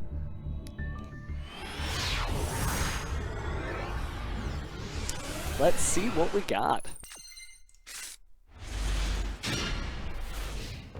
Okay. Oh, and they got the Moai! It's somebody rocking out both Ruffians and Pebbles. Big ol' rockhead. Alright, well, let's rock out here. So. Hey, you might be able to, stranger, hang in there. And speaking of strangers, well, we all know this stranger, right? It's the person on the poster. Dia Bellstar, the Black Witch, has enabled a quick summon here of Ilya Sylvia using the Azamina cards with Deception and Sinful Spoils. But now we'll see the original Sinful Spoil go ahead and bring out a level 1 fire monster. It is Rescue Ace Hydrant. That's going to go ahead and bring out Airlifter. Airlifter's going to grab Emergency, and it is an emergency.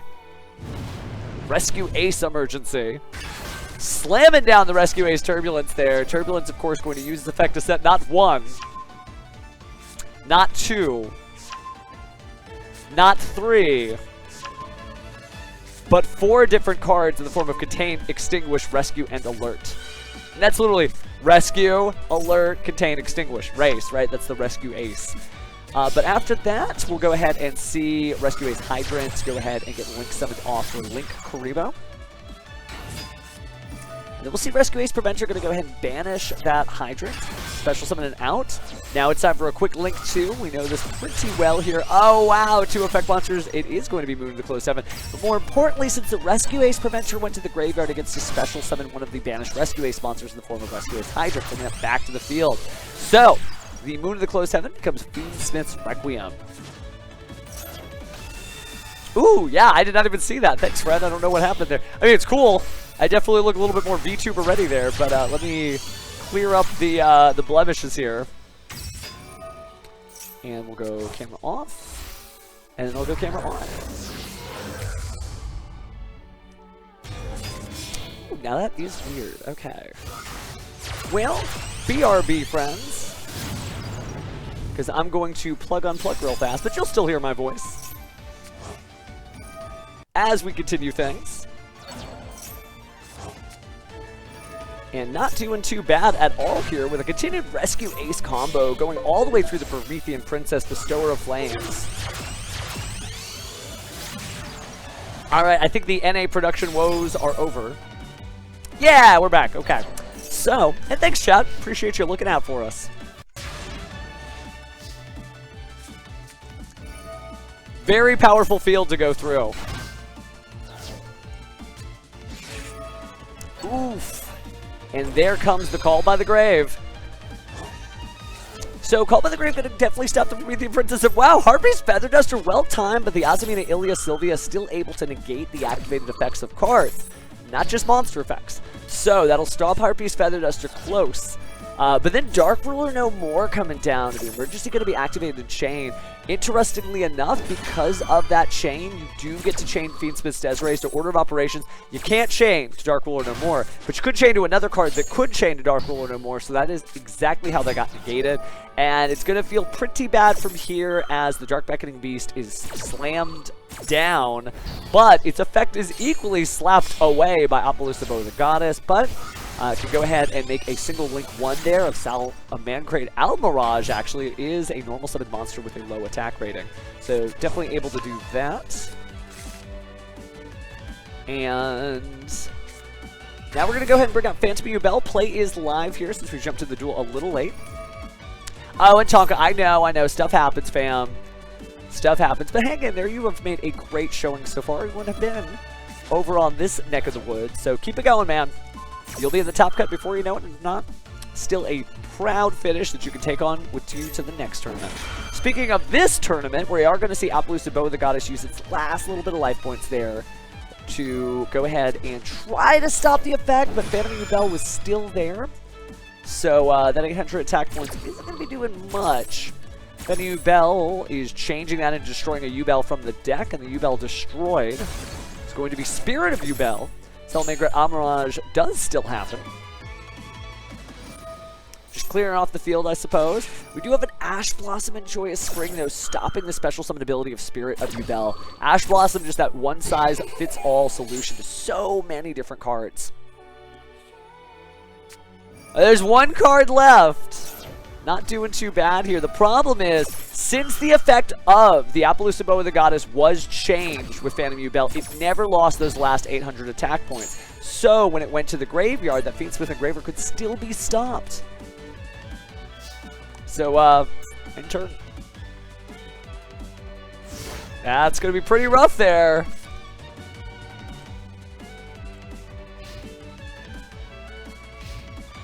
Alright, maybe T2 Nicky Boy is able to close this out this turn. Still 8,000 life points on hololive Chad's side of the field. Hey, they've been doing good, but looks like we will see the Rescue Ace Preventer being special something from the hand by banishing Turbulence, which could be the Turbulence is going to come back to the field too if there is a Link summon using Rescue Ace Preventer. And there really could be that Appaloosa Bow of the Goddess isn't doing much now. But we will see. I think Diabellstar the Black Witch having sent the Fiendsmith sequence from the field to the graveyard. Wow, by the way. Gorgeous copy. So now we're in the battle phase here. 2,800 attack, 28 again, and the 25 should close it out. And yeah, that's going to be all she wrote. Just able to clear out all of the opponent's resources. And the Phantom U-Bell good, but just wasn't able to fully protect that. Maybe needed to hold on to the Fiendsmith Engraver and use it in concert with the Phantom U-Bell, but that'll have to be for next time. We do still have some live duels going with duelists we haven't featured, so let me check out Omega Flame versus Kazuha. Just good stuff, though. Good stuff. And that's the thing, too, when it's a tournament, everybody is playing to the best of their abilities. You get to see wild combos, great gameplay, just good stuff. All right, getting down to the wire here. Centurion Trudea is going to get summoned and then be used to place Primera in the Spell and Trap Zone. She'll jump out of the Spell and Trap Zone and are forced to grab the Stand-Up Centurion Field spell. That gets activated now, so that's going to be used since it was activated this turn. Getting rid of her Fuwalos, didn't need it, so Brand regained place down. We also have Centurion Gargoyle. Going to go ahead and combine those into a Synchro Summon. And it's going to be level 10 Centurion Auxilla. Or level 12, excuse me. Alright, but we do have Gargoyle going to go ahead and use its effect together with the Auxilla. So Gargoyle 2, go ahead and jump back into the hand. And then Auxilla, use your effect to grab Centurion Phalanx. Just set a card, and that's the end of the turn. She's also going to place that Centurion Primera back in the Spell and Trap Zone, so we could be seeing a Crimson Dragon and some crazy shenanigans that we know this deck very well for. But speaking of decks that are well known, Imseti Glory of Horus discarding itself in another card, trying to get that King Sarcophagus, but Ash Blossom and Joyous Spring says no, it's not about the past right now, it's about the present. Only cool cyber monsters, no Egyptian cards to speak of. But speaking of a blast from the past, the discarded card was Water Enchantress, and it gets banished from the graveyard to get rid of Aramasir and makes the token and puts that Fateful Venture on the field. So Fateful Venture trying to go ahead and get its game on.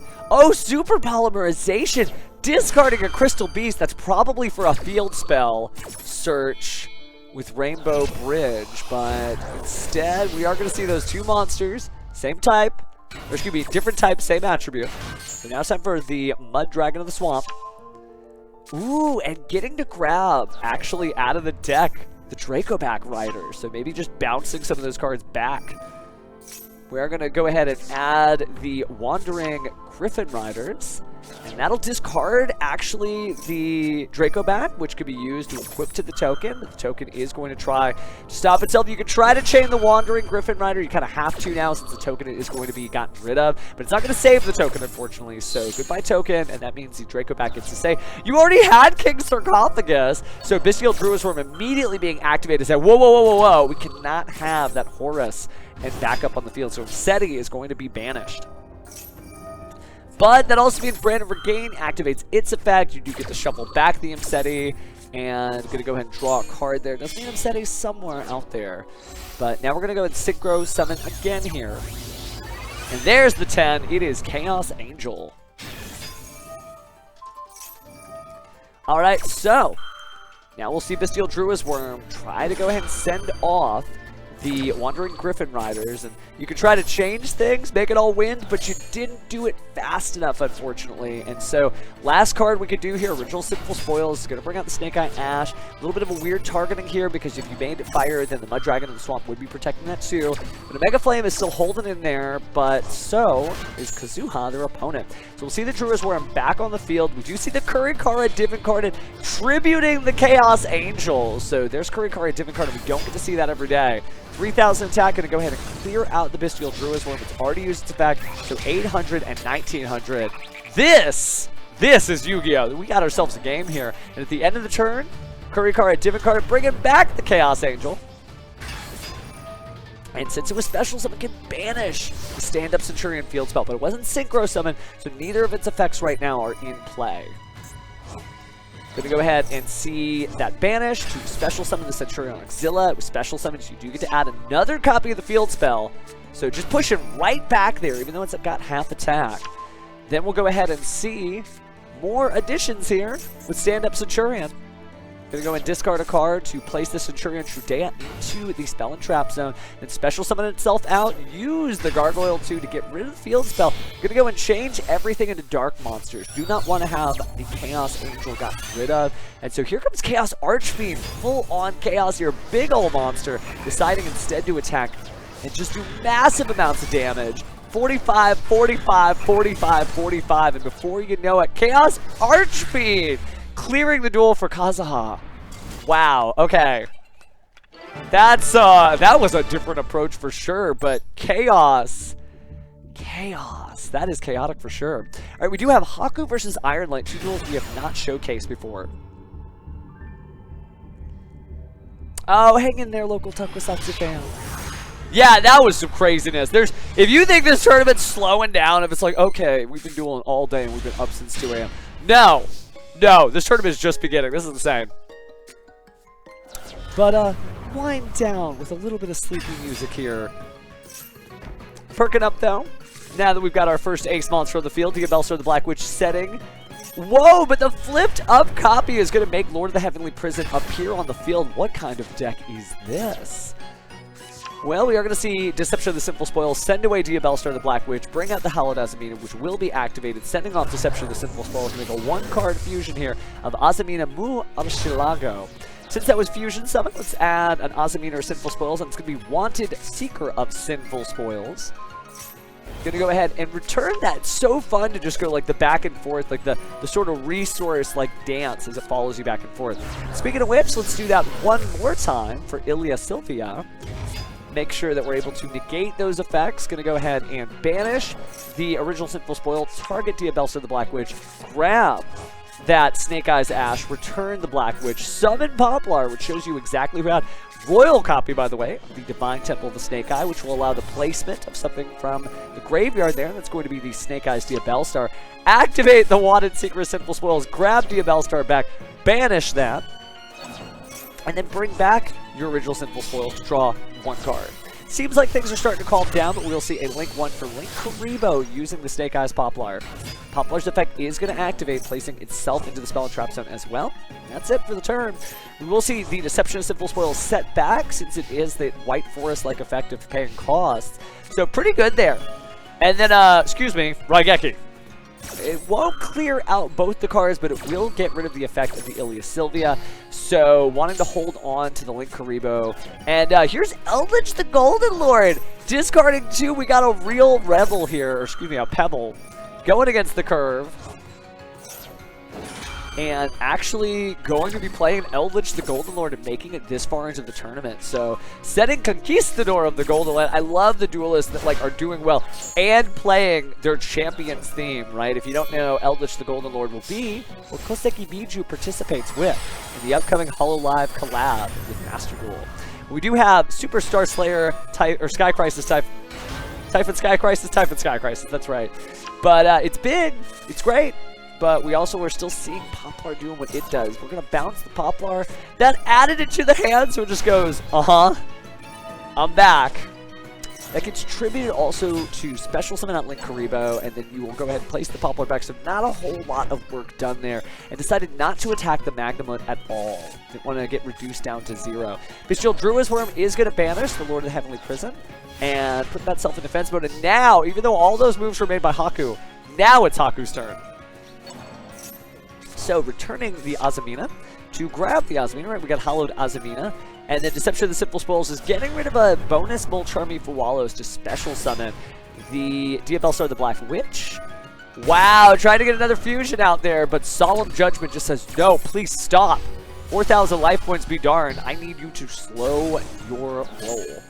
And so Hollowed Azamina, though, is still going to be able to run over the graveyard, so maybe we'll see it again. But we do have SP Little Knight showing up on the field, going to go ahead and get rid of one of the face downs there. Druid's Worm also coming after Typhon. But we can't chain the Hakero of the Golden Lamb, but it's still the same card, so it will be banished. So pay attention, Yu-Gi-Oh! Judges in training. Still the same card, so still says goodbye. And now going to go ahead and special summon, since the opponent did special summon, using the field spell there to bring out not only Snake Eyes Poplar, but the normal summon Snake Eyes Ash. Going to go and add a card, but also send a card to get Snake Eyes Flamberge Dragon. And now another Link summon. This feels like Promethean Princess. Oh, but it's not. It's 2 effect monsters. Moon of the Closed Heaven is here. Alright, Moon of the Closed Heaven. Simple Link summon. The materials, 1 Light Fiend. Sadly what we need for Fiendsmith's Requiem. It'll use its effect, tribute itself, bring out Fiendsmith's Grave from the deck. And now Original Sinful Spoils coming down, sending a card to the graveyard. Special summon Snake Eye Oak, a level 1 fire monster, who also gets to grab a level 1 fire monster. And so Poplar will be summoned, but it's also going to play Snake Eyes Diabellstar into the Spell and Trap Zone. So actually the special summon was Snake Eye Ash, but now we've got a Link summon here. 2 monsters, including a Fiendsmith monster, so that makes Fiendsmith's Sequence. Let's go ahead and shuffle some materials back here for Fiendsmith Desiree. And I feel like this may be the first Fiendsmith Desiree we've seen in a while that just like got the full combo, right? Got the Fiendsmith Sequence and is going to latch itself on. We've had some Desirees earlier in the tournament, but we just haven't seen it like every single duel of Fiendsmithin'. Speaking of Smithin', we're going to go ahead and hammer out a different field here. And now we're getting into Appaloosa Bow of the Goddess. Was that 4 materials? It was 4 materials. So many negates here, right? You've got 4 from Appaloosa Bow of the Goddess. You have 2 non-targeting from the Fiendsmith Desiree. And you also have the use of the IP Masquerena. But we're going to start small here. Special summoning the Conquistador of the Golden Land. And bringing that out. Unfortunately triggered off the Divine Temple of Snake Eye. But now we have Imduk, the World Chalice Dragon. It is a normal monster. It is using its effects. But unfortunately, the Appaloosa Bow of the Goddess is going to say no. So that'll just make it crash head on in there, 1800 damage. And unfortunately, Iron Light is going to concede it from there. Okay. So I think that wrapped us up for all the ongoing duels. But we got to see some wacky stuff that we have just not seen the entire tournament. So good stuff indeed. And I think, dare I say, we got somebody who's calling our name. So let me go ahead and, since we don't have anything going on right now, I'm going to enter a room real fast from the call-out section. And an in-room replay, it was this one. So we're going to replay it from Uffwolf's perspective, who we did get to see on the stream before, but since we don't have any other thing to stream, I do want to see a cool combo or two. I may or may not love this game. Maybe. Maybe a little. Alright, let's see what cool combo we got to see. This is from the perspective of the Malaria player. So we did get to see Nimlaria earlier, so we'll kind of fast forward through here, but they are going to basically set up the sleep, right? And I love that it's just like, you're just taking Dreamland down until she finally has a bed that's comfortable. And she sleeps on top of the extra deck, which is so funny. But as we've got that set up, we already know Dream Defender, Dream Devourer on the field. So it looks like we're playing against a White Forest deck here. And I'm also going to make sure that we don't miss anything from our announcement channel. But it looks like we are still waiting on unreported matches, so we are good. So I heard we brought out a spider. I'm very curious about the spider as we see this relatively standard White Forest build getting its stuff done with Moon to Closed Heaven. Man, what a cool deck, by the way, to see them in Malaria. But this was requested not for what Offroll was doing, it was for what Rob was doing. So you do see the Lacrima come out, bring out the Fiendsmith's Engraver. You do see the Deception of Simple Spoils, grabbing the Holodazamina, being used for that now in order to send the Deception of Simple Spoils to the graveyard. Bring out Mu Archilago. Let's go ahead and get a search off with that. Adding in another White Forest card, Simple Spoils of the White Forest. Equipping stuff and trying to huck the backpack back onto the stack, but Nimlaria Dream Defender is going to go ahead and banish one of the cards face down from the extra deck in order to negate that effect. So the Dream Defender is doing what it does best. Here's another negate, though, from Ilias Sylvia. Seeing the SB Little Knight crash down the field. Going to go ahead and get rid of the Dream Devourer. And do 1,200 damage. We do see Guardian Slime brought out in defense mode there. I wonder if we're going to see the Egyptian God Slime. He is level 10 after all. There's Lava Golem. Banishing 2, we are going to see negation there, but there's another one banished out, and it looks like there's only 5 cards left in the extra deck. You only have to get rid of 4 more to get like a Nilaria combo going. And that means now there's only 1 card left, and there's the last one, so it's an empty extra deck. Big news for Nilaria, so just attack, attack, attack. And clearing things out hasn't quite gotten through here yet, so we'll see what happens next. Alright, turn change. Are going to see the Holodazamina recycle. I think that was Muar Shalago. No, Ilias Sylvia that went back. We are going to see Fiendsmith Engraver come back by shuffling things back. We also see the Max C being used there. Fiendsmith Requiem, obviously, certainly helpful right now to bring back a Fiendsmith monster. It's going to get its backpack. So Fiendsmith Requiem will be chucked to get rid of the Guardian Slime. Then we'll see, of course, a Stellar of the White Forest and Russia of the White Forest combined to make Sylvia to flip all those big old level 10 monsters face down.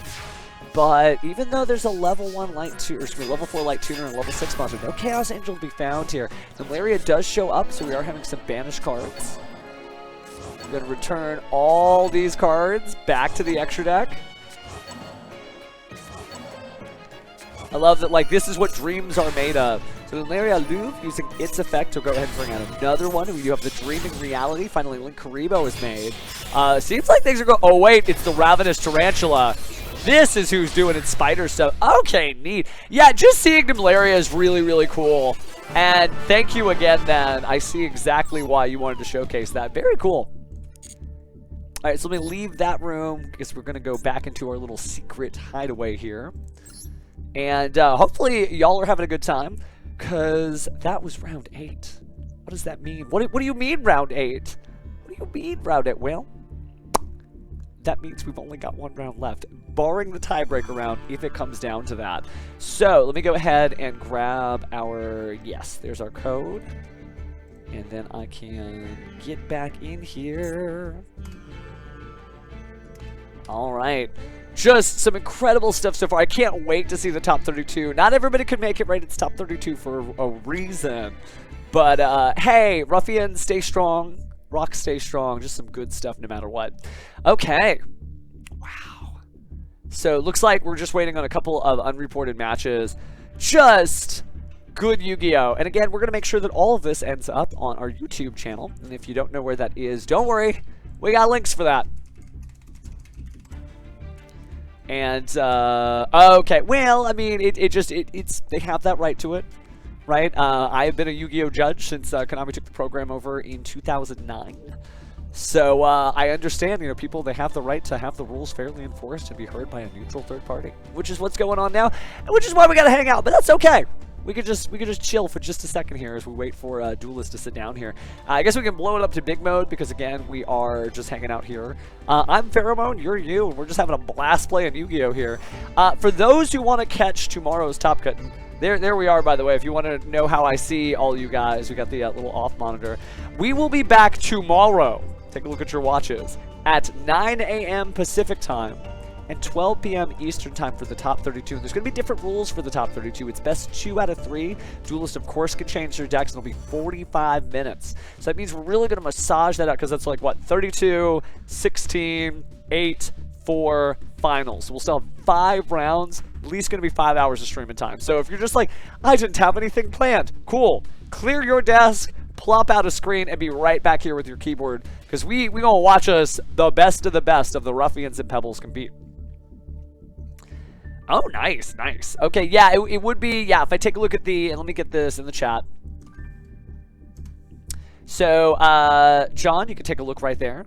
Well, thanks you, Julie. I'm just doing what I'm doing. It's just me. I'd be here just watching this, and we'd be like, wow, that's a cool duel. It's a lot nicer to share it with y'all. So, I guess that's the Texan. I'm originally from New York City, but if I sound like I have 2 accents, it's because I'm half and half, right? You get a little Texan, a little New York City, and it makes for like a weird thing when you're like half Brooklyn accent, and then y'all comes out. We'll just shake that out of our system, right? But jokes aside, as we look at the standings, Jesse Cotton actually did get their first loss here. We only have 3 undefeated duelists, and that's Afrodella, Sushi Yu, and the Synchro guy. And I think we've gotten to see all 3 of them. After that, though, if you go down and you look at the top 32, you do have to at least be X2 right now to have 18 points. So that means have 6 wins. So if you have 6 wins, you really got to hold it because most of the tournament all the way down to number 82 has 6 wins. So if you want to hold in there, that's the only way you're going to be able to do that. And there's nothing bad with that. Like showing your record, like saying, like, guys, I won like 5 out of 7 matches, or I won like 7 out of 9 matches. That's good. That's good. But Yu-Gi-Oh! Duelists are like, oh, I lost. At the beginning of any tournament, let's say there's 1,000 people that walk in. 500 players are going to draw or have a loss on the record. There's nothing wrong with that. Minimum 500. Technically, 1,000 players could all go to time. I hope that doesn't happen. Judges may need to be issuing slow play penalties. But the joke aside, you're not a bad duelist just because you didn't win this tournament. And Jesse Cotton's won 6 YCSs. He didn't win YCS Birmingham. He did not win YCS Anaheim. He did not win YCS Orlando. It doesn't make you a bad duelist. It just means that's not your day. That's all. So, you know, heroes are nice, but be a fan of yourself. Be your own #1 fan. I'll get off my soapbox because we'll be sitting down before we know it, but looks like we are going to start the last round soon, so confirmed it is the last round. So just chilling. Just chilling. But yeah. And it's true, you don't have your lucky years day, because then what would luck be if you were just walking around and like everything just went your way and you're like, it's time to duel, 5 pieces of Exodia. You never experienced adversity that way. What kind of person would you be without the scars and the troubles throughout your life? I sound like a Yu-Gi-Oh! Youth pastor, my bad, but it's just one of those things where like, I do believe in the rule of duel. You know, like, it's whatever happens in that duel is just that duel. It's not everything else. Oh, that would be cool. There are some like things that are vibed like that, Shujin. The Halloween sleeves for Halloween. Some of the cool accessories for like the Evil Twin Live Twin stuff. There's definitely some vibes out there where it just feels good. Looks like they are sitting us down though, so let's go ahead and get back in the duel, because we really are about to start round 9. And after this, we'll close out the stream by just talking about all the questions you may have and shout outs and stuff like that. But yeah, this is it. I'm going to miss this. So let's savor each and every one of these duels as these duels start to sit down. We got to savor this. Now, show of hands. Who's showing up tomorrow? Because I had a good time. I think I'll be here tomorrow. At least I hope so. Knock on wood. That counts as what I think. But yeah, I would love to have all y'all back, and we'll also be streaming throughout the week. Probably doing some tabletop gaming, actually, some actual like paper TCG stuff to show off the new Blue Eyes deck on Wednesday. To get ready for the regionals, we're gonna be casting on Saturday, so some good stuff ahead. All right, the duelists are starting to sit down, and we shall see. All right, I'm going to go over to the brackets for round 9. and see where everybody's at. All right, so we do have a spread of duelists here, some good records, and well, I guess we'll find out. Oh, that'd be so cool. Now, they do have alt arts. They actually do have alt arts for Evil Twin and Live Twin, but they don't have, like, VTuber alt arts. That would be cool to have, like, a cute little chibi Eldritch the Golden Lord. He's, like, still sitting in his chair, but it's a gaming chair. If you can hear me, Yu-Gi-Oh!, the people have spoken. They might want a kawaii-looking Eldritch the Golden Lord. No? Okay, well, my bad. I tried to offer my prayers to the Egyptian god cards. If it doesn't happen, it doesn't happen, but sometimes Raw's listening. I hear you. I hear you hearing me. Whatevs. Alright, so. I know. We've got, like, Konami, please, in the chat. Give him time. I mean, I wasn't expecting a new Dark Magician Girl to get announced for the next set, but it's there, and I can't wait to play Shining Sarcophagus again. Oh, nice. Okay. Well, then I will have to take a look at that after the stream for sure. Because that's cool. Oh, and I do see the alt art of Diabellstar the Black Witch and Lady Labyrinth the Silver Castle. Man, I hope we get those. That's cool. That's, like, actually really legit. Ooh, okay. Well, maybe the coin flip will happen your way. We do have somebody who started. I don't think they were supposed to start yet. Taking a look at the official time. Oh, nope, start. Okay, it's time. Well, COBO, I think they started first. And I want to make sure that we get everybody, and we haven't seen these two, so let's get it done. Oh, it's the last round. It's the last round. Why? Why can't we go 9 more rounds of Yu-Gi-Oh? Well, because we'd all be in tears, right? We'd all be... But Pharaoh, stop, please. No, more dueling energy now. All right, well, let's give it to him. So, nobody's giving nothing away here, by the way, as they have, like, very limited accessories. And we're live, by the way, here, as we see Ash Blossom and Joyous Spring chained to the Fiendsmith Engraver. All right, good luck, remaining duelists. All right, so Bonfire activated. And our Pyro of choice is Snake Eye Ash. All right, so Snake Eye Ash effect activates. Alright, Bestial Druid's Worm, going to go and chain. Bestial's eating very well in a format where one of the best decks to be played right now includes so many light and or dark monsters. So Druid's Worm obviously has a little bit of extending there with its effect, because it's not just taking away that one card in your graveyard, it might take away a card from your field if it is sent to the graveyard. But speaking of graveyard, it's time to load up the graveyard with fire, because Snake Eye's Poplar is going to storm down, having been added from the deck to the hand. Snake Eye Ash. Oh, you're fine, fam. Just play you. Don't listen to me. Listen to the Inner Sayo. Well, the Inner Sayo is being told to go ahead and bring out the Snake Eyes Diabellstar set 1 card. Ooh, and now we're going to activate the Hallowed Azamina.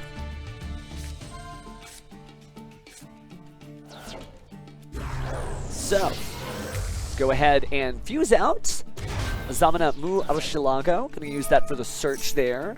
And it's always interesting because it gives you a little bit of information of where your opponent's going with their combos, right? Do they need an extender? Do they want something for backup for later? Exception of the Simple Spoils definitely feels like more. Nobody afraid of Nibiru here.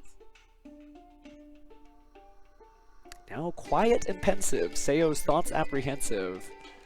When the time's drifting away, they got to figure out what they are going to play next.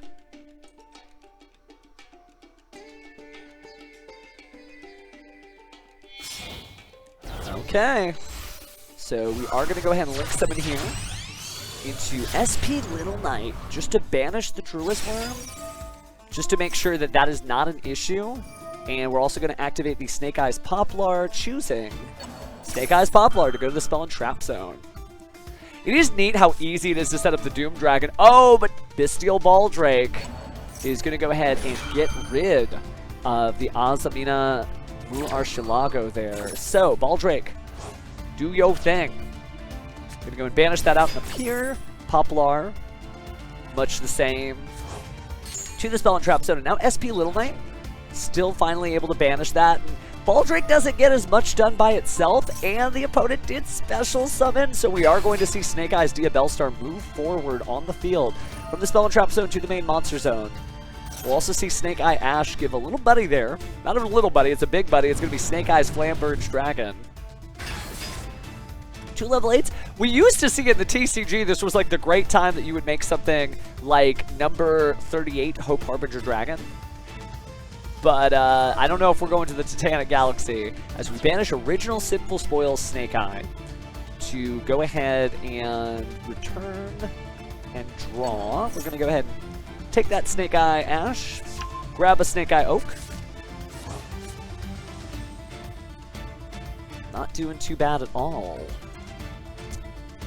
Oof, I feel you, stranger. That's what Tenpai does. They're a glass cannon, but they are still a cannon. They can still fire their fiery breath like the best of them. Alright, so Sayo needs to think of what to do next. Wow, we're doing it!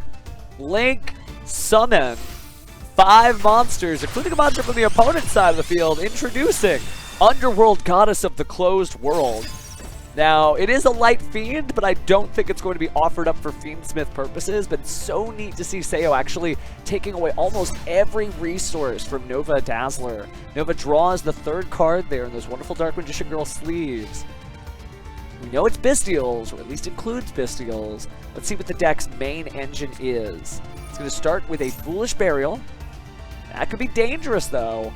Considering the monster staring it down on the field, it's Lightsworn as we see Felis, the Lightsworn Archer, sent to the graveyard. But now they're just going to set a card. Decided not to do anything there and end their turn. Now, didn't want to trip off the negation effect there of the Underworld Goddess, because remember, when they activate a card that would special summon a monster from the graveyard, you just quick effect negate the activation. So chose not to do that. Facing down 1 card, and then there's Snake Eye Oak. Well, this is not going to be 1 card for long. That'll be used to bring back the Snake Eyes Poplar.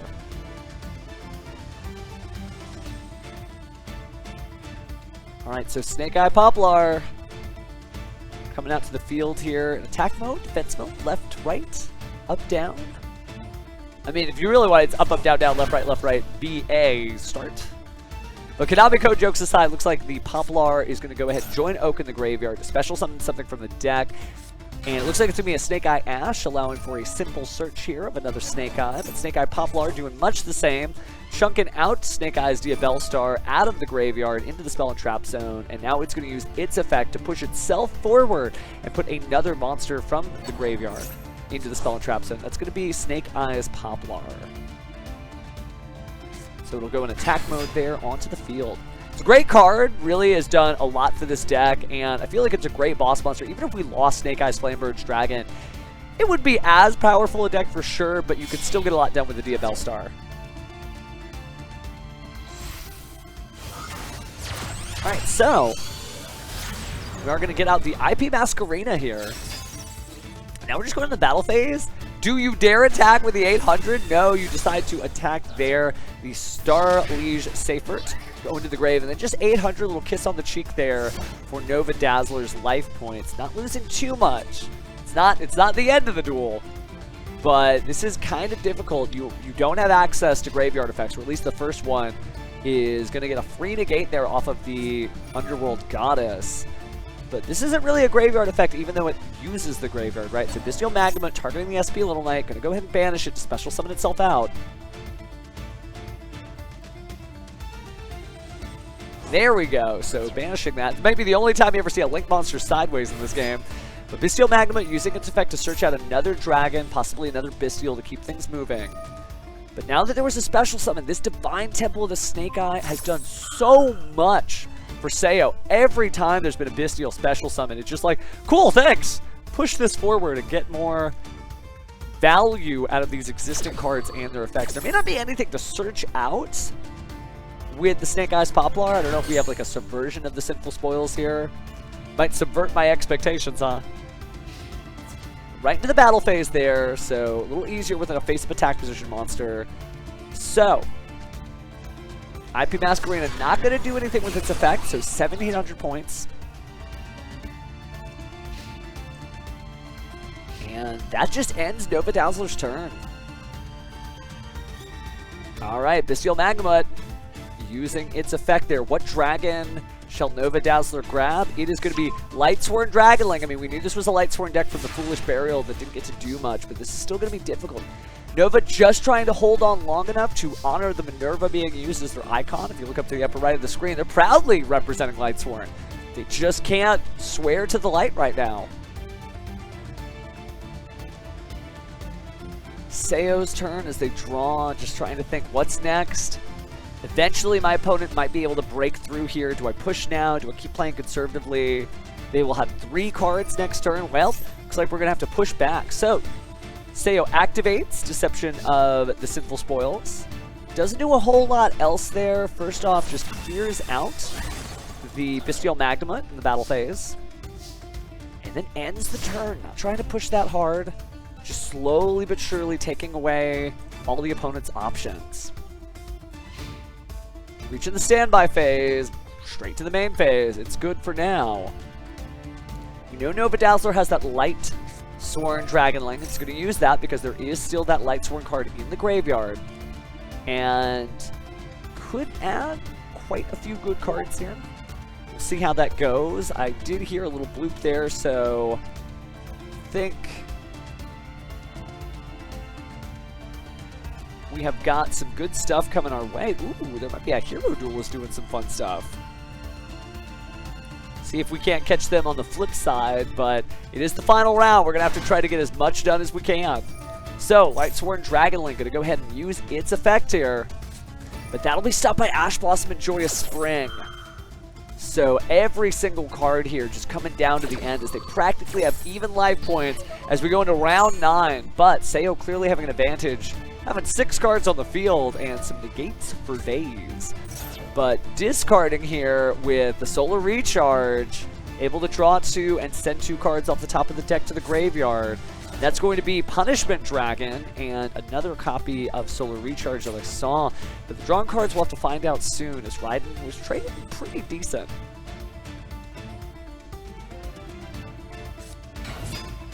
Now we're going to go ahead and see Vice the Lightsworn Archfiend hit the field. It is a Light Fiend! It's a great way to just start your own Fiendsmith combo here, but we'll see if that actually can get anything done. Got to be very careful here, but it looks like they're going to go ahead and perform a Synchro Summon. Tuner and a non-tuner monster. Let's see who it is they choose to use. Assume it's Minerva. The Synchro Minerva is so good. The Athenian Lightsworn coming out in Legacy of Destruction for the TCG, but just really powerful once it gets here and allows you to send so many cards off the top of your deck to the graveyard, unless Seo decides to use Infinite Impermanence in order to stop that.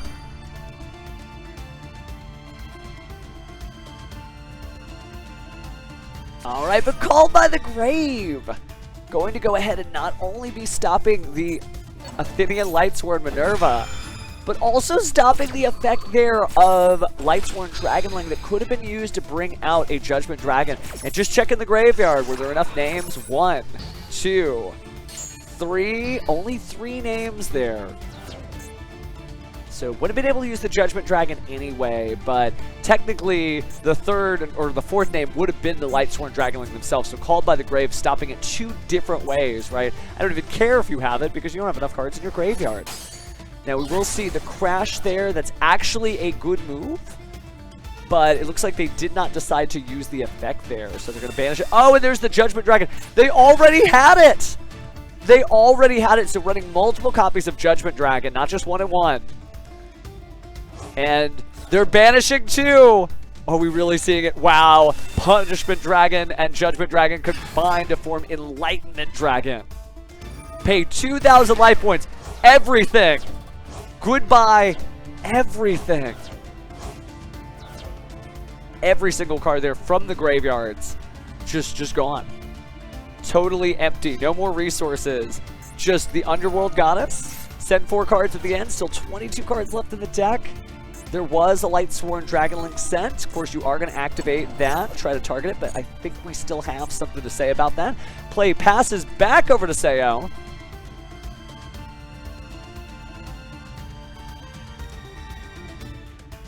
Oh, hang in there, Lo-Fi. Speaking of hanging in there, the Underworld Goddess hasn't activated its effect this entire turn, but finally just says, no, come on, I can't have a Lightsworn Archfiend doing its thing. So Vice's effect is negated. Now play passes back over to Seo. Draws. Such a close duel. Kind of difficult to maintain a graveyard. So many cards, so many great cards banished here. All the Snake Eyes. All the everything practically. Even some of the Fiendsmith stuff is gone as well.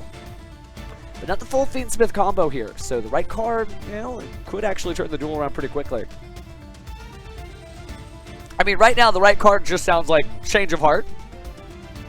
But, you know, Change of Heart not being as popular as it used to be is still a very powerful game-ending card. All right. Slowly but surely. This one may go all the way to the wire. And we've got about 6 minutes left on this duel.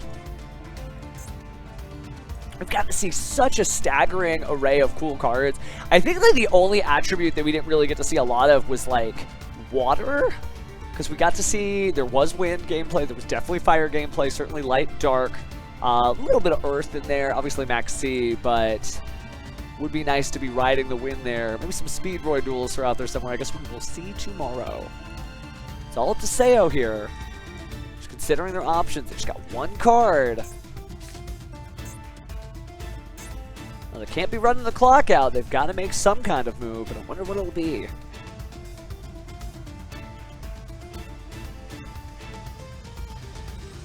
Do, do, do, do, do, do.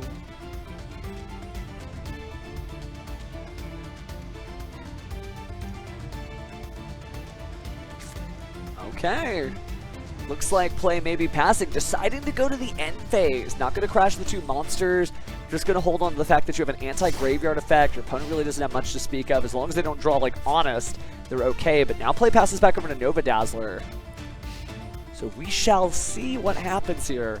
One card in either player's hand going in the battle phase. They're attacking. Oh, wow. So I think this may be really difficult because, again, Enlightenment Dragon's effect is going to activate. It means you get to take the Punishment Dragon from your banishment, the Judgment Dragon from your banishment, and then special summon both, ignoring their summoning conditions. So, Splashdown, Judgment Dragon. And I don't think Punishment Dragon got... Oh, it doesn't get an animation, but it's still cool. Still got the Enlightenment Dragon. Does that end the battle phase, or can they not attack? It could be special summon both. Interesting. Well, going right there into... I guess they just weren't worried about it. They want to crash into anything. Not sure what happened there. But either or, they are using the effect there of Judgment Dragon. Send 4 cards to the graveyard. Wow, that is full combo just in the end phase. We've got Wolf and a Vice Trance Archfiend. We also have a Performage Trick Clown. Performage. I know that sounds weird, but it is for Performage, officially from the anime. Alright. So we'll send even more cards to the graveyard here with Punishment Dragon, and one of them happens to be Felis the Lightsworn Archer. It'll go in defense mode, and play passes. Alright, only a few minutes left here.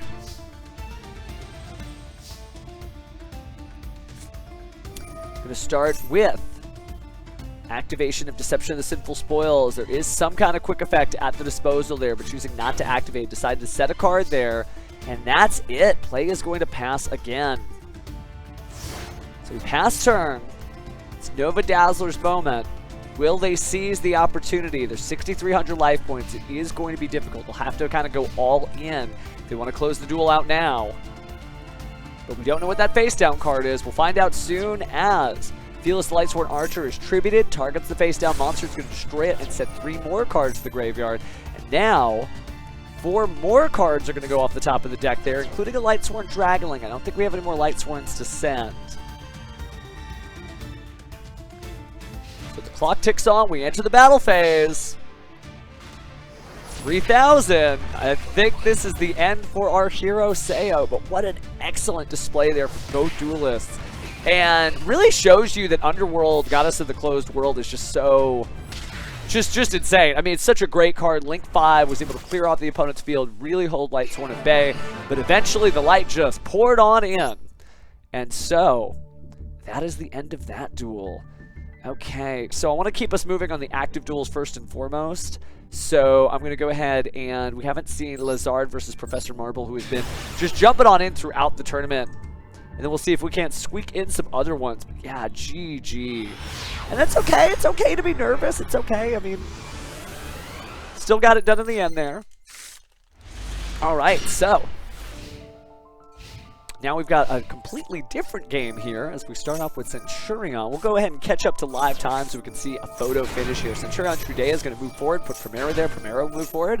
That'll grab a Wake Up Centurion Quick Play spell card, which will be activated. Going to go ahead and make that token and then Synchro Summon into Centurion Auxilla. It's going to be level 8, and we're going to banish that Centurion's bonds to go ahead and place the Primera. I think that's the first bonds we actually saw. A card is set for Centurion Phalanx, and play passes back over to Lazard.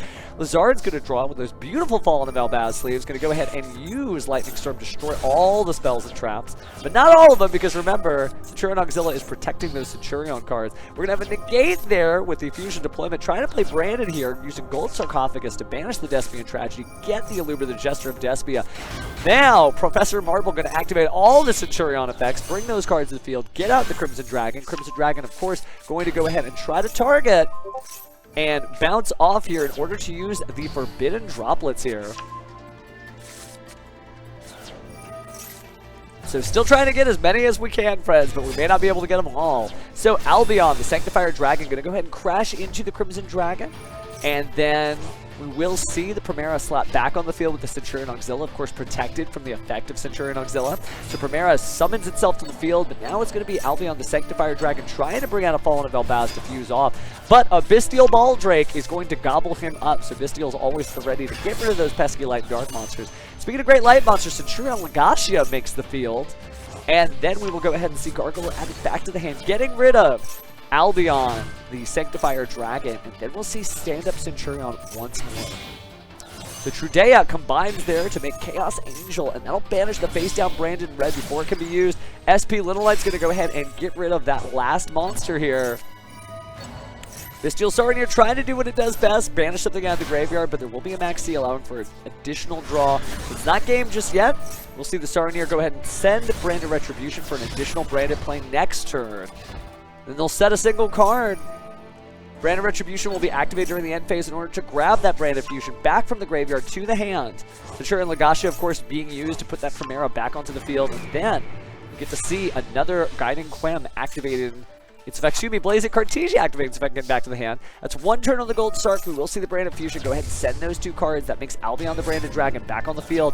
And then we'll fuse a little bit more, but we're also going to use Branded High Spirits, which are really great play, of course, to reveal, send, and then add from the deck to the hand the Guiding Quem, the Virtuous. Now it's time to actually fuse, so we'll make Lubellion the Searing Dragon. Lubellion the Searing Dragon is going to discard that Quem.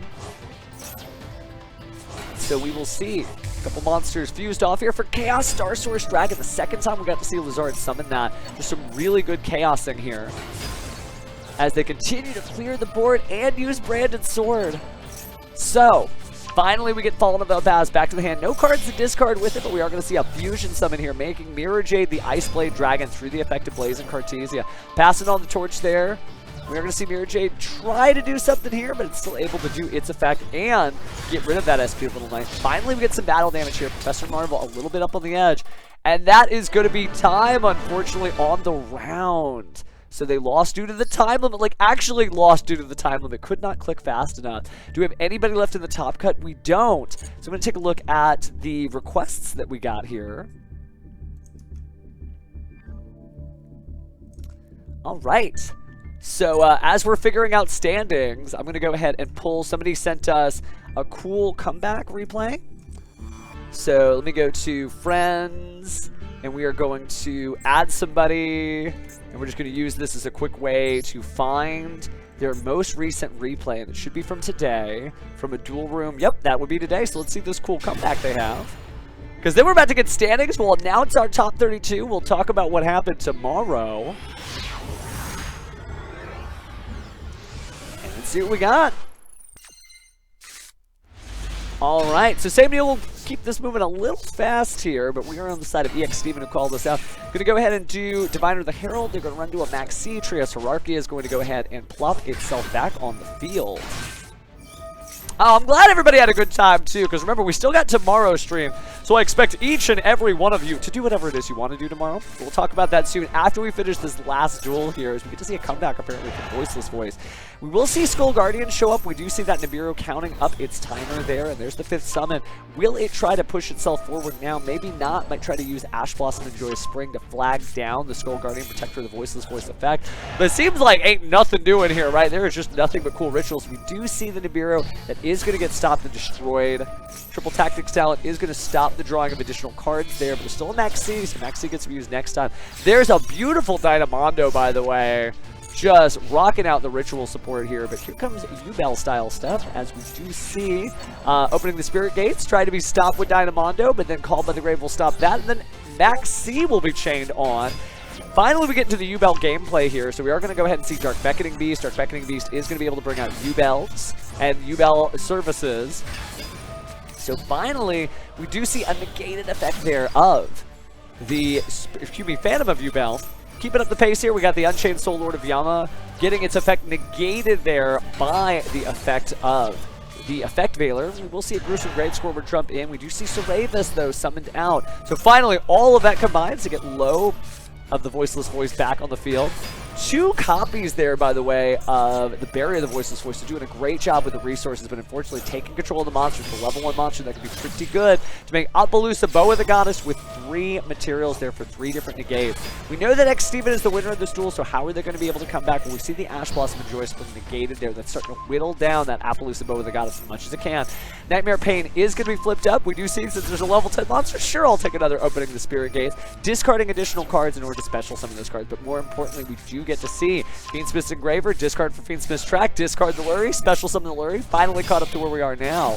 Drawing a few more cards off of that Max C. So we are going to see Fiendsmith's Requiem, there's a draw, Fiendsmith's Engraver, there's a draw, and returning for the UBEL, excuse me, for Fiendsmith Engraver, that's another draw. So I don't know if they're going to try to deck out their opponent, but they're giving him so many different resources with 16 cards left on the clock. Let's see if they can hold out.